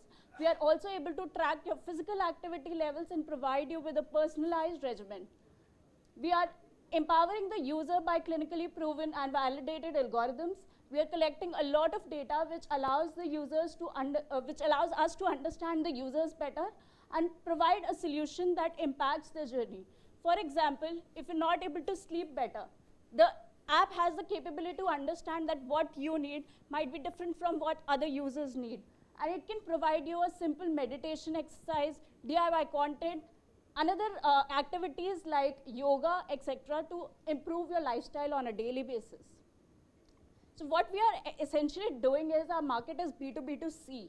So we are providing this algorithms and solution to corporates where we are also providing an employee wellness program. So we identify the problem where we identify that, okay, stress is a major problem, the employees are not happy. And we cater to those people with a personalized regimen by improving their culture and impacting their engagement and attrition levels on a major scale. We've also managed to create a social impact where before the launch of our MVP, we were also able to educate roughly 3.5 million people by partnering up with 70+ influencers at zero cost. We were mentioned in more than 40 news publications, and we also had the chance to represent India at a global level. This is what our current traction looks like. We have generated roughly 50 lakh of revenue since the launch of our MVP. Last quarter revenue was 10 lakhs, and we are growing every day. We have big names on our portfolio which are paying us annually, like Noise, Chingari. Last week we acquired IdeaForge as a client. It's the largest drone making company of India. What motivates us is essentially our customers. So Noise, Kit, Grip, all of these have been the biggest motivators for us, and they have talked about us on various social media channels as well. This is the founding team. I'm a co-founder, and with me is Lawrence Pamania. We both met in IIT Kharagpur. We share the interest of being startup enthusiasts. Unfortunately, we saw somebody go through depression and realized the importance of this. Our entire team has very unique people that includes people from healthcare and wellness industries. They have pioneered their own startups and leading very well in different spaces of their own. So our GTM is very simple, that it's a premium content subscription where corporates are already paying us annually. We also have plans to tie up with various different channels of insurance providers, femtech solutions, etc. to cater to their psychological needs. This is what our competitor analysis looks like. What makes us really, really different is that all the solutions out there today are either meditation-based, podcast-based, therapy-based, but nobody is looking at it as holistically as we are. So even today, if your fitness trackers can tell you that your heart rate is rising, but can they really tell you what to do next about it? Probably they cannot. So this algorithm will essentially help us in making this very unique. So my ask is essentially 2 CR and that is negotiable. Thank you. Happy to answer any questions. Good timing. Hi. Hello. Please tell us about the percentage of revenue between B2B and B2C. 70% of our revenue comes from B2B. And 30% is from B2C. We started with B2C, but realized that being bootstrapped, it is very difficult for us to scale. Yeah, that would be fine. The next question is related to this. How do you get the customers from B2C? How do you from B2C angle, we get mostly from organic reach and referrals. Our referrals are really good. What we solved in our MVP was that we matched people to the right therapist, and that alone has got us 85% of retention and 70% of referrals in the B2C space. That is based on a monthly subscription type of thing, huh? So it's a per therapy consultation basis because it's a web-based platform, right? What is the repeat ratio? Roughly 85% on therapy alone. People complete this therapy? Yes, they do. And is there any success ratio which you have calculated? So success ratio is for B2B clients that we have calculated. We have roughly 90% of renewals in our B2B space. Any other questions? Yeah, so you talked about the sentimental analysis. So is there any scientific base for that? Like how many data you have collected? Do you have any psychological advisor who has evaluated those things? Yes, so we do have psychological advisors as well, and the person who did this research is also a core member of the team. He has done his research at Harvard. He spent 6 years in behavioral sciences and developed this into an algorithm. These algorithms are based on age-old methods which the psychologists use. From past 75 years, they've been testing for MBTI, depression, anxiety. These are based on those methods only. So do you have any proprietary, yes. Is it a patentable thing? Because it's Yes. like a... Yes, it is patentable, but since we are bootstrapped, we have not gone for it. Got it. And on your B2B client, what's the revenue model? Do you charge the corporates for those sessions or the employees So come? it's an annual subscription per employee basis. And who pays that? The So corporate? the organization pays for data analytics that they get. Got it. And so, just give an example, like in a corporate, how many sessions you have to conduct, and what kind of cost structure you have, because obviously having a physical session has their cost also. You need to share those things on the therapies. So unit economics for a corporate, how? Sure. We roughly charge 3 lakhs per annum for a corporate of 100 to 150 employee company, and out of which 40% is our net gross margin and 25% to 30% is our net margin. Got it. Okay, thanks. Any questions? Any questions? Any founders need some therapy from your portfolio? You should start with the therapy for founders. Huh? The founders, you should start with the therapies only. Then go ahead and invest. Open with a cool, start out with a cool mind. Okay, so if no more questions, who all would be interested? Yeah. That is noted, that is a given. See, due diligence, deep dive, understanding, business case, business model validation, those are all important things which we all look for, right? Sachinji, would you like to take a look at it deeper? Yeah. Thank you so much. We'll also look into it. We'll connect. Yeah. Definitely. इनके तो काफी सारे portfolio वाले भी client बन जाएंगे. Okay. So चलिए, all the best, Sakshi.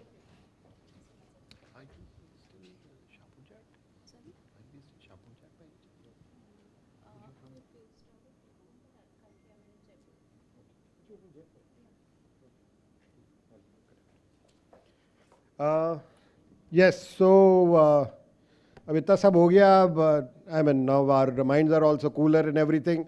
So what do? Once our minds are cooler, we start wishing for things. We need more things, okay?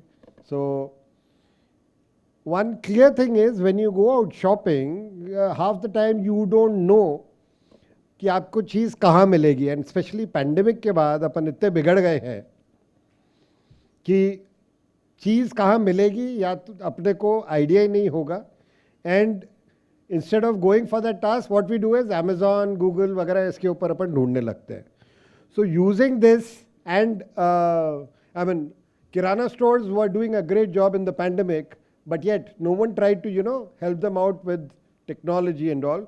So we have a person by the name of Shailendra Avasthi who started Lockoff, seeing what the problem was there. And what he's done is he's created a tech stack for each and every shopkeeper. This is on a subscription model and 80 lakhs per month. Did I hear? Okay. This is a pro revenue model. So yes, revenue is important. 80 lakh per month is what he's at. Over to Shailendra. Hello everyone. Myself Shailendra Avasthi, founder and CEO of Lockoff.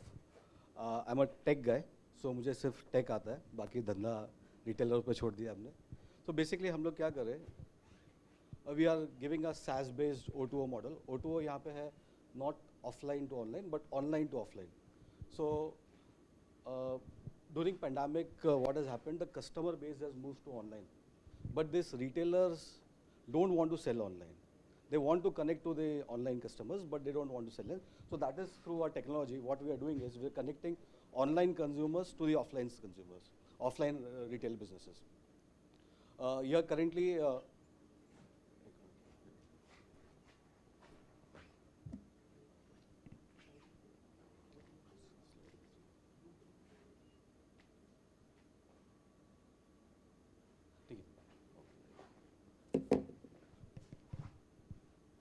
so what we are trying to help here is we are helping these offline businesses to connect to digital world. Today, what has happened is 69% of consumers are web roomers. The web roomers are basically who search online, research online, but want to trade offline. So this is a big number what there, and these offline retail businesses are missing out on those consumers. Also, what has happened is the consumers, the mobile users, are touching close to 1 billion users, and we also have a great number of consumers looking out for offers, deals, and products. So through this technology, what we are doing is we are helping these offline businesses to connect to this huge user base by showcasing their in-store offers and deals. Currently, we are catering to 6 categories which are most searched online, like fashion, food and beverages, then spa and salons, footwears, mobile accessories, and electronics. These are the top 6 categories which are searched online. So we are connecting them to the offline businesses. Here, every offline retailers want to be an online platform. So there are few challenges what they are currently facing. The biggest challenge is to create their online store, then to manage it, to market it, it becomes a challenge. And to mitigate this, what they do, they get onto some aggregators where where the commissions are high. They don't own the customers. They don't own the deals, the products, or the pricing, anything they don't own. So to mitigate that, we have developed a solution called Locoff, which is a completely retailer-driven platform integrated with the social media and WhatsApp and other messaging tools. With the help of single login, they can manage multiple stores. It's a completely 0% commission platform. And in cater to that, we are also developing a consumer-based app called Locoff Digital Mall, where these local stores could be searchable in a hyper-local aspect. And we also give them just not the online platform to talk about their in-store offers and deals, but we also give them a lot of in-depth analysis through which they can, you understand the consumer behavior. They can place their products in the proper manner, so which is visible at first. And interestingly, what we also try to do is we convert their physical store into digital store. So Locoff is completely a full stack solution.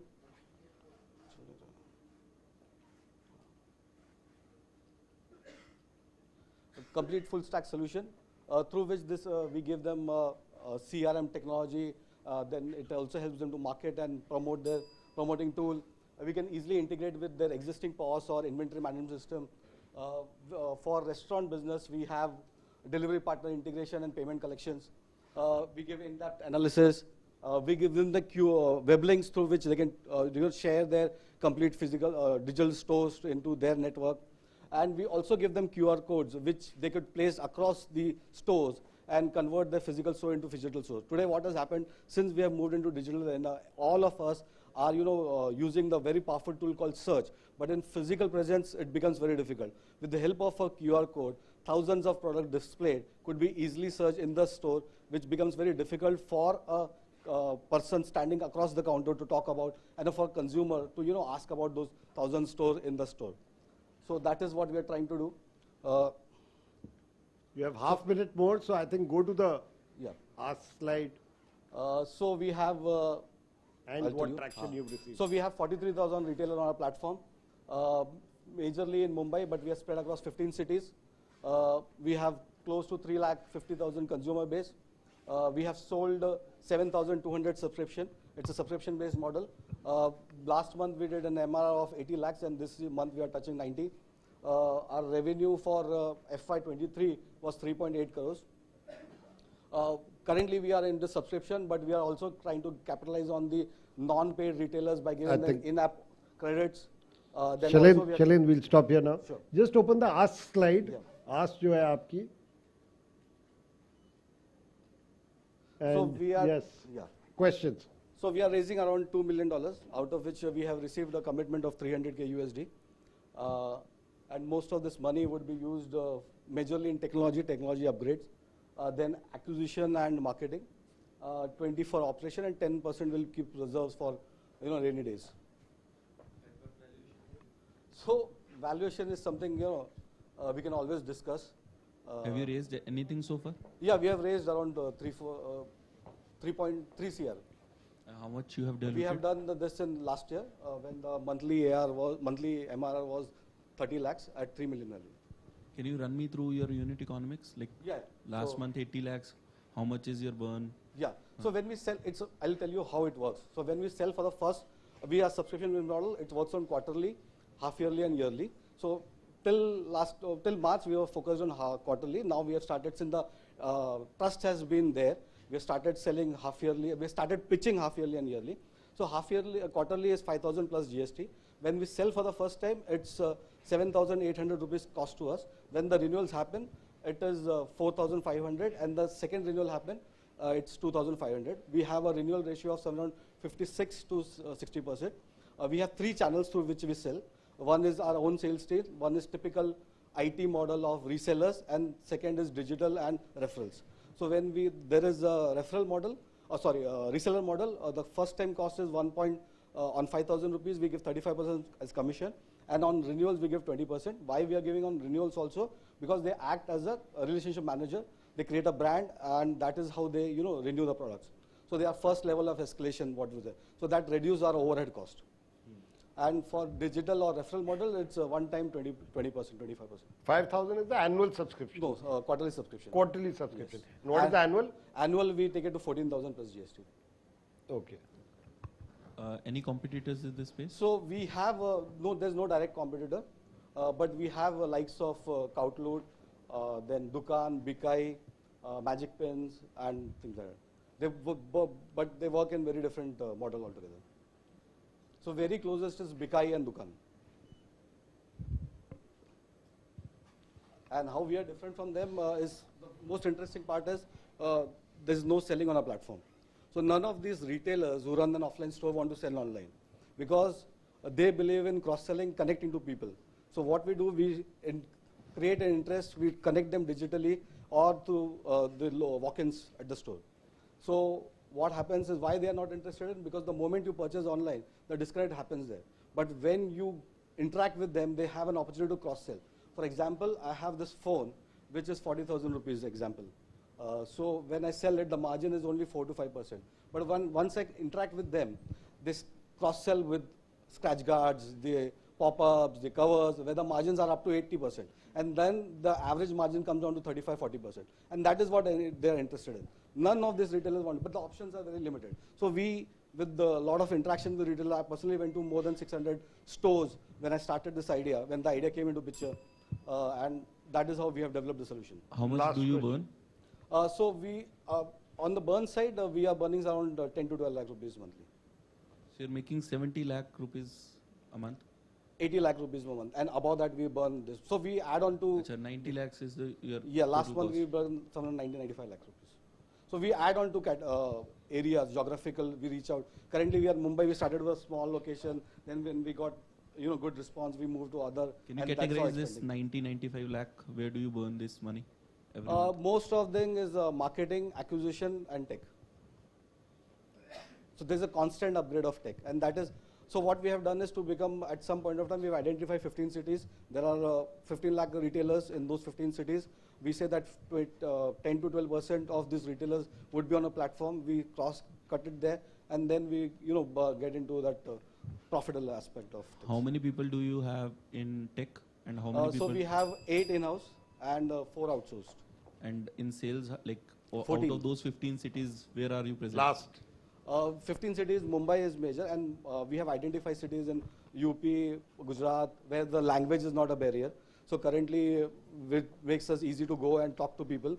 So जहाँ पे language Hindi हम बोल सकते हैं, Hindi English बोल सकते हैं, वहाँ पे हमें चंडीगढ़, अहमदाबाद, सूरत, बड़ौदा, गुजरात ऐसे सब जगह पे. Okay. Thank you so much, Shailendra. A big round of applause. Any show of hands? We have Rajesh, who's interested. No? Karan? Raj? Nope. Nope. You got one who was interested. No problem. He's dating the master of all investors. I won't take the name. Thank you, everyone. Okay. So with that, we move on to the next one.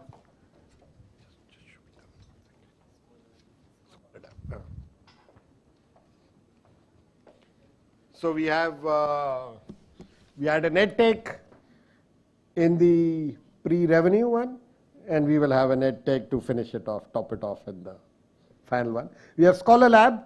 They are doing something interesting for the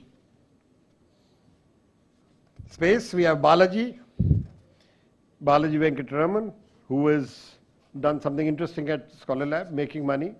And I think he's at a break-even, EBITDA positive, very much so. And so over to you. You want to use the podium or the mic? I'll use the mic. Yeah. So that's Balaji for you, the virtual lab of tomorrow. Thank you so much. Thanks for that wonderful introduction. So my name is Balaji, and I'm the founder and CEO of Scholar Lab. I'll quickly go into the intro, but we are the virtual lab of tomorrow. Okay. Okay, a quick intro. We are one of the few virtual labs that exist globally. There are only a handful of players in the market that are doing well. We are one of them. And we are just not another edtech company, right? So the moment we say edtech, people start making those images of what a typical edtech is. But we are not. So we are doing something different. Thoda sa hatke, we are trying to do something. We will see that. And to actually tickle the senses, we have had a good growth story so far from last year. We should be doing 7x in terms of user base growth in this financial year. So we should be growing to about 800,000 users by the end of this financial year. It's 23-24.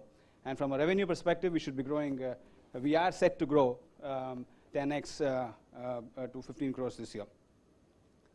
So what's the problem? The problem that we are trying to solve is this, that kids, basically the school, K-12, they are struggling with science. And there are a lot of different research that has happened. And one of the ones that is most striking is this one, which is a national assessment survey that is conducted by Ministry of Education and Ministry of HRD. And you will see that you know, as the kids grow older, they are actually performing poorer. The results are pathetic, actually. It's about 40% is what a typical 10th grader is scoring in science across the country. And the government is spending a ton of money on trying to educate the kids, right? But it's not happening. It's not the results are not showing. Now, this is not a problem just in India, right? It's a global problem. So in fact, US is doing worse than us. Only about 20% of the high school graduates are fit enough or confident enough to actually take up STEM majors in universities. So this is the result. This is one of top survey results. So it's a global problem. It's happening in the US. It's happening in Western Europe. You name it, it's happening. So what did we do about it? So we said, look, science needs to be very hands-on. You cannot teach it like languages or anything else. So it has to be very hands-on. And that is what is not happening enough in India and, of course, globally as well. So we said, look, let us actually create 3D interactive simulations. Somebody talked about flight simulators in the morning, and that's very apt, actually. In fact, simulators actually started from there. So flight simulators was one of the most popular ones now. So we are actually making science, simulations in science. So you can actually conduct experiments, and when you actually conduct experiments, the engagement levels is supposed to go up, and the results, it should be, the learning is more impactful, right? So we are doing it now for standard 6 to 12, and it's basically for science. So it's all science experiments that you can actually touch and feel, and not touch and feel, but actually do it virtually. So now these are some screenshots. So one is you can do a lot of experiments inside a lab, but we go much beyond a lab. So one of the things that kids are not able to appreciate is why do they learn things like Snell's law, Pascal's law, and all of these different scientific theories? How does it impact humanity? How does it impact, why should I learn about it, right? So that's why we actually take science to the outside world, and we say, look, this is where you apply a different scientific theory. So that's one of our biggest differentiators. Now from a traction perspective, we are a B2B2C. That's the business model. So we go to schools, and then through schools we go, we actually reach the students.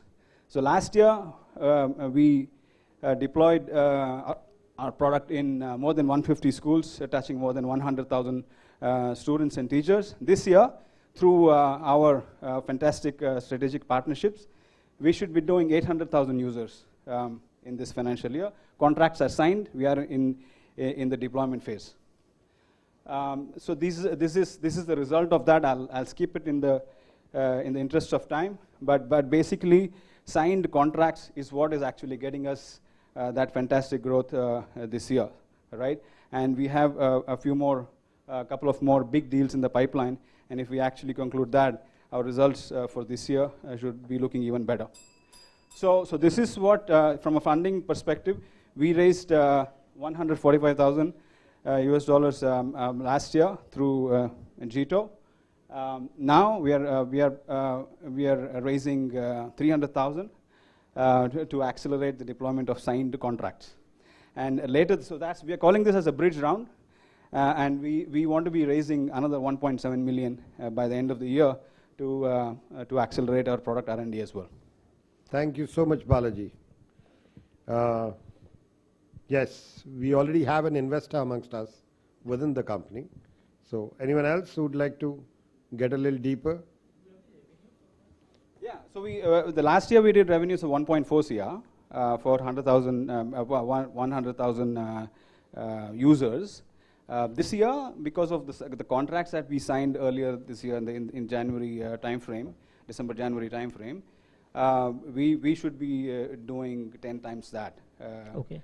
So and just talk a little bit about your content. Is it a game-like thing? Like what doing the simulation? Is it a video game? It's basically is it a video? How it's not a video. So a lot of times we get asked the question, how many videos do you have? Yeah. The answer is we don't make videos. We make 3D interactive simulations. So basically, give some example. Suppose. So as an example, Newton's law. Take Newton's law. So Ohm's law is. I'll take an example of the picture that I showed here. Okay. So this is a swimming pool, right? Yeah. Now in a swimming pool, actually, so there's a guy standing at the bottom on the platform. So as the person actually climbs those different steps, his potential energy is going to raise. Yeah. Right. Exactly. And so this is about conservation of energy. That particular simulation. So when he jumps from that platform, all of that energy gets converted to kinetic energy. And as that happens, you will be able to analyze what is happening exactly. You can pause it. You can change various parameters. So you can actually change the weight of that guy. So what happens? So in the video, what happens is that you are just seeing a particular scene is shot, and that's what you will see. Here, what happens is, first of all, you get to see various. It's 3D. You can actually look at it from various different angles, right? There are apparatus like DC motor and various other apparatuses which actually makes a huge difference when you actually look at it from the other side. So learning happens in that manner, and when you change those parameters, your results also change. Right. So if you have a number of kids in the classroom, right, you could actually have a different parameter setting for each student, so that the result for each of them will also be different. Got it. So that's what is a simulation, actually. And how many subjects do you cover? Like there's it's basically science, chemistry, physics, chemistry, biology. Physics, yeah. STEM. So we are not doing the. How do you build those in a module? Like do you have anyone in-house developer, or you outsource? So we have. We don't outsource anything. This is all our secret sauce, actually. We have an academic team who creates these storyboards. So we create these storyboards. We figure out what is the best way to actually teach a scientific concept, what examples to use, and then of course we have this is a gaming platform that we have used. Right. This is typically this is a gaming engine that we have used to actually promote learning of science. So we have the technology team, as well as we have the academic team and business analysts. So right now we have about the team size is 10, But what we do is we do take contractors, we use leverage contractors to actually accelerate product development. We do the blueprint and then we give it to somebody to actually develop it. So we have done that to accelerate development and keep the cost low. Thanks. Hi. How many videos do you have, and how do you secure them being licensed or from the outer world? Like you said, you are using a gaming platform. So first of all, we don't make videos, like I said, but it's all simulations. So we have made more than 125 simulations so far, but each simulation actually covers multiple topics. So as far as number of topics is concerned, it exceeds 500. And we actually package it in different ways. So it's like Lego blocks. Like we actually package it in different ways and we license it off. This is a license subscription model. And the good part that we want to leverage, and hopefully this will actually drive growth, is that although we have made it for India, we started making it for India, it's meant for the global audience. Like for example, this potential and kinetic energy, right? Whether it is in India or it is in China or it's in Japan or in the US, it's the same, the concept is the same. So we are packaging it in different ways to actually reach different markets. So already this year, one of the contracts is with a strategic partner based in Singapore, who is taking us to 10 countries in Southeast Asia.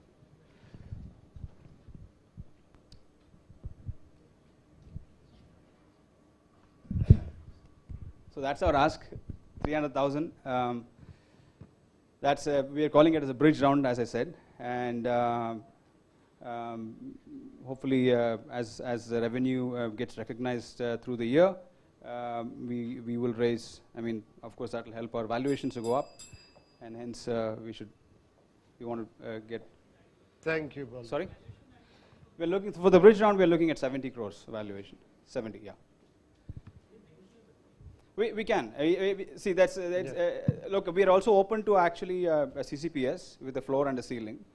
And given that the bigger round is investors don't like floor and ceiling. They want fixed price. Am I right? But yes, I mean, from that perspective. So good. So you're interested. Okay. Anyone else? You're interested. Deep dive. Yeah. So. Sure. You got IN, you got VCATs, you got RTF. Planify, आप भी आ जाओ. दिक्कत की है. आ गए यार, सब आ गए. Great. Thank you so much. Thank you so much. So happy to answer any questions that you will have. I'll come and meet you guys again. So great, Balaji. Good. Thank you. Say this thing. We'll talk. Yeah. And that's a given. That's a given. That's a given. Huh? Sorry?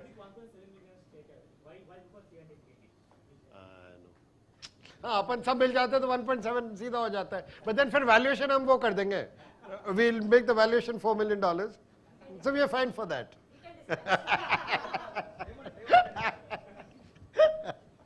Okay. So yes, I think with that we come to a close. You take over, please. आ जाओ. I mean, आपकी जगह है. Okay. Thank you so much. I hope I didn't bore you all too much. Okay. And hope to be connected. And thank you so much, all of you students, faculty, and people at Munjal University. It was a great session, both the rounds and the preparation to the process. Okay.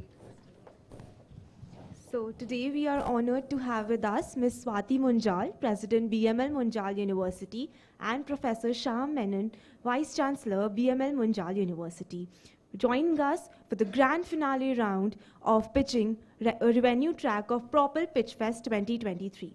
I would request them to come forward to give away the mementos to all our respectable guest investors.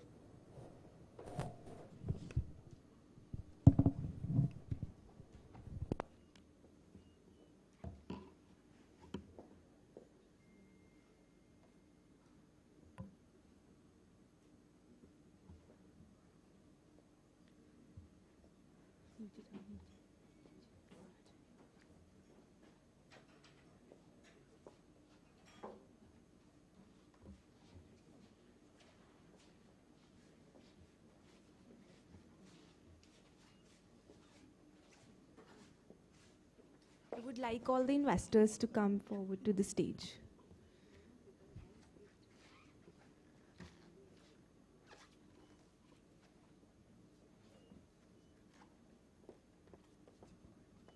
So I think let's call in Pooja first because she needs to catch a flight. Nobody's getting up, so I think she should. Pooja is from Jito. Thank you so much.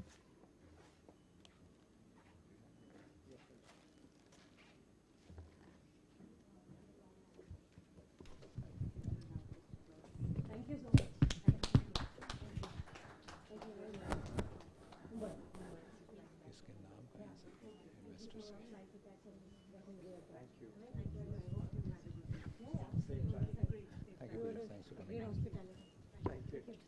May I invite Raj Doshi to come next?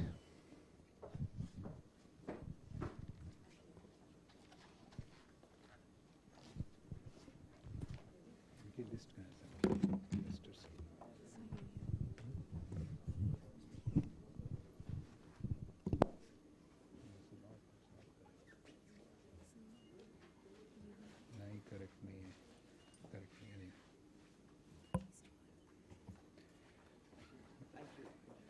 Anushka Garg, Real Time Angel Fund, please.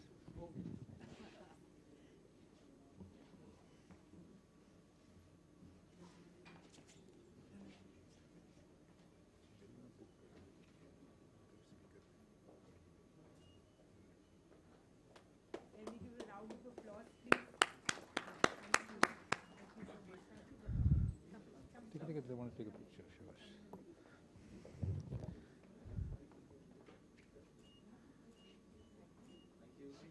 Ishima and Rajesh Singla from Planify.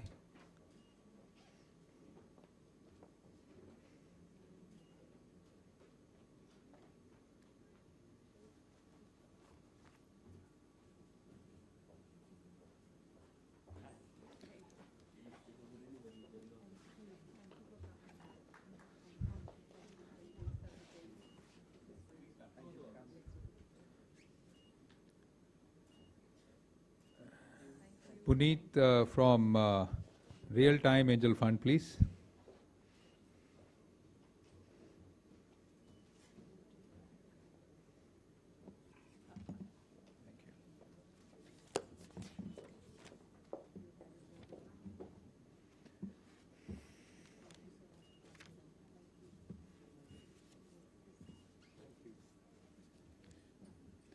Amit from Fluid Ventures and Sachin Gupta ji.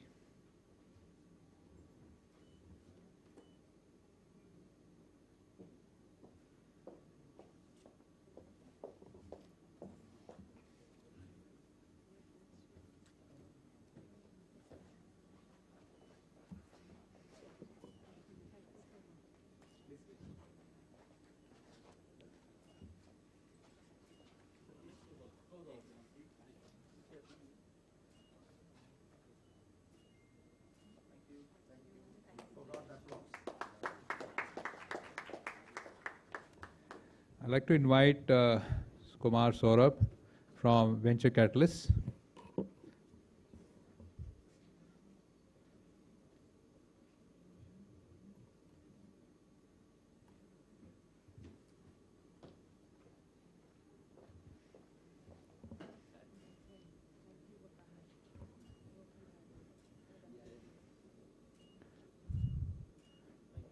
Sanat from Indian Angels Network.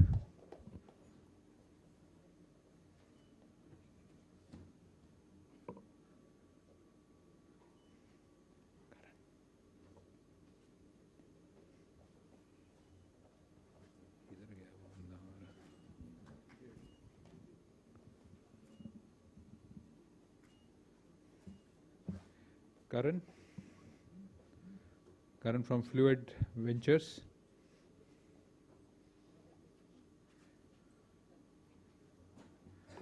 And I would now also request all the founders who are here to just come on front of the stage, and the investor, all of you to come on the stage as well. Founders can come in front of the stage. Manish. Now we'd like to invite, foremost, we'd like to invite Manish Johri for conducting this session.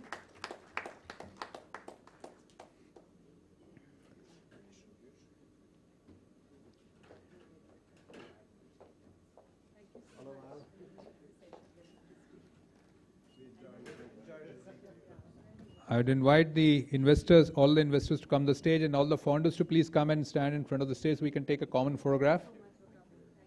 All the founders, please. Thank you so much.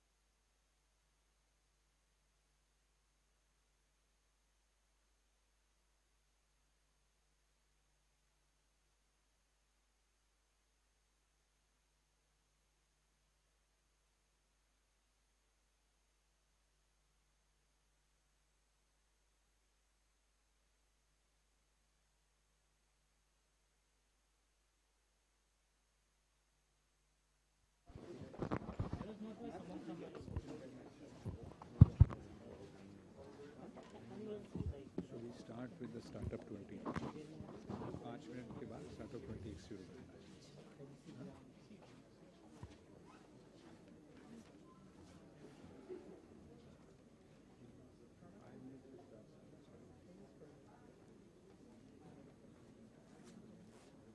ACIC-BMU Women Entrepreneurial Event. Do you want me to write it down for you? Startup 20. ACIC-BMU Women Entrepreneurial Event.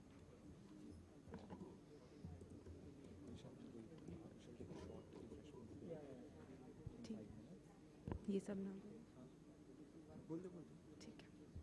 So I'm grateful for having the opportunity to witness such an insightful event and being a part of it. I would like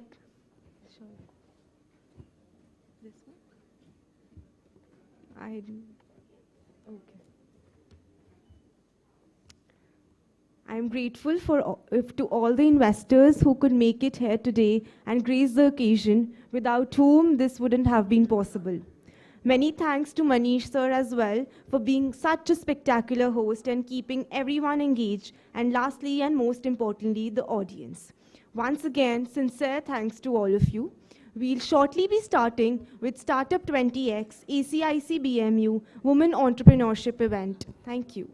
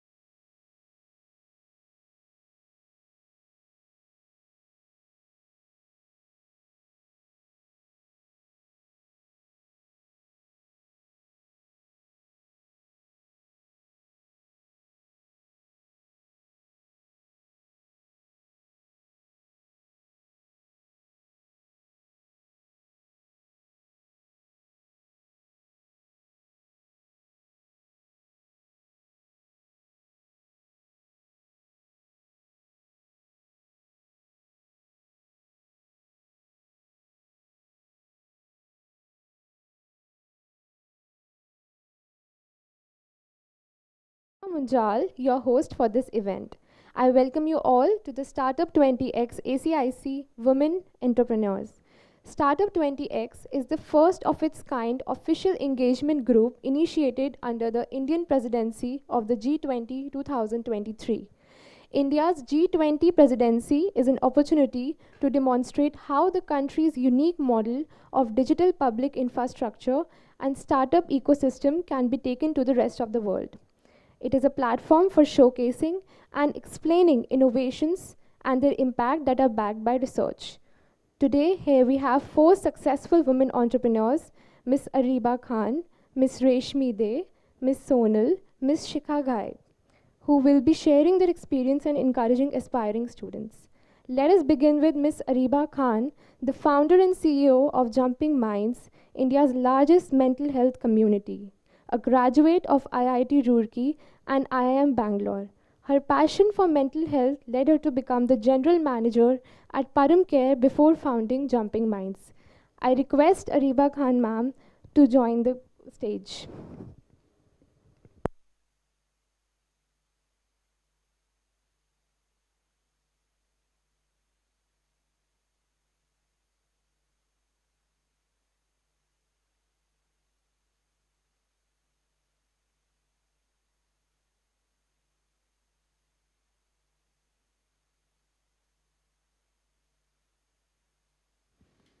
Let me just see for the technical challenges.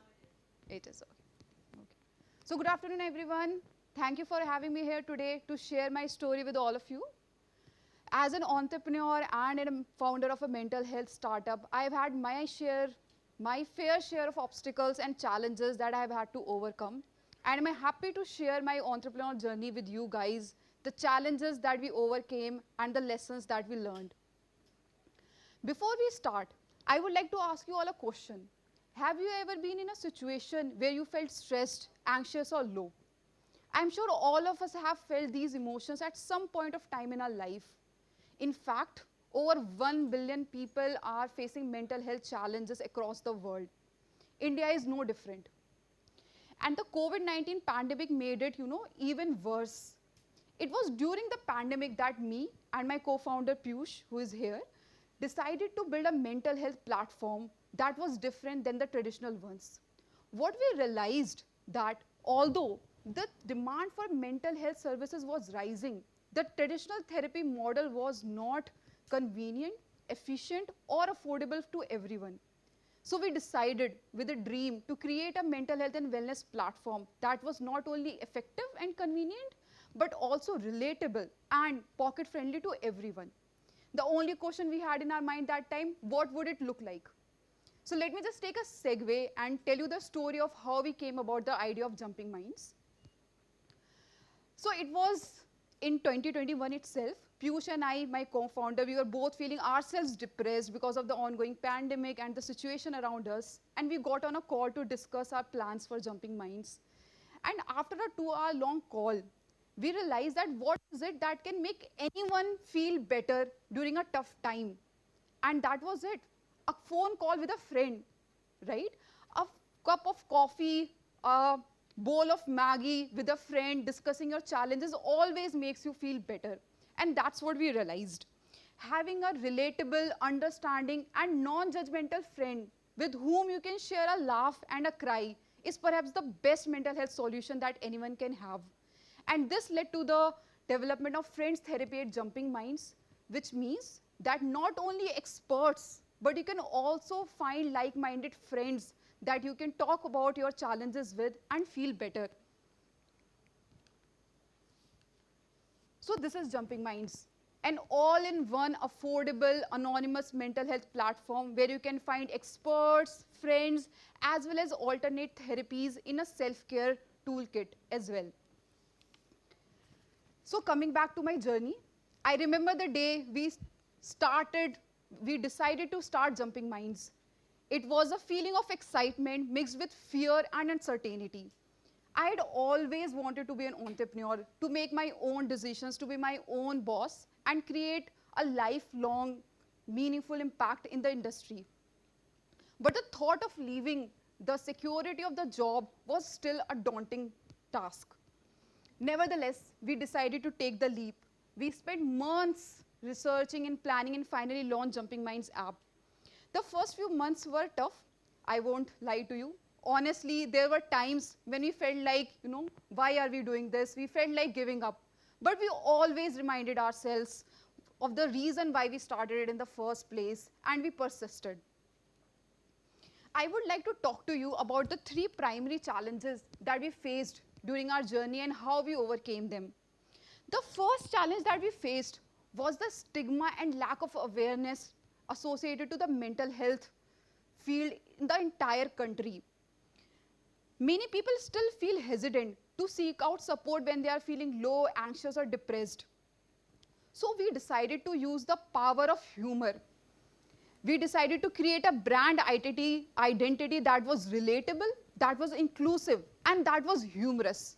With a lot of effort, trials and errors, we finally found the right tone and messaging that resonated with our users. And we started creating animated comics, reels to get our point through the users. And eventually we were able to create a brand reach of 100 million users within just a year over different social media platforms. So that's how we overcame our first challenge, which is the stigma. The second challenge was to build the right team. As a startup, you will always have limited resources, but it's crucial for you to find that right team, the A team, that shares your vision and is willing to work with you towards a common goal. So we started reaching out to our friends, our professional network, all the mental health enthusiasts across the country. We were fortunate enough to work with some of the incredible minds whose experience has been pivotal in building Jumping Minds. So let me come to the third challenge that we faced and overcame, which is, I'm sure a lot of you will relate with, which is raising funds in a market with funding freeze ongoing. We approached several investors, but most of them were skeptical about investing in a downward spiraling economy, and that too in a mental health market. However, we held our faith, our vision firm, and we persisted. It took us months of hard work and persistence and follow-ups with multiple investors, but we finally found the right investors who shared our belief, who shared our vision and our mission, and we were able to secure over 10 crores of funding from prominent investors like Mankind Group, Hero Group, Blue Lotus Ventures, as well as Avenir Capital. These investments help us enhance our platform and reach out to even more users in need of mental health and services. Today, I am proud to say that Jumping Minds is growing rapidly. We have impacted lakhs of users, and we have a team of dedicated professionals who not just share our vision, but are continuously working on creating and innovating new ways of managing mental health care. I am proud to say that we have achieved so far and so much in so little time in 1 year, but there is still a long way to go. However, for us, success is not just about numbers. It's about the impact that we have created in the lives of the people. We receive countless messages and emails every day from users thanking us for providing them a safe and supportive space where they can voice their concerns, where they can take care of their mental health and feel better. And this is what keeps us motivated and inspired day in and day out to do more. So I would just stop the monologue on my journey till now. Let's talk about you guys. I'm sure a lot of you are thinking about starting your own business, are in the process of thinking whether you are ready for entrepreneurship or not. Let me share a framework with you to help you assess whether you are ready for entrepreneurship or not. It's a set of 5 broad questions that you need to ask yourself very honestly to help you evaluate whether you are ready for that, to take that leap, to start your entrepreneurial journey. Remember, entrepreneurship is difficult, but the journey is rewarding. And the most important thing when you think of entrepreneurship is to be...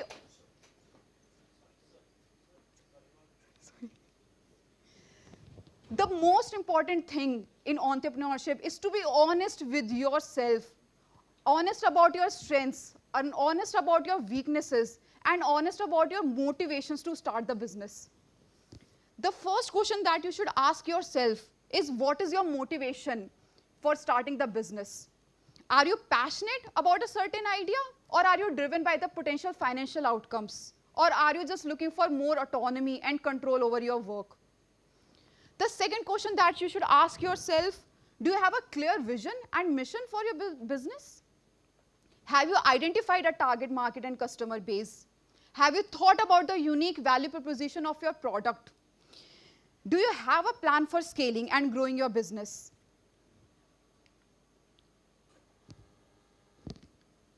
The third question you should ask yourself is, what is your risk tolerance? As an entrepreneur, you need to have a high risk tolerance. Are you Do you have enough? Are you comfortable with taking risks and potentially losing money? Can you handle your finances while your business is growing and not generating any profits? Do you have a backup plan or a safety net in case your business doesn't succeed? You always have to think of the contingencies. The fourth question that you ask yourself, what is your financial situation? Do you have savings or access to funding to cover the initial cost of starting a business from the scratch? Can you sustain yourself financially while your business is growing? Are you willing to invest your own money in the business in case you don't raise funds? And the final question, and perhaps the most important question, do you have the necessary skills and resources? Do you have the experience in the industry and the market, or do you have the team members who have the required skills and resources? Do you have the skills needed to run a business? For example, marketing, finance, strategy, management. Do you have access to a network of mentors, advisors, and potential customers? So, if you are thinking about starting your own journey, take these 5 questions, sit alone in a room and answer these questions for yourself alone. There is no right and wrong answer. The only important thing is that you are honest with yourself. What is your motivation? What are your strengths and what are your weaknesses? Where you need to improve and where you need to seek support. Going on, once you have identified and you have decided that you want to start your own entrepreneur journey, you need to take a few steps, the key starting steps, in order to ensure that your startup journey is a successful one.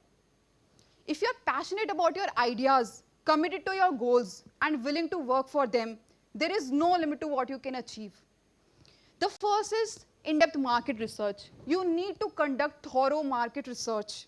Once you have identified a problem or a need, you need to conduct market research to validate your assumptions and gain insights into the target market. This includes understanding your market size, your target customers, your competition, as well as the industry landscape. The second one is developing a business plan, and perhaps the one thing that most of the investors will ask you for. A business plan is nothing but just a roadmap that details your business idea, the target market, your financial projections, your revenue model. It helps you identify potential challenges and opportunities that might come your way and create a plan so that you can overcome them and take advantages of them. Third one, I would say the most difficult of them all, build a team. As I said, when you are starting up, resources are always limited. There will be less number of people who might believe in your idea, but for you, it's one of the most important and crucial thing to find the right team. So build a strong team that shares your vision and that complements your skill set. So if you know strategy but you don't know marketing, you need to find a team that has expertise in marketing. So a team that complements your skill set, your team should be motivated, passionate, and driven to achieve your goals and vision. The fourth step is build a minimum viable product. MVP is a minimum viable product, which is a minimum version of the product or service that you plan to launch. How does MVP helps you? MVP helps you launch your product and test it in the actual market, gather customer feedback, gather investor feedback, and then develop on it as well. Finally, launch and iterate. Starting up a startup is a challenging task. it's never a one-shot success. It will need a lot of iterations, a lot of feedback, a lot of adjustments. So always be open and flexible to all the inputs that you get from your fellow founders, your customers, your investors. It might be that you started with a specific vision, but always be open and flexible that you might have to mold it into something different that is more meaningful. So I would just like to stop here. In conclusion, I would just like to leave you all with one message. Starting a business is not an easy task. You will face a lot of challenges. But if you believe in yourself, if you believe in your vision, and you have a right team, anything is possible. Don't be afraid of rejections or failures. When you are building a startup, rejection is just going to be a routine part of life. Understand that none of it is personal and keep pushing forward. So always dream big, guys. Take risks, believe in yourself and your startup, and you can overcome any obstacle and achieve great things. Thank you.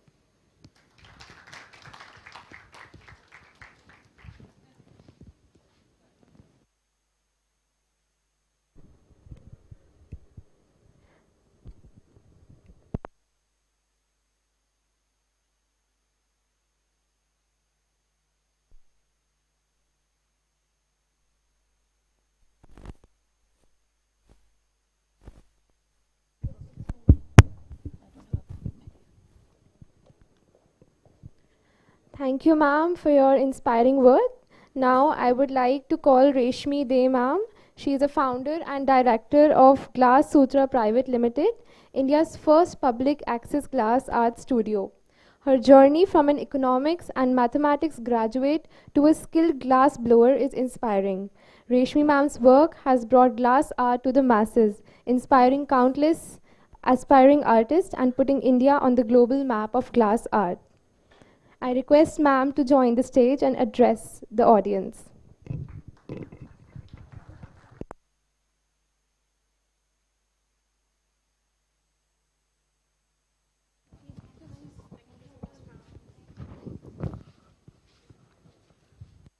Just put it in, that's okay.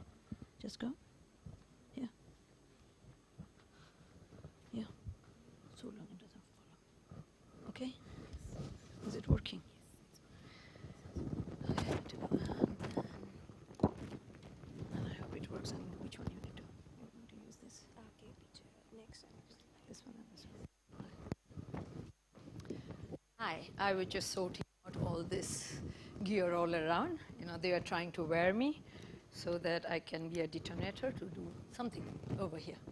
So, hi, I'm Reshmi, as it's here, founder of Glass Sutra. I hail from Assam, you know, like born and raised in Assam, made my career in Delhi, and established myself and Glass Sutra together as a reliable brand for people to, you know, depend on us.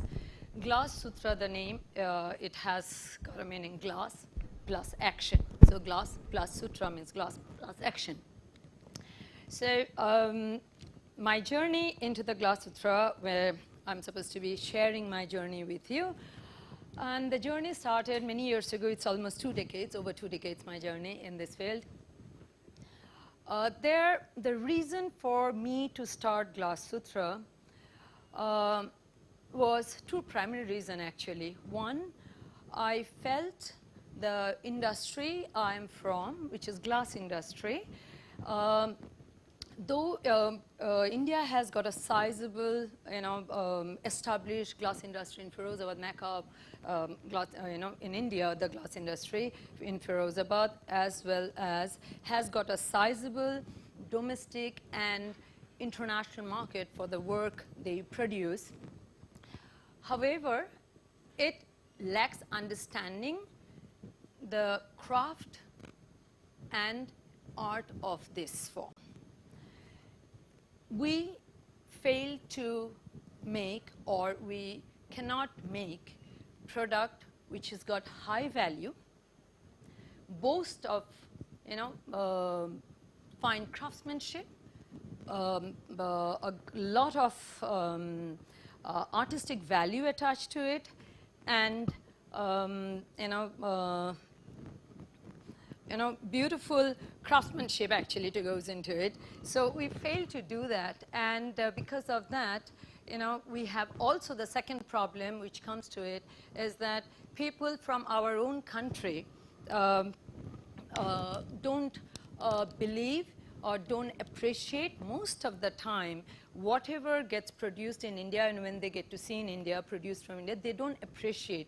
There also the point is that they never get to see it, what it goes behind the scene to make any product which comes over out in the market and we buy it, what it goes behind the scene to create what it is there. So between these two, for me, these were the two primary points. I came back to India after finishing my study from England, doing studio glass art, which made me a craftsperson, which we call it in international terminology glassmaker. And also, it given me exposure to the world of, artistic glass. I got the exposure from all over the world. Coming back to India, I was very restless, very excited, and I wanted to just share it with the people in India. So first I started spending a lot of time going on to Firozabad and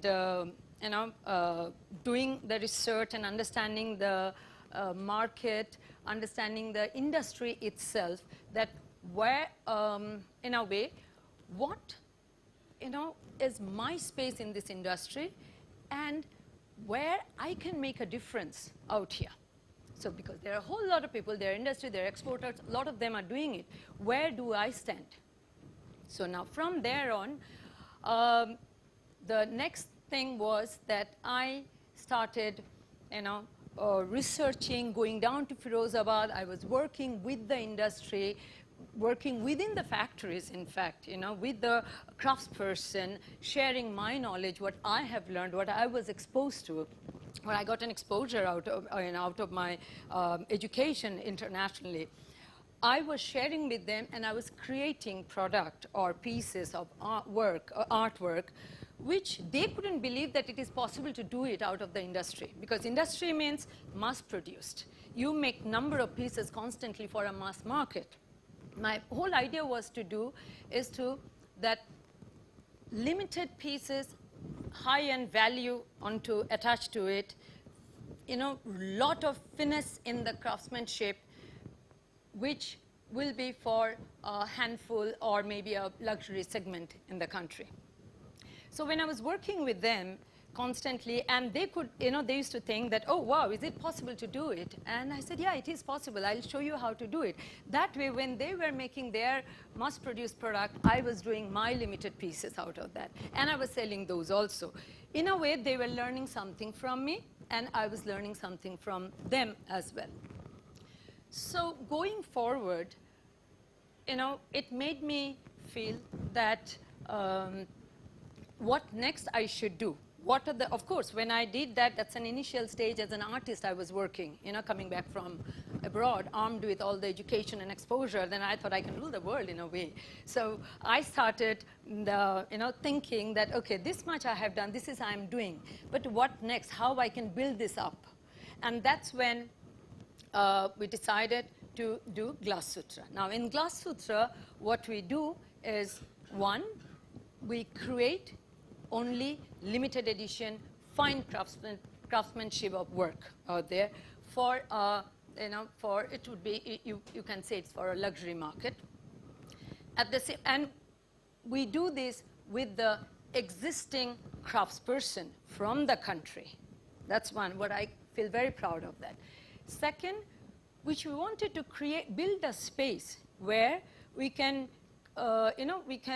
give opportunity for skill development for all those people who has the ability to create beautiful work. They need a space, they need a environment where they can improvise on their skill. Third, which that was one of the most important, the part of this Glass Sutra journey, was that to open up the studio, create a space which gets opened up to the people, and they can come and experience the nuances of, glassmaking art, which in return I was expecting, and I hope, and it has happened, the appreciation for the craftsmanship, appreciation for the work has increased, or it should increase. At that time I thought it has increased now. It's not all about the brand, it's not about the country of origin, it is also about the product, it's also about the work which has been getting produced. That needs to be also appreciated. Everything has got a space, yeah? Brand has a space, country of origin has a space, the product itself, what we are using or we are having it in the house or we gift it out or something, that should have its own appreciation. So, everything you start, as Ariva mentioned, that there are challenges. Even when you are studying, you guys are all studying, aren't you, facing challenges every day, getting up in the morning, maybe after the weekend and all. Every life has got certain challenges. So here, the challenges were mainly 4. So I'm going to narrate the challenges. Very interesting couple of challenges I have. First challenge was when, like I wanted to, again, I'm repeating the same thing, just keep it in mind that I wanted to create niche product. I wanted to create product which has got high value into it, with finer craftsmanship, with beautiful quality, and and aesthetically beautiful. All of that we wanted to bring it to the people of the country first. I was not looking for any export, definitely not. My whole focus was in the country. And I felt there is a sizable amount of market in this. Way back, this was in 1999. Nobody from industry, when I used to go to Firozabad, they never believed that one can do some business in India. They used to be either they will be exporting or they will be doing mass produced. You go to them, ask for those pieces which they export, and say, no, we don't sell it in Indian market. We don't like domestic market. So the time has changed. I was that time focusing completely onto the Indian market, and people though told me, why don't you export? I said, all of you are guys doing it. Let me do something different than all of you. So the first challenge, what happened that I needed information, how to do it, because I want to set up India's first comprehensive public access glass art studio. I'm not copying from anyone. There was no precedent that anybody has already done it, that I'm taking information from, besides internationally, which I have done as much as possible. But India as a country, the people, the market, environment, everything is different. So I cannot just copy something which is happening internationally and bring it in our country. There are a lot of changes, a lot of altercation you needed to do. So I started going down to various government bodies, which supports handcrafted work. So when I used to go there, and I would talk about all these things, they couldn't just believe it, what I was talking about. So what do you mean by this studio glass or, limited edition, and you being a craftsperson? He said, you can be a craftsperson. I said, why not? Because you are educated. So in our mind, in India still we have that if you're an educated person, you cannot be a craftsperson. Craftsperson is the work of a laborer, uneducated, illiterate people. That's where we go wrong. Because and they kept suggesting, oh, you are a designer, right? I said, yeah, I'm also a designer. I said, why don't you just design some stuff and then get it produced for mass market like everyone else do it? So whole thing is that I was completely, what should I say? Lack of word. I'm just trying to say it discouraged rather, completely discouraged for trying to do something new, something different, which didn't fit it into the system. So that's gone. Next came, I said, okay, fine, if that is not happening, and I realized that I have to give up, drop the idea of taking anything, any information or any funding or any kind of help from the government body. So what's next? Next was that I can pitch into, like today I heard, pitching in front of the investors. So again, pitching in front of the investors, I used to get, whenever I would go with a little bit of informations and all everything with correct, so I hired someone because I didn't understand numbers, though I have an economics mathematics background before I started doing glass, so before I went abroad for to study glass art. It's a jumping from one section to the another part of the world. I have jumped. So what happened when I would be speaking with that, can you make a pitch for me? That person, because unavailable information in the country, there never ever was a studio in this country or doing a business like that. Nth number of questions, he would come back and say, Rashmi, I need these questions, these answers I need. When he was asking me those questions, it was great. It was giving clarity in my mind. But I had to go through a lot of tough time because I didn't have money. And that guy was, even through the friends, and the friends came, I had to pay him quite a lot of money for that, doing that as a help, of course, you know, with money. So we gone through that. After that, we realized that, oh, okay. When I was pitching it to a few people, I realized first thing after going through all of that, it's great idea, fantastic, it's so new, it's so uncommon, you know. Oh, are you married, Rashmi? I said, no. When are you getting married? I said, but how come it connects? This is for the girls I'm talking. How come it connects to my marriage to these things, you know? So anyway, with that, you know, so we said, I realized that I won't be able to generate funds from the market. The only thing left out is for me to generate within, which means bootstrapping it. So I reached out to my friends, family, because I was bouncing these ideas constantly with my friends, families, acquaintances, people from the industry, different industries, and trying to get to learn. And that made me understand also what it takes or what it would take me to, you know, in terms of technical know-how, financial, and also understanding of the market which I'm trying to base my business on. Third point came through the challenges were the industry itself, that I was woman. So glass industry is run, it's a completely male-dominated industry in every level.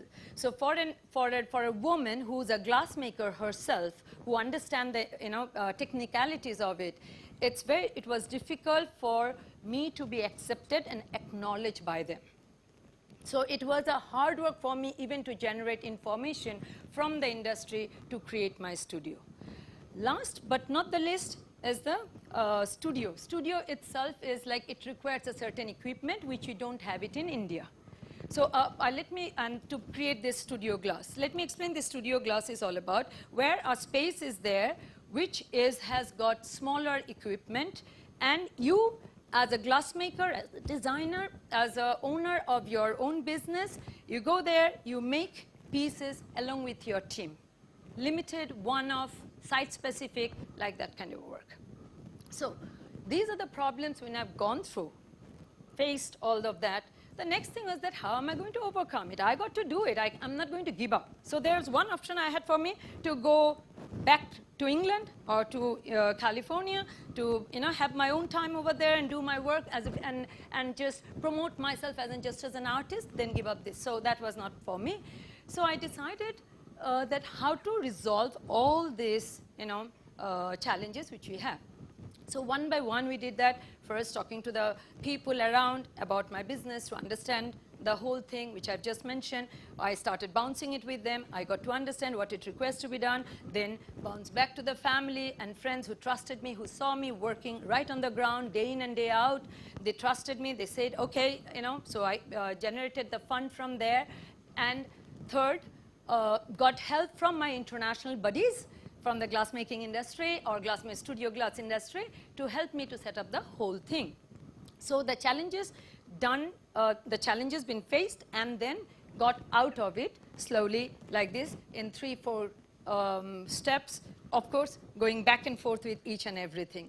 However, with this, when I'm saying all of that, there are so many small little, today I was telling someone, I'm going to the last point about the success also, that like when we start doing when you start, want to become an entrepreneur or we want to start something different, I think at the same time the mental health should be connected to that. We should go and take the help, because so many things you go through, up, down, if you are not from a privileged background. So in fact, for me it happened when I realized that I need money, how much money it requires. That up until then I was very happy for my humble family or humble background.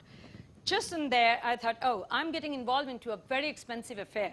So how do I support that? And that's when I stepped in, went ahead, talked to myself enough that how to go ahead and not to stop at all. Now, success did come. Success always comes through, not by chasing it. You know, it does play hide and seek. But I feel if I am persistent and if I carry on doing what I am good at, success will come knocking on the door. So I have seen success in various different hues and color. Sometimes it came as a sheer satisfaction of doing a fantastic work. Sorry, I'm supposed to actually go through that. When I'm talking about the limited edition, because just 5-6 slides, it just talks about my work. So there's this limited edition piece. It means none of these pieces we are going to make more than 2 or 3 pieces or 4 pieces, because we cannot do it. These are ever handmade. There is nothing else been used. Every piece is done on the bench with the hand. So then we talked about another one when we talked about our craftsmanship. You know, we have beautiful, craftsmen in our country, and only thing they don't have is the, an environment where they can develop their skill and they can produce beautiful work. So I do that with my craftsmen. I have a team of craftspersons who always wants to work with me. Problem is that, you know, in India, the business, they will go back to this craftsman and they will say, no, give me cheaper product. Give me this many numbers of pieces within this many, weeks. But it's a hand, it's not a machine that you can increase the production like that way. So that's when the quality goes down. That's when everything, and then we start thinking about that in India, we cannot produce good quality stuff. We don't get to see things like what you see in Murano or in Sweden. So, and then we talked about, when we talked about the one-off pieces or the site-specific piece, because that is what I was working on. So, before pandemic, I was working on 2 areas. One is site-specific, limited, work, and the commission work, where we work with for luxury hotels, villas, and farmhouses and all. And second area, which we were working on, is events, corporate events, and workshops. Now, I would like to talk about, because we are standing in the corporate events, that we wanted to promote glass and create this awareness and appreciation towards glass. And that's when we introduced that kind of events and workshop based on, glass. And people can come and experience that. Last, I want to just finish my talk saying that,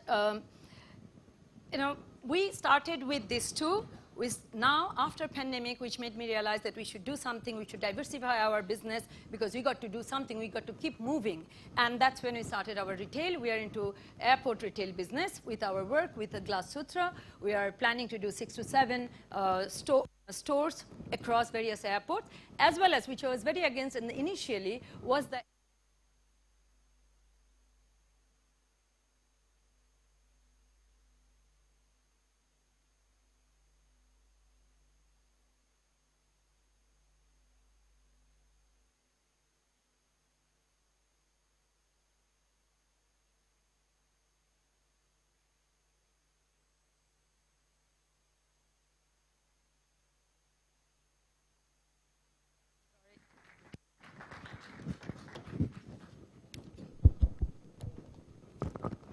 throat is drying again. Here you go.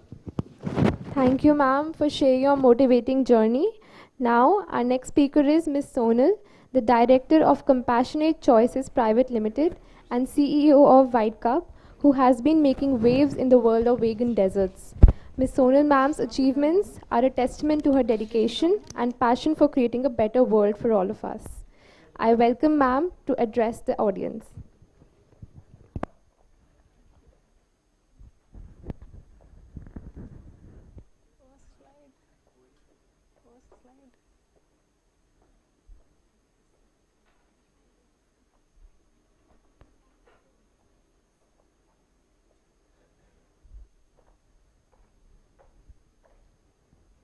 Hello, good evening to all, and a very good evening to all.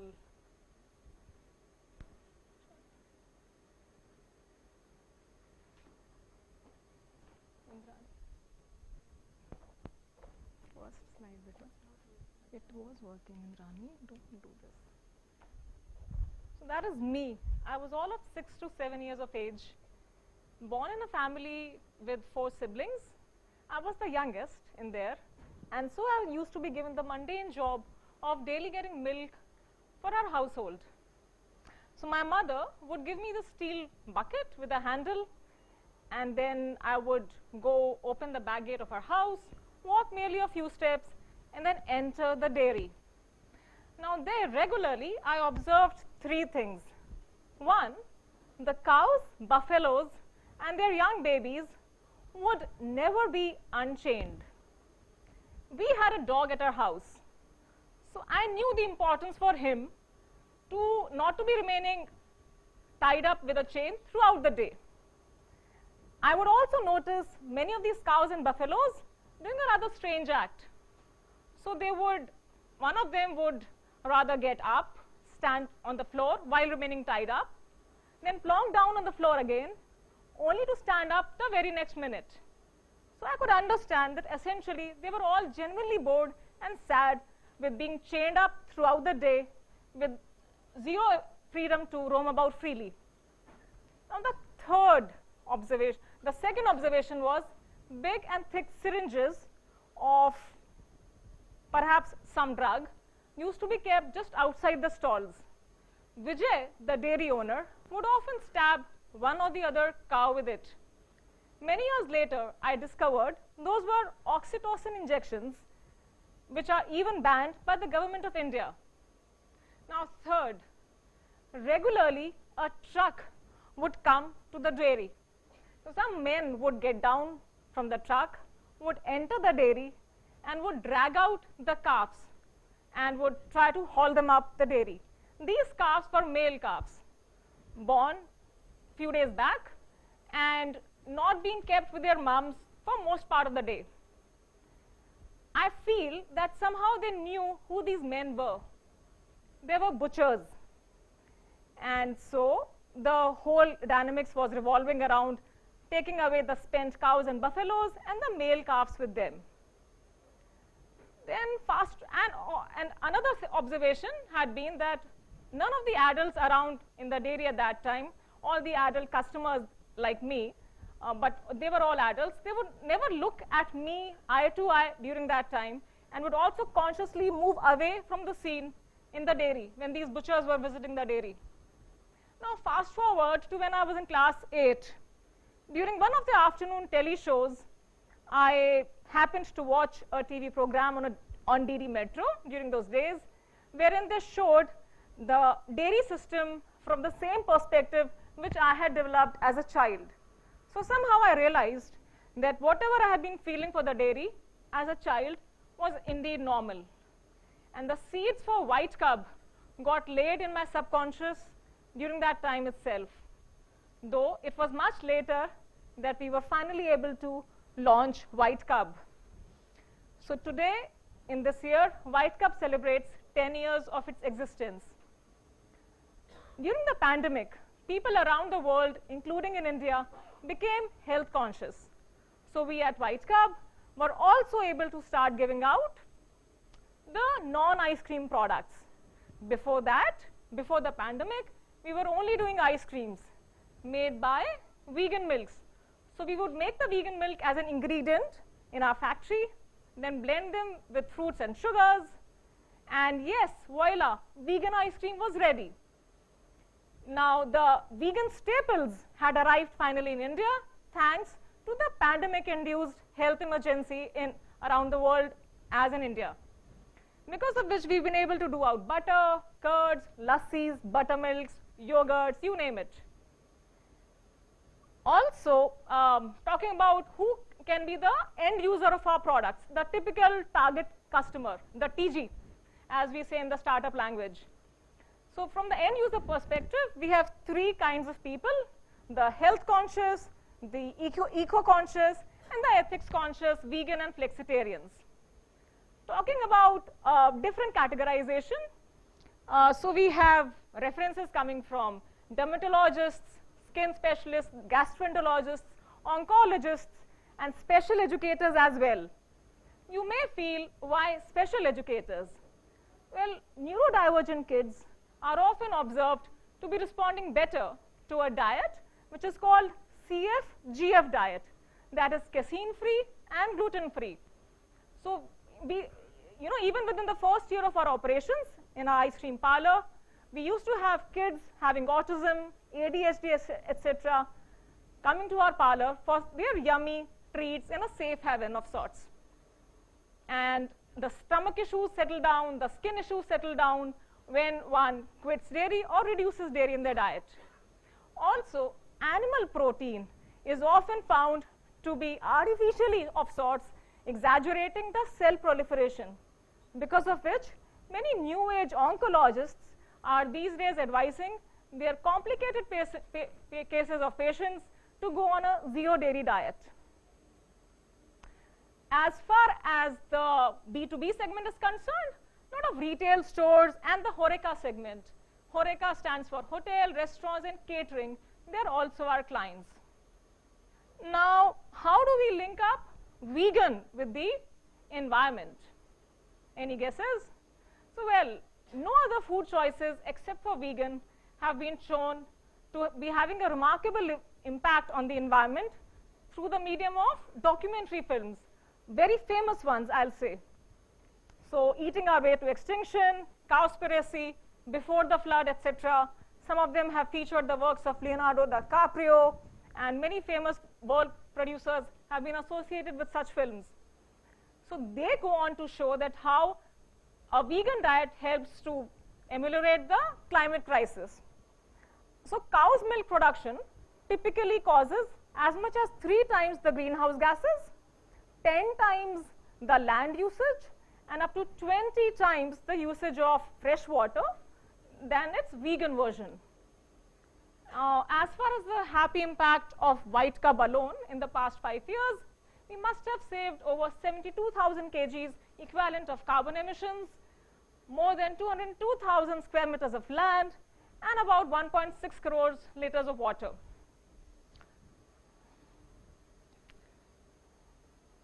Now, because ice cream is a child-friendly product, we use highly nourishing ingredients in our ice creams. So yes, white cub is having a high appeal among the human cubs as well.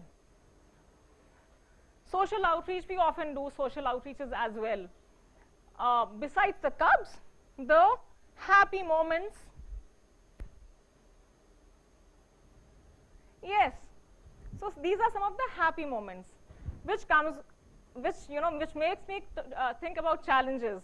Now you might feel, why do I have the slide of happy moments when I talk about my challenges? That is because for an entrepreneur, happiness lies amidst challenges. So primarily, I have faced 2 kinds of challenges. One, the lack of awareness among potential customers, and second, the lack of capital. The solution to both these challenges has been in the form of CP. What is CP? Not cost price, but the combination of consistency and perseverance. So me and my team daily doing a certain task of activities repeatedly till we gained enough traction among the client base, and persevering till the time we got our first round of funding by one of the world's best VC platforms of our industry, which is New Crop Capital, based out of Washington, DC, which came around in the 6th or 7th year of our business. Besides, as a part of my personality, I also have a habit of turning one O into the other O. Any guesses which could be these 2 O's? Well, turning obstacle into an opportunity. So I'll share with you a related incident. Within the first year of our launch, and that too on the very first morning of our launch, I discovered that the flavor which had to be named Kesar Pista, the staff, while making that particular flavor, ended up mixing up a flavor which was wrongly labeled as pista, as Kesar, with saffron. So the flavor was actually bubblegum flavor, but it had the label wrongly written as Kesar. And besides adding saffron, real saffron and real pistachio, they ended up adding the flavor which was in real bubblegum. Now, at the last minute, I had the option to panic or to think of something better, how we could come around facing the situation. The parlor had to open by 10 a.m. and it was by around 8 a.m. I discovered this mix-up. So I pivoted. I pivoted by changing the label of Kesar Pista into a newly coined flavor called Bubbly Pistachio. And yes, and when the doors opened in, we served the customers wholeheartedly a newly designed flavor called Bubbly Pistachio, making all of them feel that it was a curated, it was a consciously created amazing new flavor.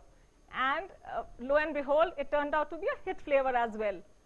So leaving you all on a bubbly note, here I am, Sonal from White Cup Vegan Foods. Thank you.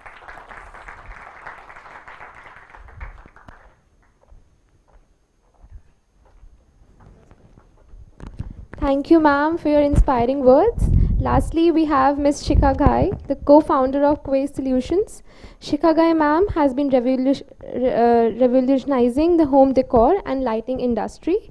Her company's low-cost outdoor solar lighting solutions are game changer. So let's welcome Shikha, ma'am.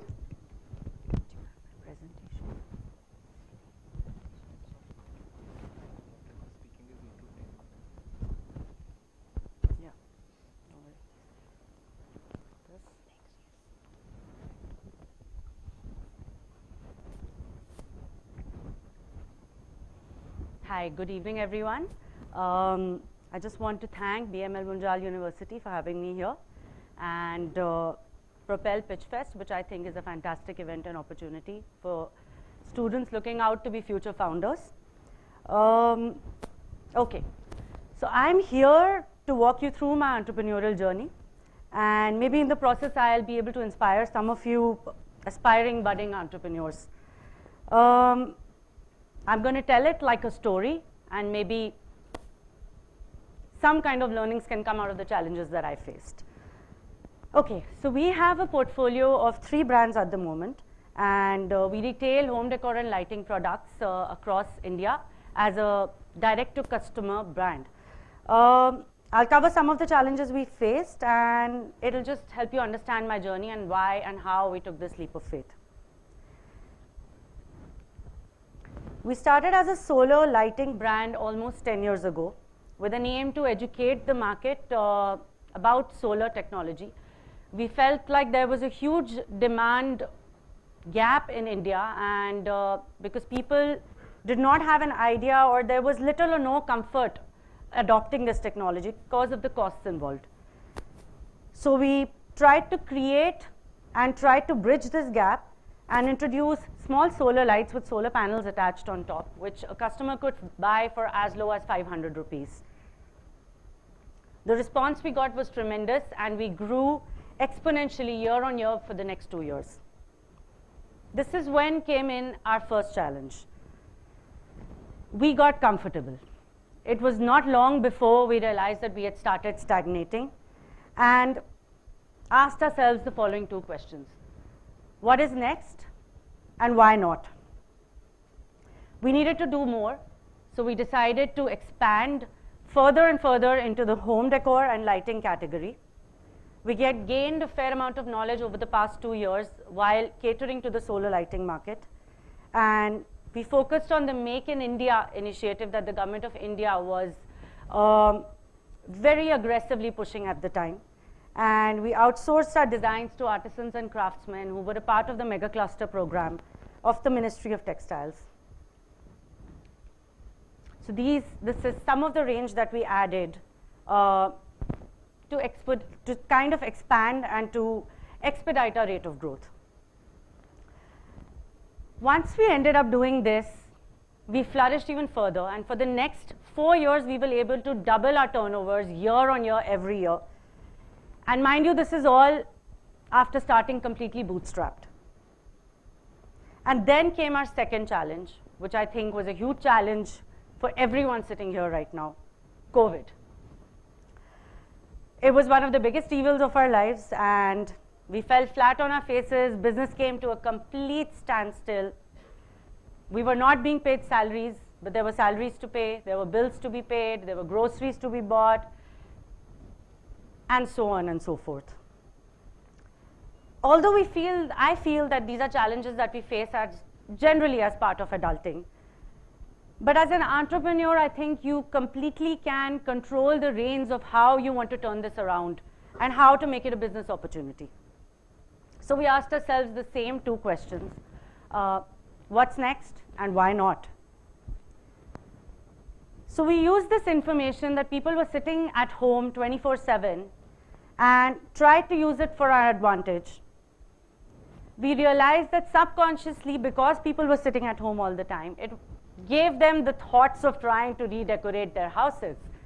And we tried to cash in on that. The only challenge here was everyone wanted to do it at a budget. Nobody wanted to shell out money during the lockdown because it was uncertain times. We then decided to launch a complete range of home decor products and expanded our presence further in the home decor category. From vases to candle stands to figurines, tableware, I mean, we didn't leave any category out of the home decor framework as such. I think once we expanded this range and created a virtual presence pan-India, we were able to clock our highest turnover till date, which was the year of COVID, coincidentally. Moving forward, just as we were coming out of this extremely physically burning out year, which was COVID, we had to deal with our next challenge, which was challenge number 3.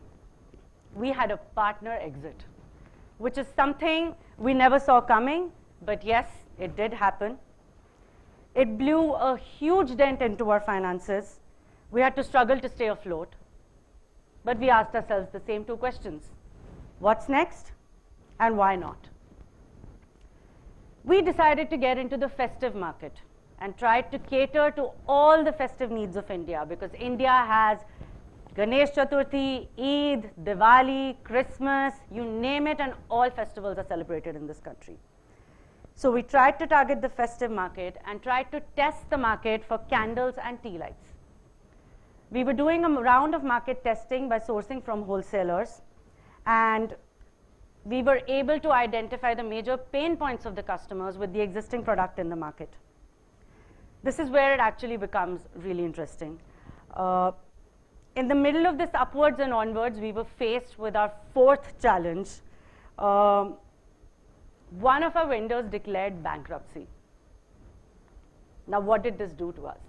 We lost a lot of orders, we lost money, and most importantly, lost face in front of our clients. This again, though, brought us back to the same two questions. What's next and why not? As I stand here today, we're setting up our own manufacturing unit for tea light candles. We've very close to closing a government grant, and we have secured orders for running this unit at full capacity for the next 6 months. Now, what did all of this take, really? A solid support system. As a women entrepreneur, it's very, very important. You have a family, you have kids, there's a lot happening in life. I had supportive parents, supportive partners who've always stood by me through my pregnancy, through all kinds of ups and downs, a very supportive husband, and supportive professors. I feel like all these people have mentored and counseled me throughout my journey. Where are we today? Today we're successfully running 3 brands, 2 of which have been taken over by Amazon as private labels. We have over 1 lakh positive customer reviews online. We're very close to closing a government grant for our manufacturing unit. We're supplying to Amazon and Flipkart private labels, Solimo, SmartBuy, Aibo, etc. And we have over 400 products in our portfolio. Was it challenging? Yes. But was it fulfilling and rewarding? I think that's a double yes from my side, definitely. I feel like it's human nature to take a step back in times of adversity. But also, it's entrepreneurial spirit, I think, which keeps us going and gives us the power to take on any challenge and turn it into a business opportunity. I believe that if you have an idea in your head which you feel would work, there's nothing stopping you from taking the plunge. And with all the resources and support systems that are in place in this country and at such reputed universities, it makes your journey easier. So don't let anyone tell you that your idea is not good enough. Ask questions, take advice, and find solutions. Always push your boundaries, and I feel like somewhere in this process you will find the sweet taste of success. And also remember that even if you don't end up starting up right now, even if you do end up working for someone, remember that there's still someone at the top of that pyramid who took this plunge years ago. For him to give you that job, for it to happen for you. Thank you so much. Can I share this with you? Perfect. I think it was more like 5 minutes, right? Thank you so much, ma'am, for your inspiring words. I would like to thank all the women founders who could take out time from their busy schedules and share their wisdom. I would like to call upon Professor Devinder sir and Jaideep Kalra sir, CEO of ACIC-BMU Foundation, to come up on the stage to present token of appreciation to esteemed speakers.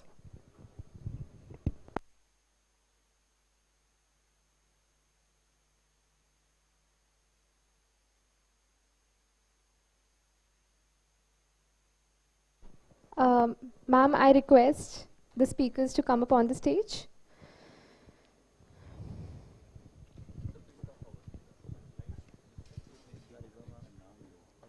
Okay. Miss Ariba ma'am, Miss Reshmi De,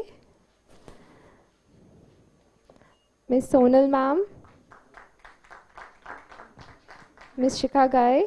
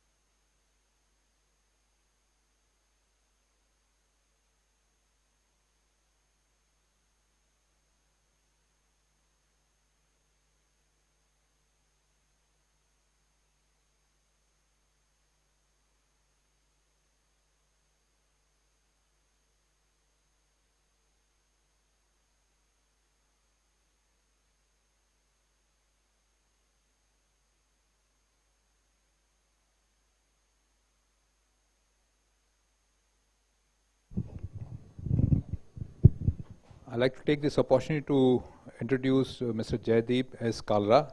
He is the Regional Head North for HSBC Bank. HSBC Bank has sponsored Propel Pitchfest and EIS conference, and we thank them for this.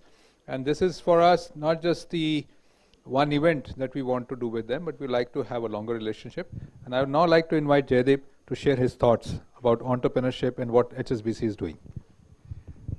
Thank you so much BML University, thank you so much Professor Devinder ji and all the esteemed guests and some amazing startups here. So I don't have a banking presentation to bore you guys, so you can all help me in building this.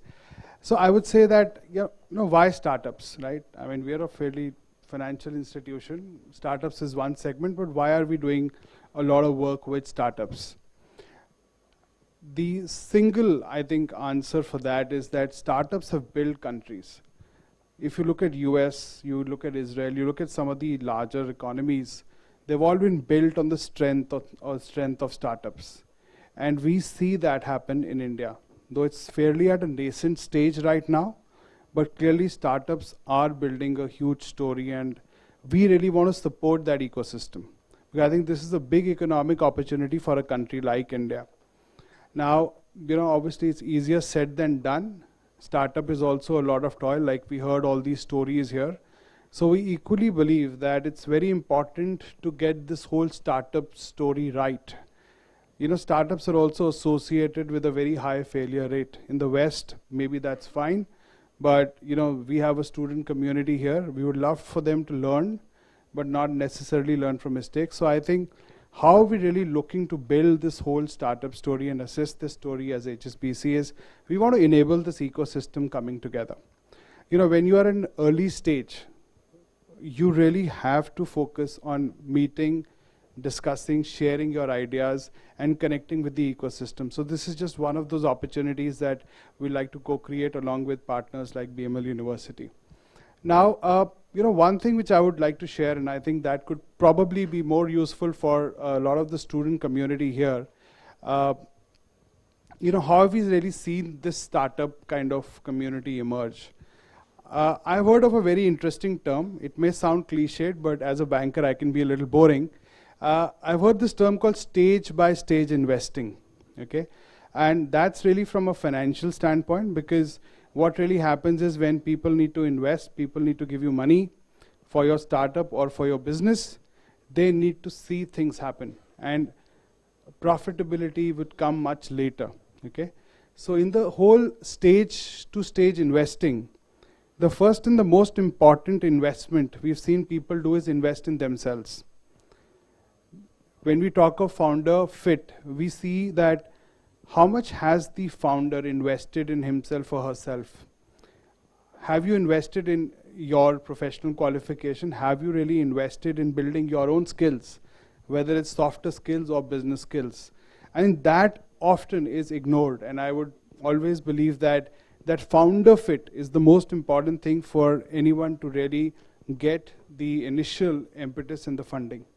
The second investment, which is again a bit underrated today, is have you really invested in understanding the consumer? And over here, there's a term of customer centricity, which is often talked about. And as large organizations, we thought we are being customer centric by listening to a customer maybe once in 6 months. But what startups have taught us is that, some of the best startups listen to their customer twice a day. And the moment that listening process with your customer is there, that's the second stage of investment. And all of this really can happen without really need for any external funding. Then obviously the whole idea, the product, price, market fit, all of those things. But if you invested well in yourself and in understanding the consumer, all of that follows is a relatively smooth journey. Not without its challenges, but the challenges then seem more like stepping stones. So in this stead, let me share with you an example of HSBC, of how we have, we're about, any guesses of how old HSBC is in India? Wild guesses. Sorry? Oh, that's not very wild. Huh? So we're about 160 years old in India. Okay, and I'd like to call HSBC as one of the oldest startups in the country, because startups use this term called disruption or pivot, right? So let me share with you the story of how HSBC has pivoted over the years. So obviously we were the first bank in India to introduce the ATM, because every technology comes with it the opportunity of meeting your consumer's demand well. So we started with that in 1980s. And then when the next step or the event which happened was GST. We were always a very large corporate heavy bank. We would always be banking the larger names, the MNCs, everyone. But then GST brought about a big event in India's own story, right? Economic as well. So we as a bank felt that this is the time for us to pivot. And we took GST upon and we started, targeting the SMEs of this country, okay? And then obviously Demon happened, and then COVID happened. Now, COVID obviously again brought with its own set of challenges, but it also brought in a huge digital wave. It accelerated the whole digital journey. And that's when we pivoted towards being a banker for pretty much every single Indian. We can aspire to be that because of the whole digitization. So this is the story of HSBC, obviously, how we've gone around pivoting ourselves based on the new technologies and events. And I would always recommend every startup to be mindful of these changes and how you can use these changes in technology to become a much leaner and a much better service to your consumers. Now, finally, coming on to what do we do really for startups, and for those of startups over here, I think number one, we can bank every single startup. We start banking startups who are pretty much bootstrapped all the way to unicorns. We bank about 50 unicorns, and that's the strength of the fact that we can bank a bootstrapped entity. Today, if you go to an agri-tech startup, they need the same solution which a large FMCG would need to get rural collections going. So that's very important, and that's how you start thinking about the proposition.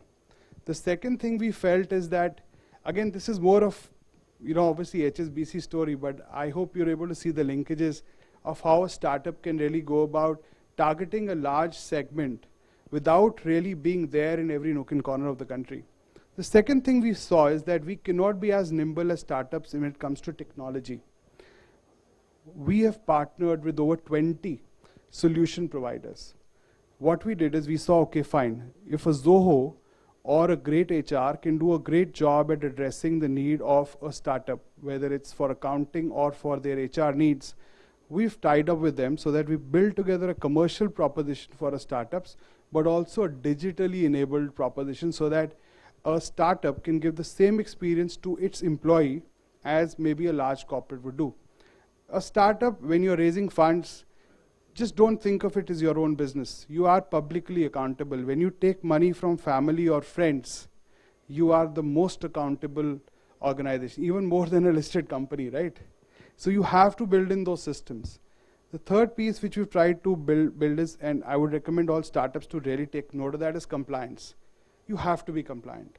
A lot of startups go on raising money from foreign investors. They expect you to be compliant. There is nothing like gray when it comes to cross-border compliances. So all of that really needs to come together. And thank you so much. I'm just going to stop here. I know we're at the end of the road for this session, but a great opportunity, I think a great effort and been put in to actually organize this and get so many leading startups to pitch. I wish you all best of luck. We are here, and whichever way that you think HSBC or BML can really be of any help to you, please feel free to reach out to us after this. Thank you.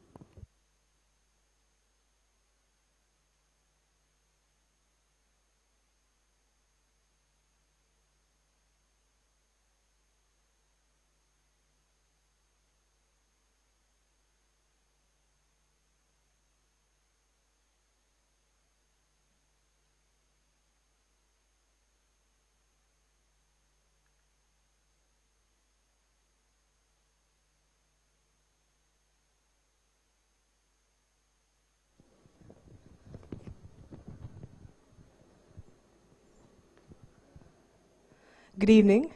I am Srinidhi Raghuraman, a doctoral scholar from School of Management, BMU. I welcome you all for our valedictory ceremony.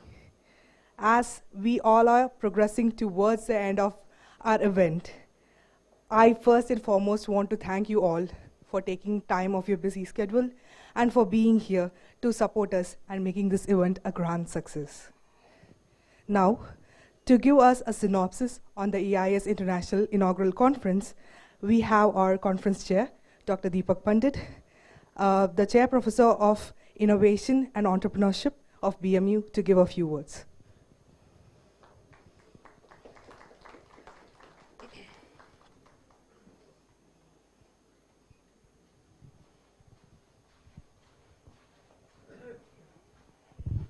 Hello, good evening, and thank you for taking out the time this evening.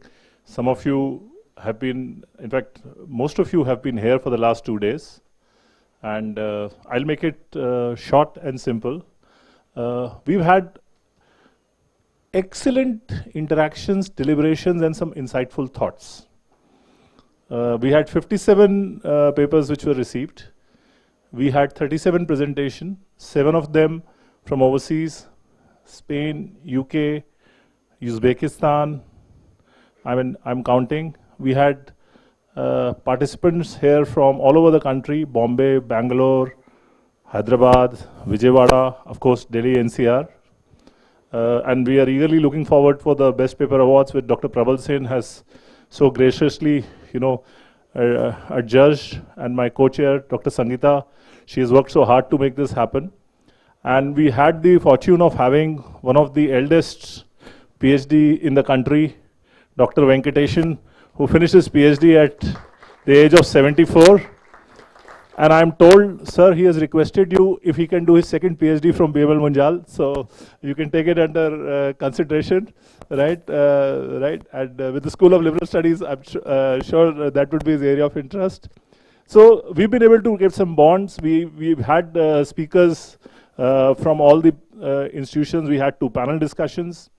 And a conference is about creating relationships and setting a standard. I think we have made that attempt. And one of the things which I really liked, a lot of participants are asking, when are you doing it next year? How can we collaborate? Right? So people are really looking forward to going.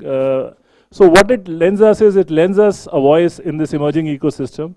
And thank you all the participants, for all the volunteers, to everybody who's been a part of making this a success. So it's the beginning and not the end of the conference, because we have trying to make this community better. We'll get back to the people who spoke. We have journal partnerships. So the shortlisted paper, we will improve them and we will give them an opportunity to connect with the editors. So we want to create a community of people who are doing this, and we'll work towards it. Thank you so much.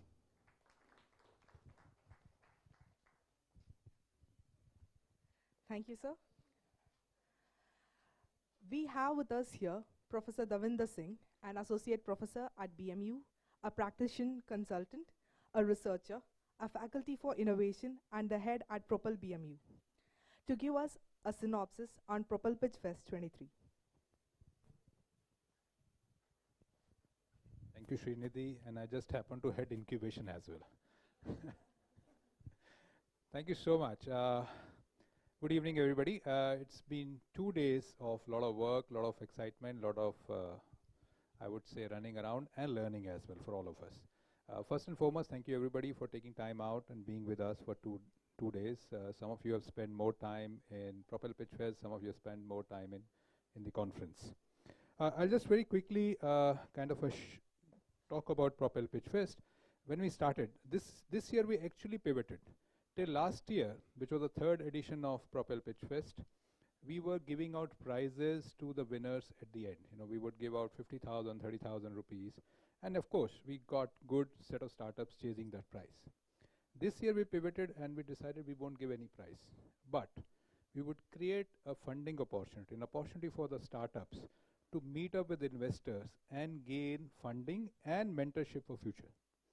We spoke to 8 funds, VC funds and angel investors, and they collectively committed $1 million USD chest. And that is what we started with. But if you were to count the number of logos which are there in the funding partners, it's no longer 8, it's become 13. So what happened was, over the 3 months that we've been running this program, 5 more funds joined us. The kind of traction they saw, the kind of startup they believe we are attracting, got them onto this board. So this is, I think, to us, the ability to create a bigger and a better opportunity for the startups. That's what has been the big achievement in this. We've also got a lot of other companies which are associated with this ecosystem who want to give benefit to the startups. They also joined us, and the prize kitty became more than just the funding, but also gave them enablement. Like AWS Activate is giving all the finalists $10,000 worth of credits, which is fairly important for many of the startups who want to use technology as their base. going forward, now if I were to look at just the pure numbers, this year we actually took a big leap. Till last year we were getting a hits on our page of about lakhs, 2 lakhs, 3 lakhs. But this year we actually got 10x. I mean, that's the kind of language which startups speak about. So we got 21 lakh hits on our registration page. We got over close to about 500 startups registering for this activity. We went through multi-stage process wherein all our investors were involved right from the beginning, and we ended up selecting 16 startups who came today to pitch. 8 of them were in pre-revenue and 8 were in the revenue stage. And this led to, if you were to look at it, if you were to drill a little deeper, we've been focusing on making sure that there is a large number of women-founded startups which are getting encouragement from us. Today also there were at least 4 startups which were women-led or had a women co-founder. Apart from that, our focus areas in terms of manufacturing, in terms of sustainability, in terms of deep tech, has led to us getting a lot of startups coming in and joining this Pitch Fest. For us, when we look at it, today is not actually the conclusion of the Pitch Fest. It's a conclusion of a part of the activity. All of these 490 who have applied, they actually become the start of our funnel. They are the pool from which we are going to discuss and invite them to come into our incubation. And that's where we see a strength for us through Pitch Fest. When many of these which are outside startups come and work, what they're going to do is, when they are in the university, they also interact with the students, they interact with the faculty, and that allows us to engage more actively and get more of the internal candidates to look at startups.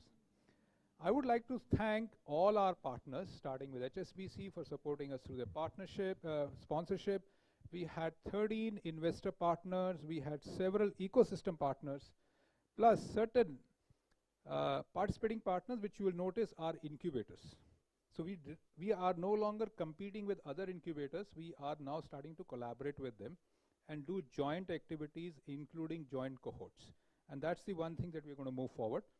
So thank you so much, everybody, for being here. I think we had a very good 2 months, almost 2.5 months of Propel Pitch Fest, and we would now like you to kind of look at February 24th as the time when we will be doing the next edition of Pitch Fest, Pitch Fest 24, which will be the 5th edition. So till then, be in touch, but be ready to join us again. Thank you so much.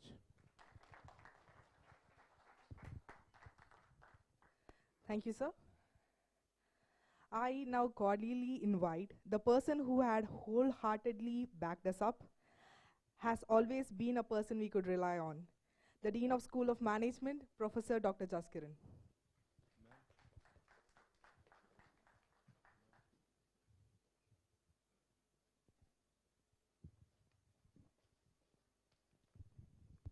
Hi, good evening, everyone. Professor Davinder just said 2 days, and then he said 2.5 months of Propel Pitch Fest. But believe you me, I think it has been almost a year since I have seen the team work so hard. So congratulations to everybody here, and especially to the organizing team, because Professor Menon, you set the tone yesterday, saying it's a very beautiful confluence of academics and setting it rolling. Truly, it has been.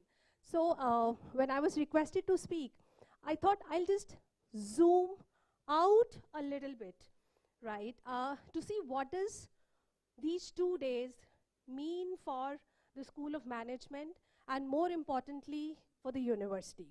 So 3 things which I think makes these 2 days so very special.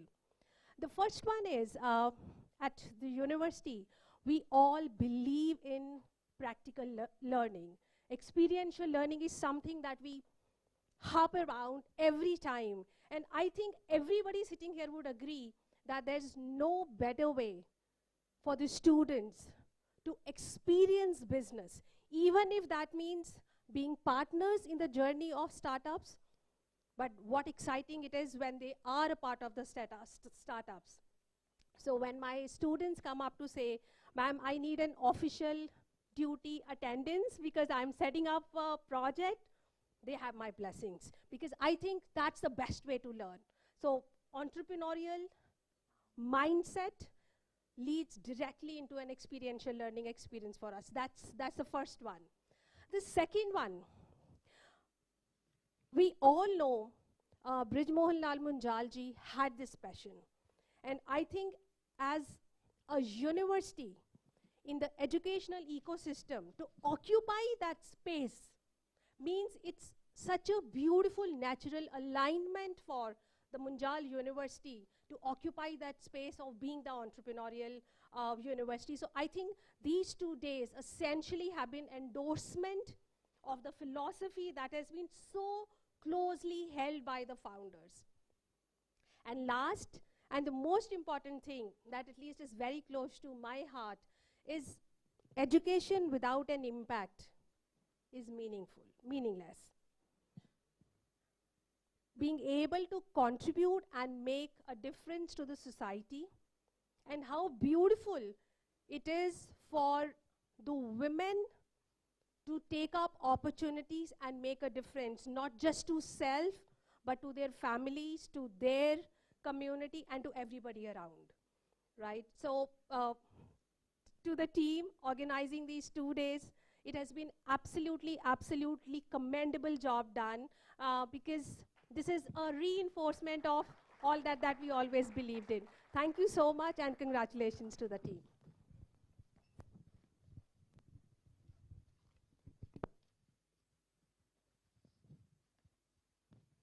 Thank you, ma'am. The strength of our institution comes from the wide range of leaders who supports us and guides us. I now request our Vice Chancellor, Professor Menon, to share with us a few kind words.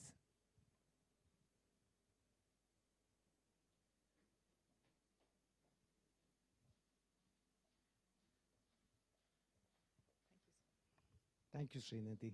Kind words.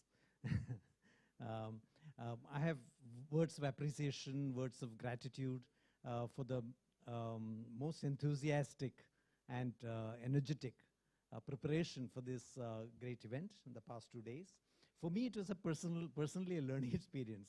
I've not attended all the events, sub-events of these 2 days events, but I peeped into this hall many times whenever the chores upstairs allowed me to do.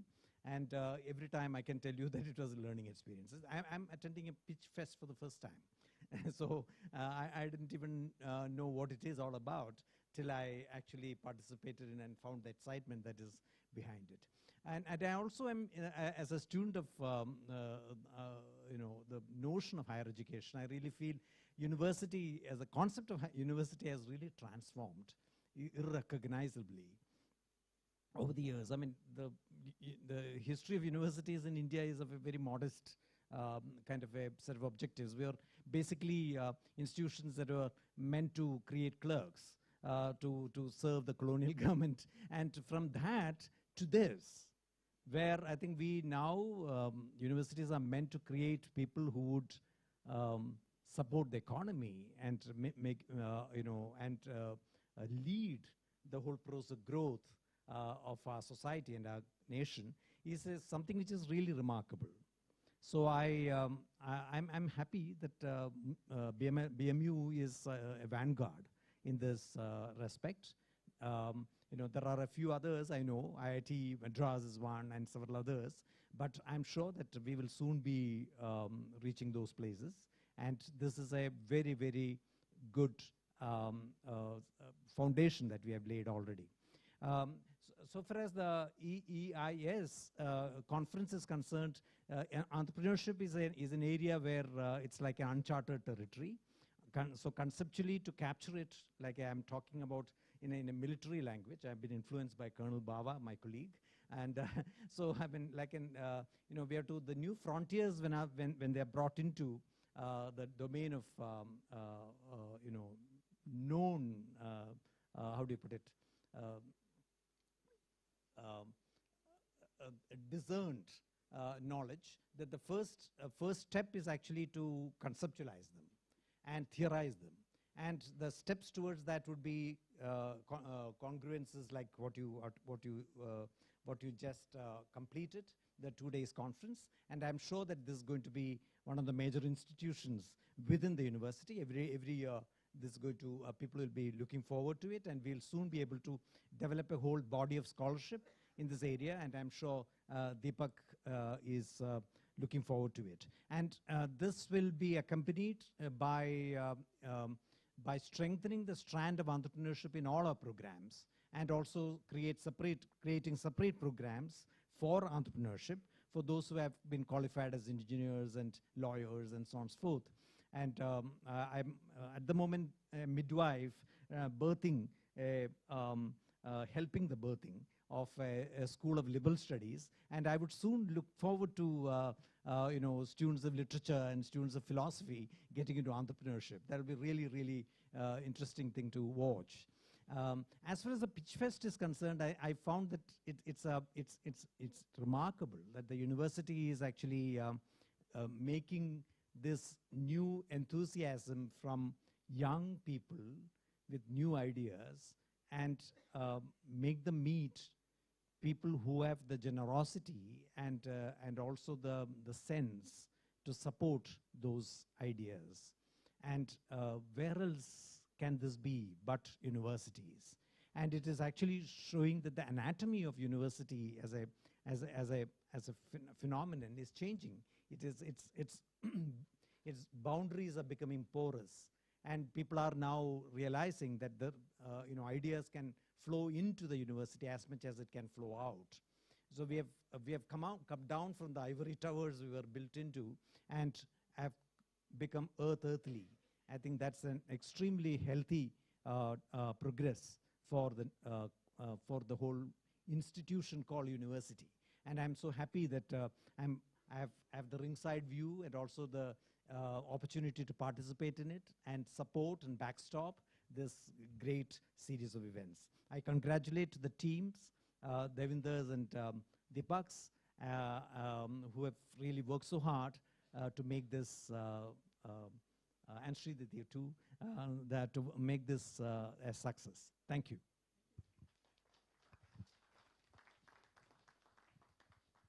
Thank you, sir. Now we have the honor of having here with us Dr. Propel Sen. Professor Sen was a former professor in the area of economics, was the chairperson Entrepreneurship Development Center at XLRI Jamshedpur. He is here with us to give insights on EIS conference. Let us welcome him with a warm round of applause.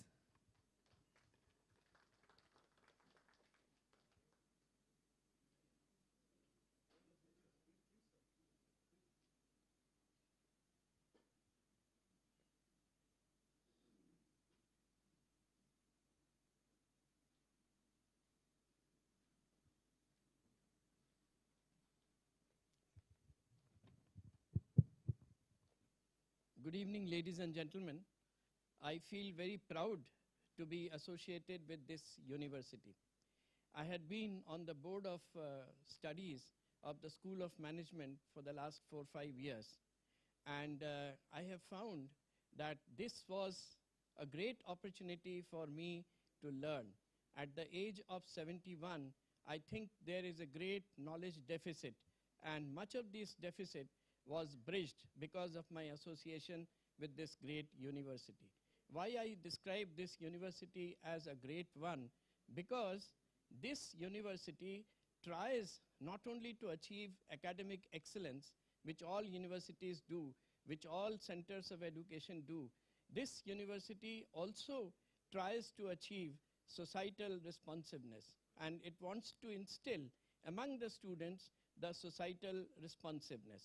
And one of the examples of this is their interest in entrepreneurship, innovation, and merged with it society. And this, as the Vice Chancellor, the learned Vice Chancellor said, that this was his first opportunity to see what Pitch Fest is. In fact, for me also, it was not first, but I didn't see a Pitch Fest in such a grandiose manner as I have seen it here. And this is because of the interest which the faculty members had taken in this area. Dr. Deepak, Dr. Sangeeta, Dr. Davinder, and the team, and of course the Dean of the School of Management, Jaskiranji. So they have all taken keen interest in instilling the spirit of entrepreneurship among the students here. So for this, I think the university deserves a great compliment. And this conference has aroused so much of interest that people had come from different parts of the country, and there were some presentations from abroad also. And Dr. Deepak Pandit referred to many cities from where the presenters had come here or sent their papers. He didn't mention Kolkata. Even the sleepy town of Kolkata was represented here. Quite a few papers were there from that city. And now I will not say anything more, because you are all keen to hear the results of the presentations which you had made. And perhaps Dr. Deepak Pandit informed that there were 57 papers, and from all over the country and also from abroad. And out of these 57 papers, the team here, consisting of Dr. Deepak Pandit and Dr. Sangeeta Dattagupta, they had worked very hard, and they had, chosen 9 best papers, and they had put up these 9 papers to me, and then in doing so, they had made it sure that all these presenters had submitted to the university the full paper or extended abstract. And then they have selected 9, and out of the 9, I was given the job of choosing 3 best papers. And I found that all these 9 papers were very good, and it was very difficult for me to choose the first 3, so I've chosen 4. First is 1, second 2, and the third prize will be won by 1. And now, without going into any further ado, I would like to inform the House about the presenters who would be honored with the first, second, and third prizes. The first prize goes to Shubhanjan Sengupta and Hanna Lehtimaki from University of Eastern Finland, from the country of Finland. And this paper worked on social sustainability in circular economy, current conversations and future perspectives on the role of entrepreneurship. This was the subject, and it is a difficult subject, but they have covered the subject in a very rigorous and yet very easy, lucid manner. So the first prize goes to Shubhanjan Sengupta and Hanna Lehtimaki. I am afraid they will not be coming here to receive the prize. It will be awarded to them, virtually. The second best place was awarded to impact of organizational lag on administrative innovation in artificial intelligence and machine learning business environments in investment banks, and this was written by Abhishek and Naisil George from IIM Kozhikode. The second prize, there was a tie. This goes to Dipanvita and Parmod Kumar of the Giri Institute of Development Studies, Uttar Pradesh. And the subject was the self-help group and women entrepreneurship in dry flower handicraft, a case in West Bengal. This was the subject. And the third prize goes to Shubhendu, Sanjeev Biswas from Calcutta Business School, West Bengal, India. And this paper is on modeling critical issues for ecotourism in post-COVID era, supply chain perspectives, this was the subject. Now, varied subjects, varied areas were covered by the presenters, and I'm very happy to announce the names of these bright young persons who had won the first, second, and third prize. And as I told you, I am repeating, second prize is won by 2 presenters. Thank you. I think some bigger person should be called to, you know, give away the prizes. The Vice Chancellor, Swati ji.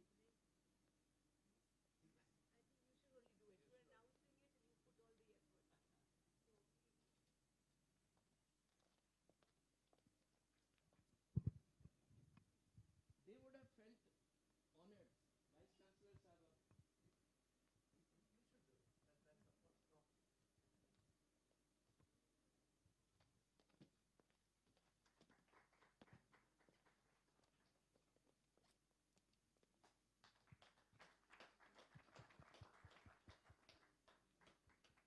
That's the first talk.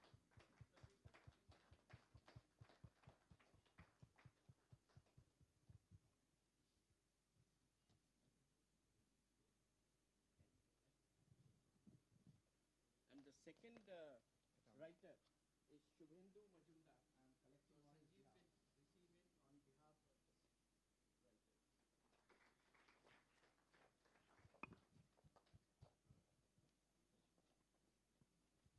it on behalf of the writer.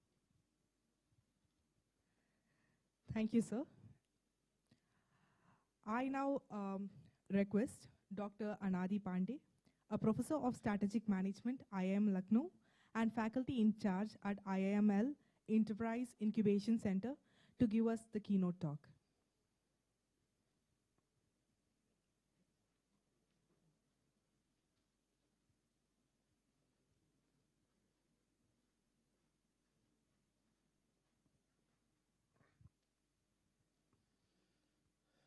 Respected Swati ji, Professor Menon, Professor Devinder, Dr. Pandit, thank you for having me over on this. And ladies and gentlemen, thank you for having me over for this honor of giving a valedictory. I'm sure you're quite exhausted, both physically and emotionally, at the end of such an exciting event. So I'm not going to spend too much time and not going to give you any prepared speech, but I'll share a few thoughts. And it's evident to you, as you notice, what Professor Devinder presented in the form of statistics. India is changing. And it is changing very fast, practically in nanoseconds, to use digital technology terminology. You know, I had the privilege of taking up the leadership role in setting up an incubator. I remember 4 years back, if we announced a cohort, we would hardly get a dozen responses. Today, when we announce a cohort, annually we receive more than 1,000 applications. And we don't have capacity to incubate them all. Isn't that a dimension of change that India is seeing? It's emerged as the 3rd largest economy with regard to startups. Our startups are a 1/7 in terms of resources that they consume to become, the unicorns. If you look at statistics, which is available on Google, 2016, we have less than 1,000 startups. Today, the number is 1,000 times more. We are almost a lakh of 100 times more, a lakh of startups. So that is a change that we are all seeing, and it's a very exciting change. Just before I put in a thought on, because you've had a conference as well, which is academic in nature. This term ecosystem that gets often used conjures up some ambiguous view on the various actors that make up this system that sort of promotes, facilitates startups. But in my view, an ecosystem is nothing but a set of very specialized intermediaries that make possible the transaction between this wonderfully innovative startup and the other markets that are needed. And I'm borrowing this concept from what is called, and academics will know it, the theory of institutional voids. That's a little bit of a challenge that our economy has. We don't have the kind of robust institutions that the West sees, yet we are almost there, right? Which means our institutional context is changing. The fact that you had that list of venture capitalists and investors here to listen to 12.5 of pitches demonstrates that this institution called venture capitalist is now becoming available in India, which it wasn't. That is reflective of the change. If you look at the world's best ecosystem, that is at Silicon Valley. We would like to emulate it. But Silicon Valley has the advantage of an American system of creating institutions that are market makers. You know, what is a market maker? Somebody like a venture capitalist is a market maker. What does he do? Or what does she do? She moves high-risk capital to a startup which needs high-risk capital and has the ability to deliver high returns commensurate with the riskiness of this venture. Now, venture capitalism as an industry certainly is an institution that facilitates coming of startups, right? But in India, some of the challenges that we as an incubator, which is a company, we faced, is also the challenges that startups will face. But the good news is that that's changing very fast. You know, one of the biggest challenges that startups face in India is availability of financial capital.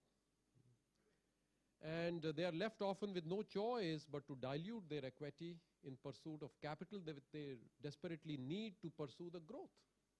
You know, it's very obvious that entrepreneurship is about innovation, and a startup is about creating an opportunity through ideas and business model that is trying to solve a problem in a unique way.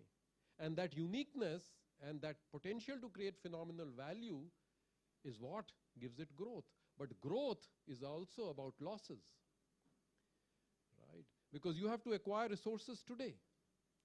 And when you file your annual account statements, the resources that you acquired today are going to be costed out today, because if you don't cost them out today and you don't acquire them today, you won't be able to pursue the growth tomorrow, right? And unfortunately, we have an annual cycle for writing profit and loss statements. So most of the startups, if they are loss-making, which is a good thing in a way, because you know they're pursuing growth, and the banks won't give you debt.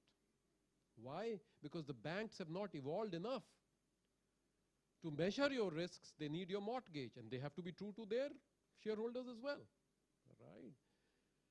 And very interestingly, that problem is also being solved by startups, of how to assess creditworthiness of these startups and give a reasonable level of comfort to the banking industry to provide them debt capital such that they may retain control over their companies.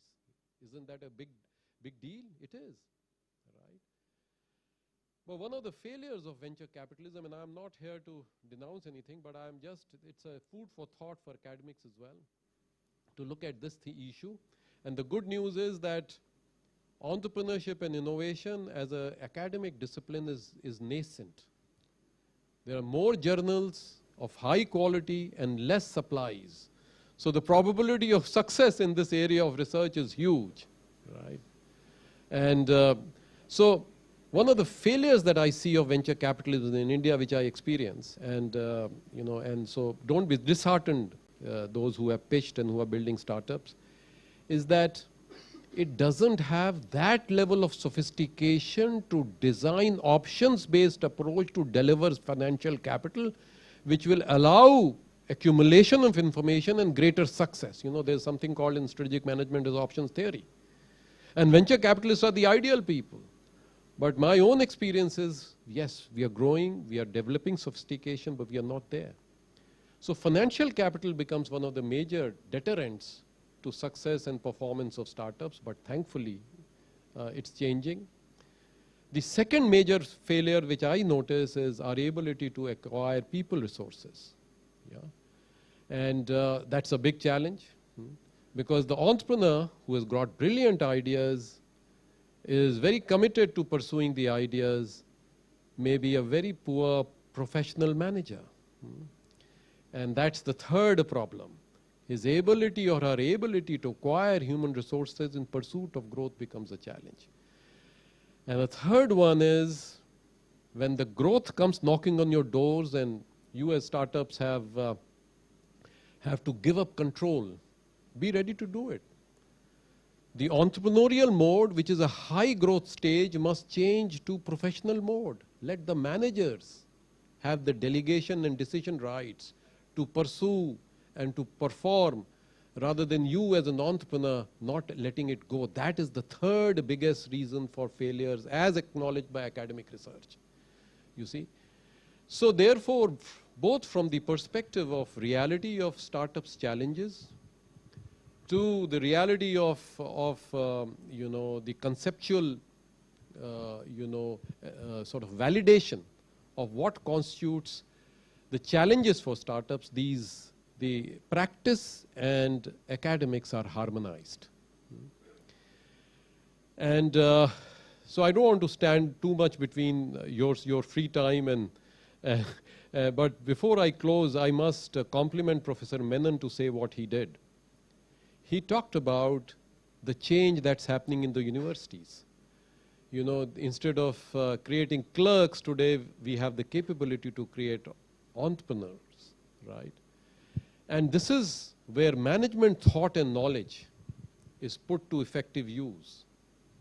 In fact, inspired by this thought, we at IIM Lucknow, and I took the initiative of creating an MBA on entrepreneurship and innovation. It's a 2-year program where students learn in the classroom and then go and build a startup in the labs of the incubator. And the two kind of get harmonized.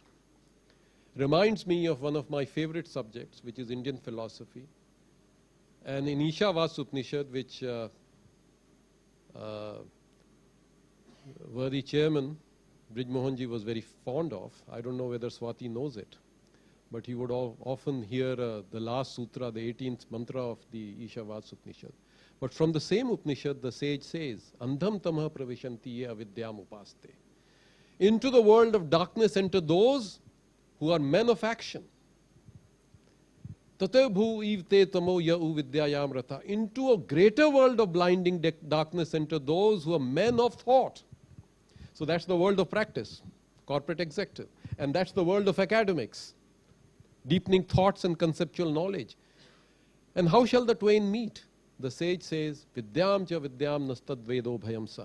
You know, the only way to enlightened action is joining thought with action with thought in this virtuous cycle of creating innovation. That is what the sage says in, I don't know, these undated Vedanta philosophy. But this is what Professor Menon also said. You see, that it's an opportunity for us to put our knowledge to effective use for entrepreneurship, innovation, to the interest of society. For me, it has been a kind of an emotional upheaval as I entered this. I was here last time, almost 12 years ago, with the worthy chairman, Mr. Brij Mohanji.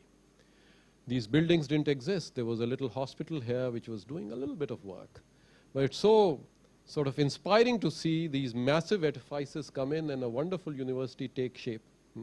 So for me, it has been a kind of reorientation, but I think it was a privilege and honor to be here.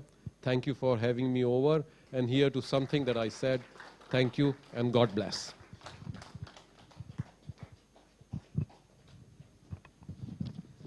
Thank you, sir, for the inspiring words. To give us the valedictory keynote, we have with us the former professor at MDI, retired CMD of Scooters India Limited, a professor of strategic management, innovation and entrepreneurship, sustainability and CSR, the Dean of Research, Birla Institute of Management Technology, Dr. Arunaditya Sahai.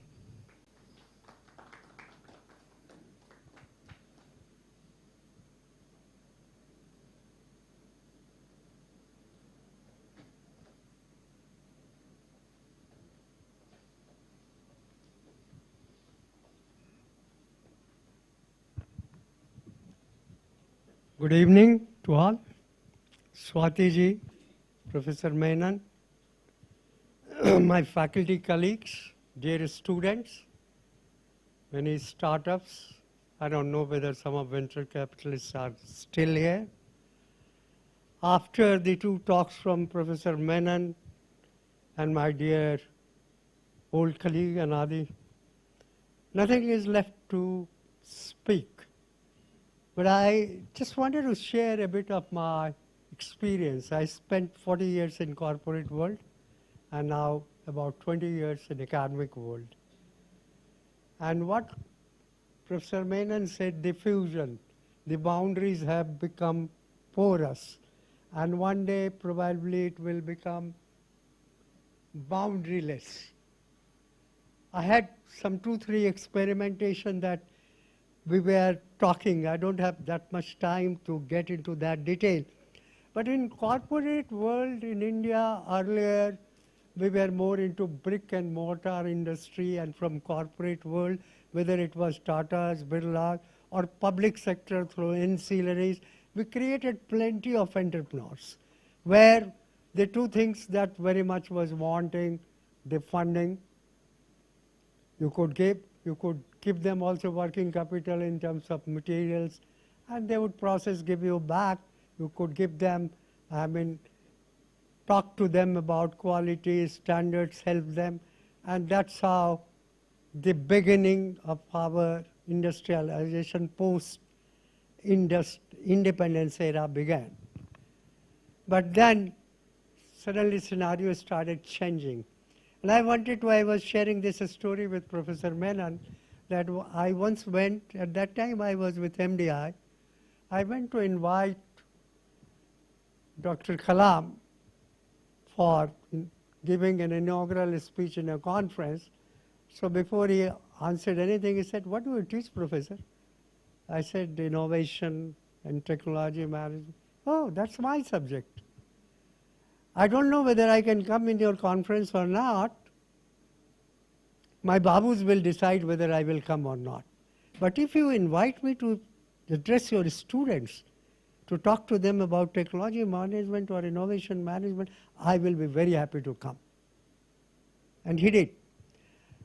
But he asked me yet another question, that, you people are doing great job, good institutions, but I am very unhappy about one thing, that you all produce, whether you or IIMs or IITs, all are producing only job seekers. When will you start producing job givers? And that is what BMU is doing today. Congratulations to everyone here, the management, the faculty, the academicians, the students who have taken these baby steps. And I am sure you will rise high and fly in the sky. I wish you that. Good luck. But let me share another idea. We have been entrepreneurs. India was, if you go to Vedic ages, we were the most entrepreneurial country. Even during 16th century, I don't know if everybody remembers, there used to be a very famous advertisement telling that we are carrying coal to Newcastle by, anybody remembers? Which company was advertising this? It was State Trading Corporation of India. And in fact, even till 16th century, India had 25% of the world trade.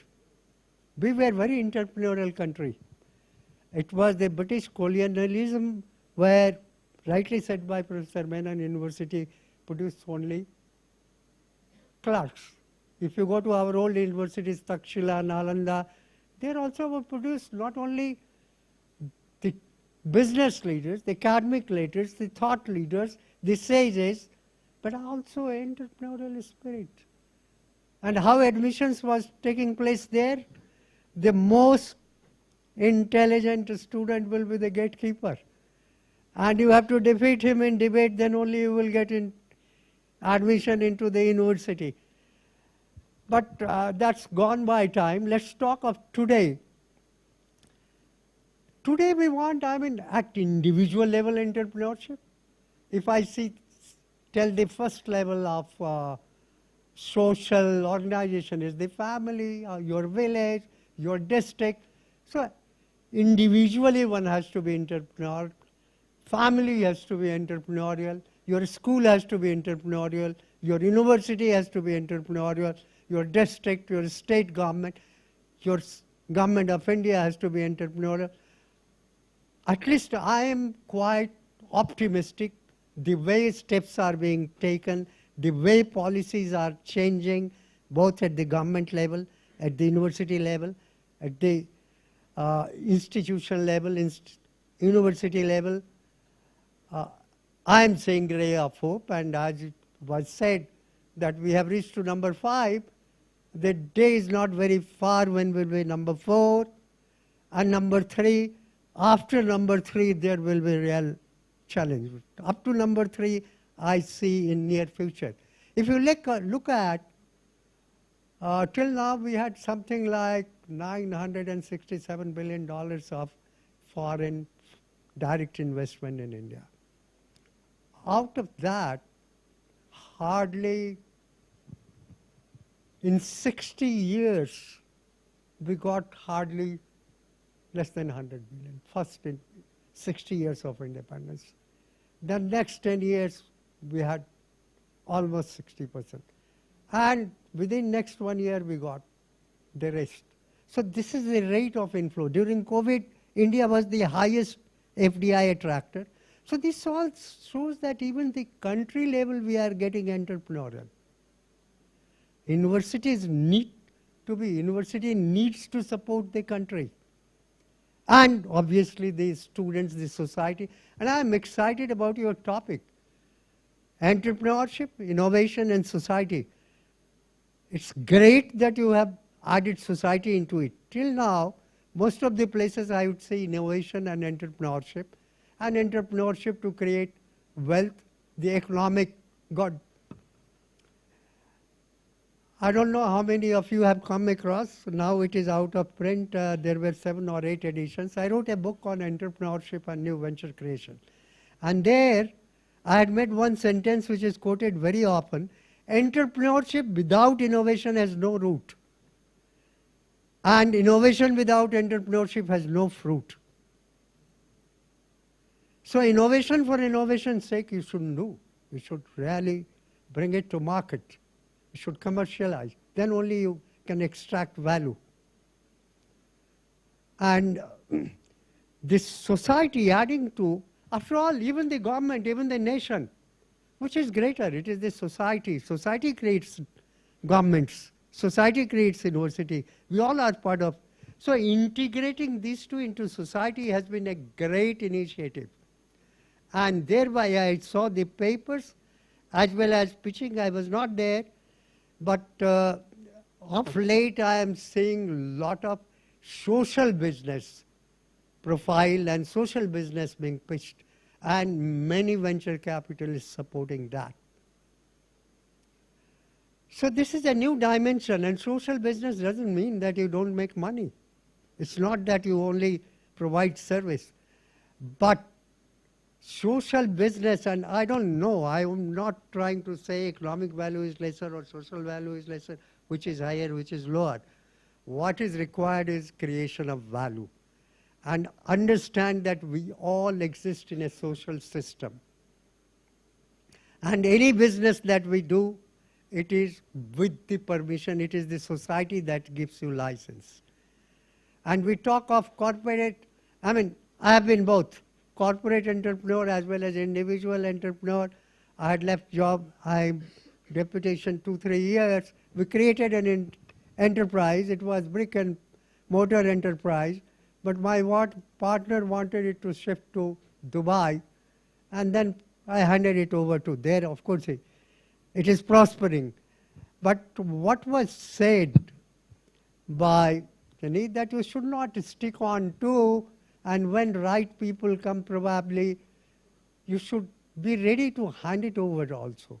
And this type of problem also comes to, and that is where I was lucky to have worked with Munjal ji in various Government of India committees, in Society of Indian Automobile Manufacturers. And his vision not only for the economic goals, but even for society. As was said here, there was a hospital. So he was a great serviceman. Service to society also was his big aim. So all of you, especially the startups I am trying to tell, in the greatest of glory, and whenever you get into, let's say, you become an unicorn, I wish you, even then don't forget the last man on the street. That is what will make you great. That is what will make you a real entrepreneur. You take any example, global, world, even today what, I think it was in your brochure, Ratan Tata, what is he doing today? After all, I was also lucky to have interacted 3 times with JRD Tata. And JRD was to visit our plant. At that time, I was working with Tata's in Tata Yerogawa plant, a joint venture with a Japanese company. And when he came, I was also in the reception committee of Indira Gandhi when I was this MD at Scooters India Limited at Lucknow. There was a difference. In case of Indira Gandhi, everybody would say, I mean, DM will start giving order, ministry will give order. And there, JRD's visit, every worker was pouring his heart. Sir, he likes this color of flower. He likes this type of stand. He likes this. So we did. And then when he came according to plan, we had to pour one place metal somewhere, do this, do this. He arrived exactly at the same time, but when he arrived at the air furnace, he just put his hand and he started looking on and on. And I was at my wits' end. I was at that time superintendent foundry. What to do? So finally, I thought that metal temperature will go down, my roll will go out. So I gave a direction to the crane driver. We went and poured. So he stood still there. His secretary reminded, sir, your time for foundry is up. He went. In the evening, I was called that you have been called in the Tata house. I thought, naukri gayi, job gaya. So first round, second round, third round, dubak ke kone mein baith gaya so that he doesn't see me. And then suddenly he remembered, where is that young man of your foundry? Where is that guy? So my chairman was Nanavati. JRD Tata had a different philosophy than Ratan Tata. Both of them have been great. I don't want to get into that. Both have been great entrepreneurs. But JRD's philosophy was slightly different. So finally I was asked, Nanavati left chair, another chair was put. I was shivering. He put his hand on my back. Young man, you know your foundry best. So some confidence came. Then he said, but, the moment he said but, I was trembling again. Then he says, don't you feel bad keeping your people at 1685 degrees centigrade for so long? I said, sir, we have to clean the metal, there is no other. No. There can. I have seen in Philadelphia, the crane comes and does like this, and they said, Lord, it is like it. I said, sir, I do not know. I have heard, but I do not know. No, I don't want to see my people suffer like this. So I said, sir, I will try. No, go and do it. So I parted. We started. My chairman came in, visit. We prepared a nice proposal. The board smartly turns down. And then I was at my wits' loss. The chairman, JRD Tata, says, and nothing to be done. Second, I met the chairman, said, no, you people have done a shoddy job. You should show social cost benefit analysis. I'm talking for the students. I didn't know what is cost benefit. Kis chidiya ka naam hai? So I said, I do not know, sir, to my general manager. We were sent for training to Kolkata. There also they could not explain. We were sent to London. So there I could get something, we prepared. This time proposal went, again the board turned down. And then the chairman himself was very, he said, why don't you meet JRD? He had told. I said, sir, how will I? So my appointment was fixed. I go there in Mumbai, that Malabar Hills where he was. So I was escorted. My time was 6:45. Go. He doesn't recognize. Then I said, sir, you had come. Oh, you are that young man. So it has been done, my people are happy. I said, sir, that is why I have been sent. What do you mean? I said, sir, board has to.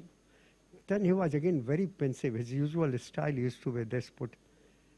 Then he said, his first sentence, your board runs the company, I don't. That was a big lesson for me. The second sentence he says, but remember, your people are more important than your metal. By that time, some MP had come, I had to go. Come on. Next time when he visited on Tata Foundation Day again, he didn't go to any factory, he goes straight to village. Are tumhara beta? And he remembered names of the people. So what I am trying, my message is more to the students, that please pitch. I am sure success is your birthright. If you are committed, it will done. And I always believed in my life. We had no money at all. Government wanted to close my company. I had no working capital. But I believed that money grows in trees. And this is what I was sharing with Anadi. Only thing is you have to develop skill to pluck it up. And that skill comes from your commitment, your study, your work, your knowledge, and meeting people. The more interactions you have, don't be in a corner and on your laptop or computer. Yes, that will give you several information.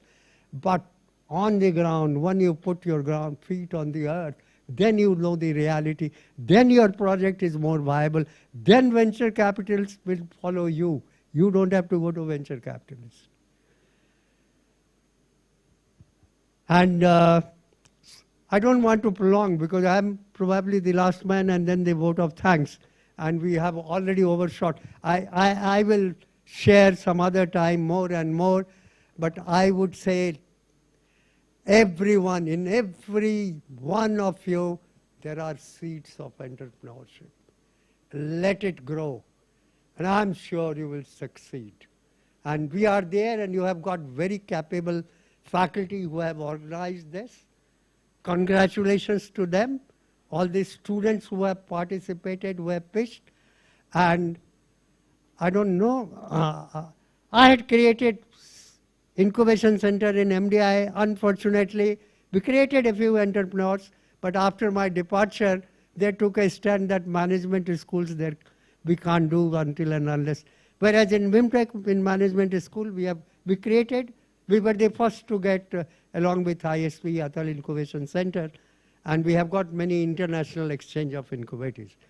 So I'm sure under the leadership of Innovation Entrepreneurship Chair, Swati ji's support, and such a great Vice Chancellor, this university is bound to grow, and let us make it an entrepreneurial university of India. I am there with you. All the best. And success your birthright. With that, I would like to end.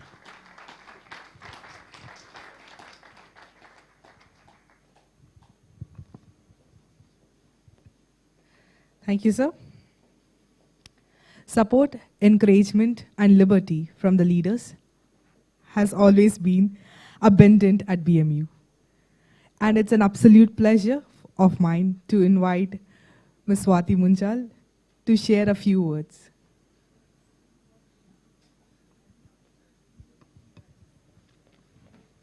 Thank you. Good evening, everyone. I know it's end of the day, and I think most of you are trying to say, thank God it's Friday. It's that time of the hour. So I'll not, I think we've got such great speakers who've given you much more than I can probably give you in hours. So I think that's what they say, right? Reading a book versus sitting across a wise man, between the two, or woman. Yes, thank you, Dr. Menon.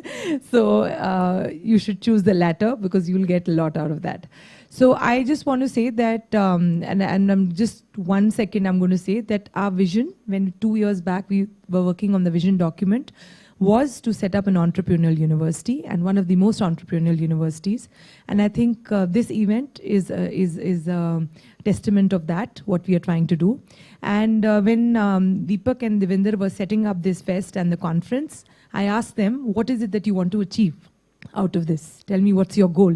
And both of them said two things. They said, we want to create a dent by bringing this beautiful confluence of academics and practitioners together in the same room. That's one dent we want to make, which is unusual. In India, it's not usual that you bring both together under the same roof.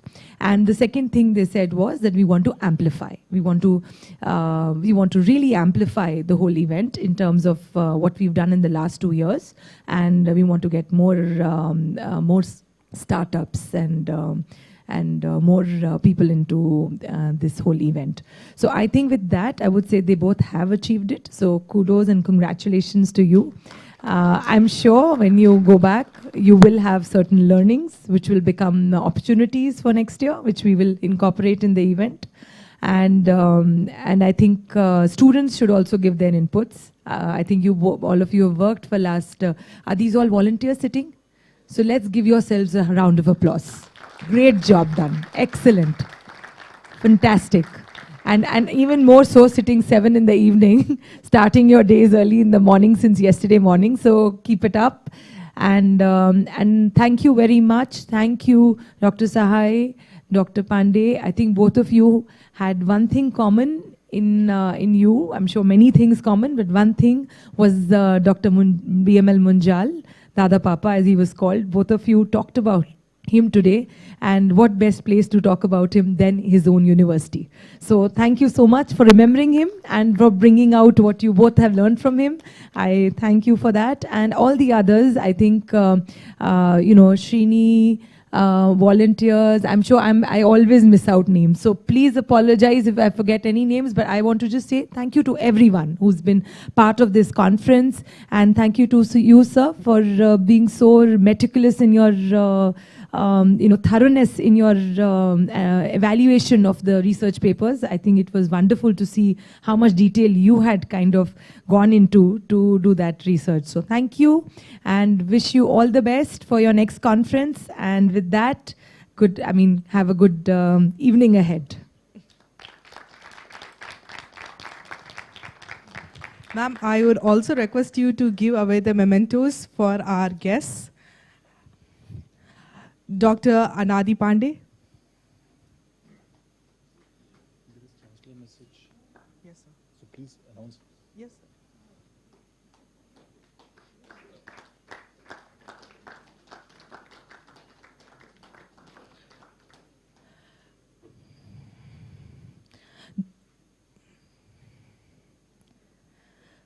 Dr. Arunaditya Sahai.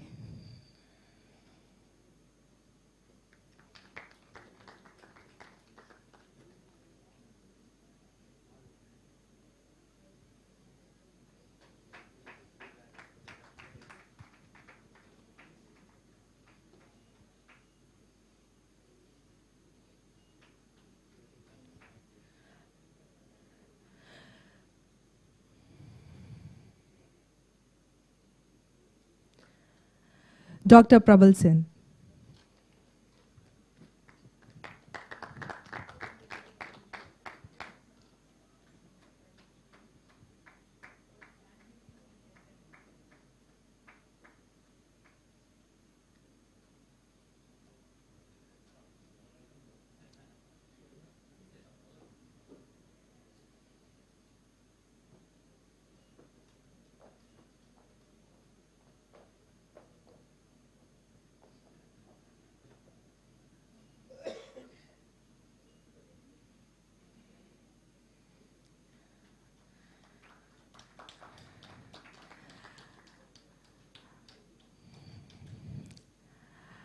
BMU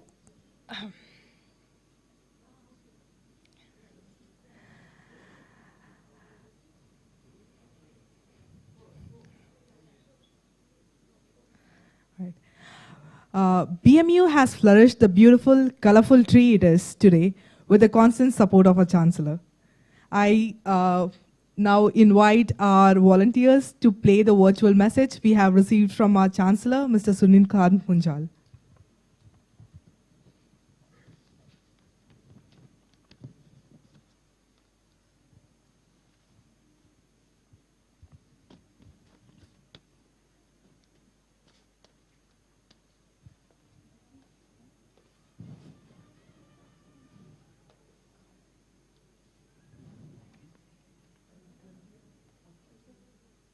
So first, my compliments and congratulations to the BMU team for organizing this wonderful Propel Pitch Fest.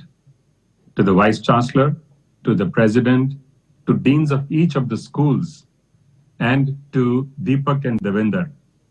This has been an outstanding initiative to bring together every part of the entire ecosystem of startups in one place to meet with each other, to have conversations, to discuss ideas, and also to have startups pitch and get real funding opportunities.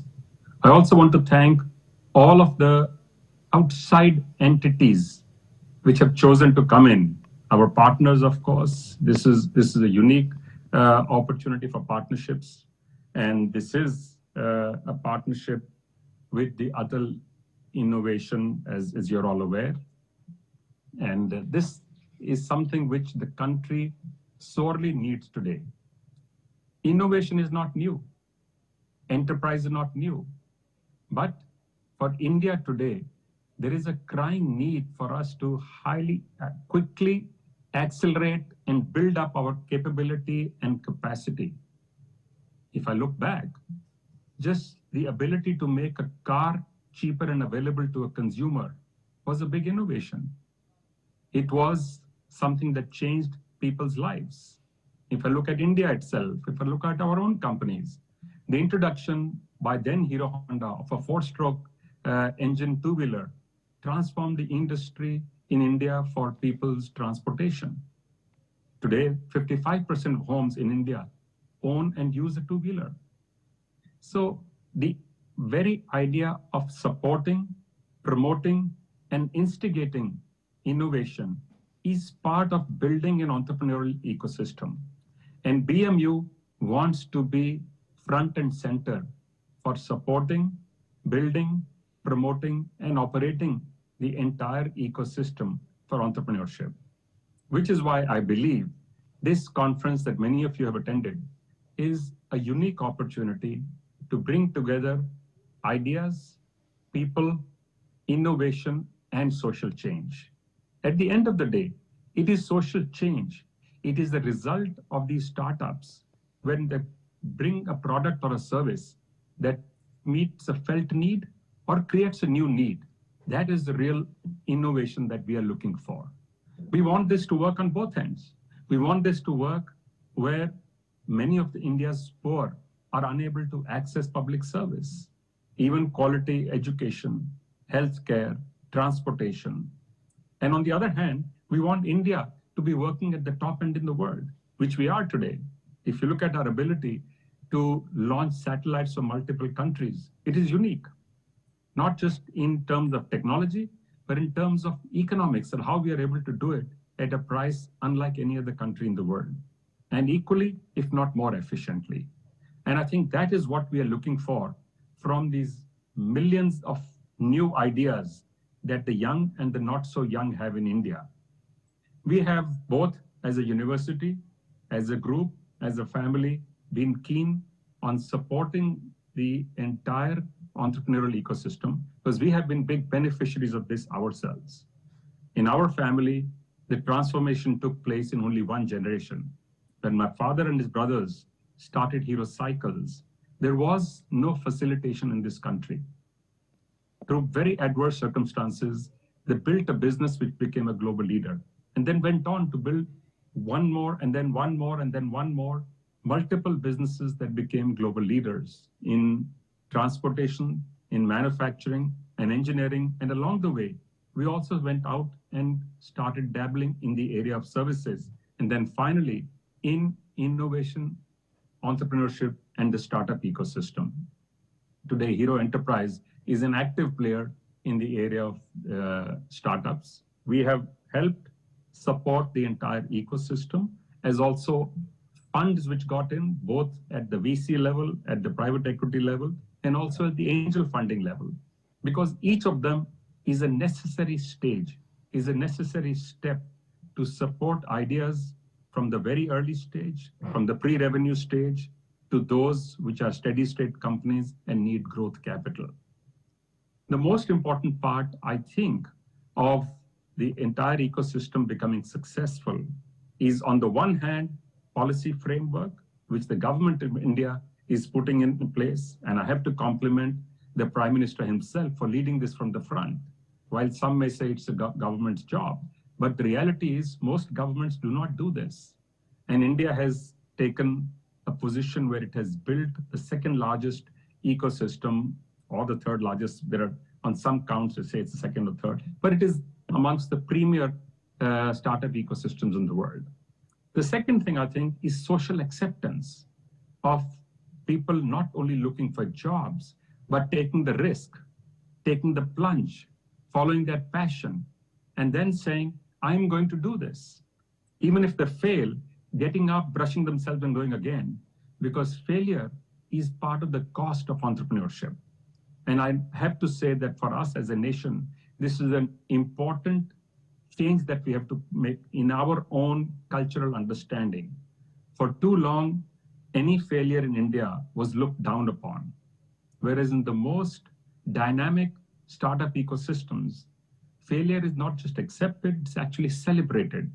Now in India, gradually we're moving to that understanding that for every 10 startups, we do know that many will fail. India, unfortunately, at this moment, has a record of only one success in 10. In the most successful nations, it is about 3 on 10 that are successful. There are still going to be 7 failures. So even as we go on and develop and become better at this, we will still have to accept that failure is a cost. Failure, in fact, is also the greatest teacher, teaching us what not to do, teaching us how to approach problems, teaching us how to find solutions that are quicker at being successful and creating sustainable growth models for companies and businesses that are spawned in the startup ecosystem. There are many institutions today which have taken different roles in different parts of this ecosystem, right from ACIC-B becoming the fund of funds and supporting many other startup systems, to institutions now, educational institutions starting off to support the very idea of innovation and startups. Research and innovation are also a crying need for us as a nation to find solutions that are not just lower cost, but are more and more efficient. I believe in the future, India will not just provide new products and services. India will also export completely new and innovative business models, which will come up through the startup ecosystem. And we are seeing early signs of that itself. Even if I take a step back and something which has now got itself established, look at India's telecom system. Look at India's IT services business. Look at India's ability to develop what we call the India stack and offer payments at no cost, payment transfer at no cost, offer innovations in health tech and education. India's ability to battle the COVID pandemic through technology was an amazing innovation. And I think we have the capacity to do this on an ongoing basis in all areas for need of different sections and different levels of society, of industry, and make India into a hotbed of innovation, which is why I believe the role that BMU now plays as BML Munjal University becoming a supporter and a patron of innovation, of research, of entrepreneurship is an important role. We will continue to hold up the flag for all of these, as also for India as a nation, as we build this into a more open and a more global network. My compliments and congratulations for all of you who participated, and special compliments to those whose pitches have been accepted and will get funded.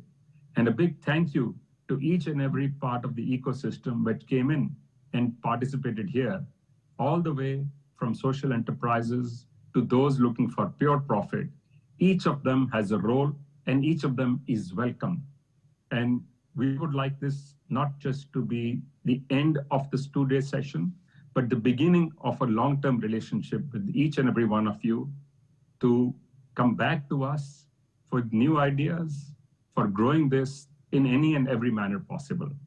Good luck and all the very best. Thank you. Thank you, sir. We have near the end of our ceremony. To give the vote of thanks, we have with us here Dr. Deepika Dixit. Thank you, Srinidhi. So, dear distinguished guests, esteemed speakers, researchers, faculty members, and our dear students, I would like to extend my sincere gratitude and thanks to all of you for making EIS Conference and Pitchfest such a success. Your enthusiasm and engagement have made this event truly unforgettable for us. I would like to express my heartfelt gratitude to our keynote speakers, Dr. Rishikesh Krishnan, Mr. Apurv Chamaria, Dr. Anadi, Professor Christina, and distinguished panel members, Ms. Hanisha, Mr. Nirupam, Mr. Param, Mr. Vineet, Dr. Nikhil, Ms. Radhika, Mr. H.K. Mittal, Dr. Thillairajan, Ms. Namani, Dr. Vishal Talwar, and Mr. Jaideep Singh Kalra, among those who shared their invaluable insights and experiences in the field of entrepreneurship. Your contribution have helped us to inspire and motivate all, sir and ma'am. A special thanks to the session chairs for your excellent moderation of all the sessions. Your guidance and leadership kept the discussion on track and ensured that all speakers had an equal opportunity to share their insights and perspectives. We are grateful to Dr. Prabal Sen for chairing the jury committee for the election of best papers and for guiding the session chairs. Thank you, sir. Also, we would like to thank Dr. Sajal Ghosh and Dr. Ajay for their support for the conference. A special thank to Dr. Ruchi Garg also from our institute, who gave a doctoral colloquium workshop in the area of qualitative research methodology. Further, I would like to thank our sponsors and partners for making this event a success. We also like to thank our Chancellor, Mr. Sunil Khan Munjal, our Pro-Chancellor, Mr. Akshay Munjal, and our dear President, Ms. Swati Munjal, for their wholehearted support for this cause. Also, a very special thank to Professor Menon for hearing us out, for listening to our thoughts and giving it a shape on making this conference and this Pitchfest a success, sir. Also, I would like to thank all the deans from various fields, from various schools, to support us and guide us on the themes of the conferences. So I'd like to share here is that all the faculty members from each of the schools, School of Engineering, School of Liberal Arts, School of Law, and School of Management, they actually sat with me and then we penned down the themes of the entrepreneurship conferences. So all the 6 tracks that we had actually came from our internal faculty members across schools in our university. We also owe a special debt of gratitude to Dr. Arun Sahai for his a very special and a very, very grateful guidance, as Professor Deepak always mentioned about you, sir. Thank you for your guidance and support. Also, I would like to thank our committee members and our core team of the conference, Professor Deepak and Professor Sangeeta, also Professor Devender, for your exceptional leadership and guidance throughout this entrepreneurship conference and Pitchfest discussions, sir and ma'am. And I would also like to thank Professor Nirupama, who painstakingly did all the logistics, boarding, and all the hospitality arrangements for the conference. Thank you, ma'am. I would like to thank our 2 doctoral students, Srinidhi and Ashutosh, for their continuous support and leading the conference to next level and supporting all the papers which was coming and then entertaining all the presenters and authors for all the type of queries they had. And my sincere thanks to Mr. Ganapati, our senior librarian. Also, I'd like to thank our marketing team, Negar and Rubal. Also, I'd like to thank our administrative staff, IT members, especially to mention Mr. Manoj and Mr. Binod for arranging all the logistics and other type of things needed in the conference. Thank you one and all, and thanks for the support. Thank you so much.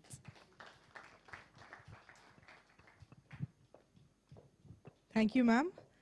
Dear all, the conference has now come to an end. Thank you all from the bottom of my heart for being here and making this event a grand success.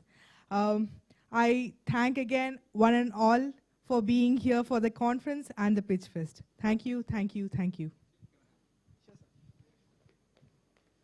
I think in all the thanks, we have missed out one very important thanks. Okay, I like all the volunteer students to please rise up for EIS as well as for Propel Pitchfest.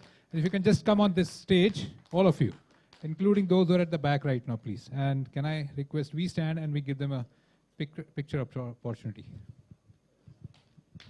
You know, last few days, they've just been working hard. I mean, without their support, without their involvement, this wouldn't have been such a great success. Please, all of you come up.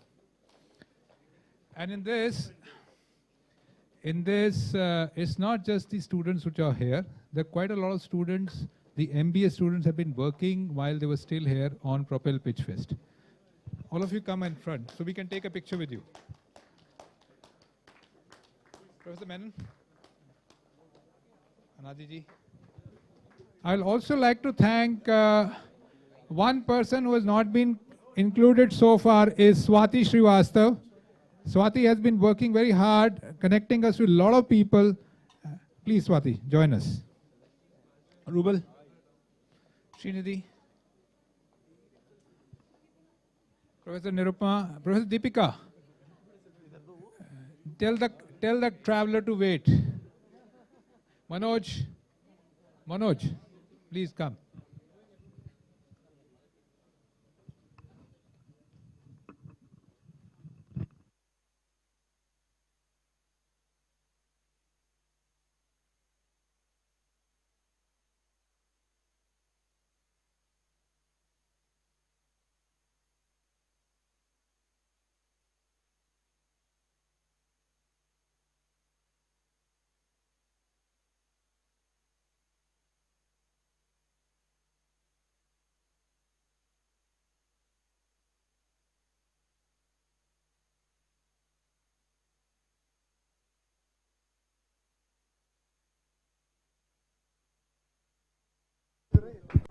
Abhivya,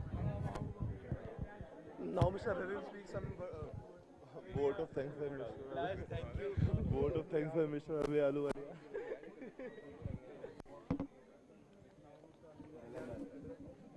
Yeah, ma'am.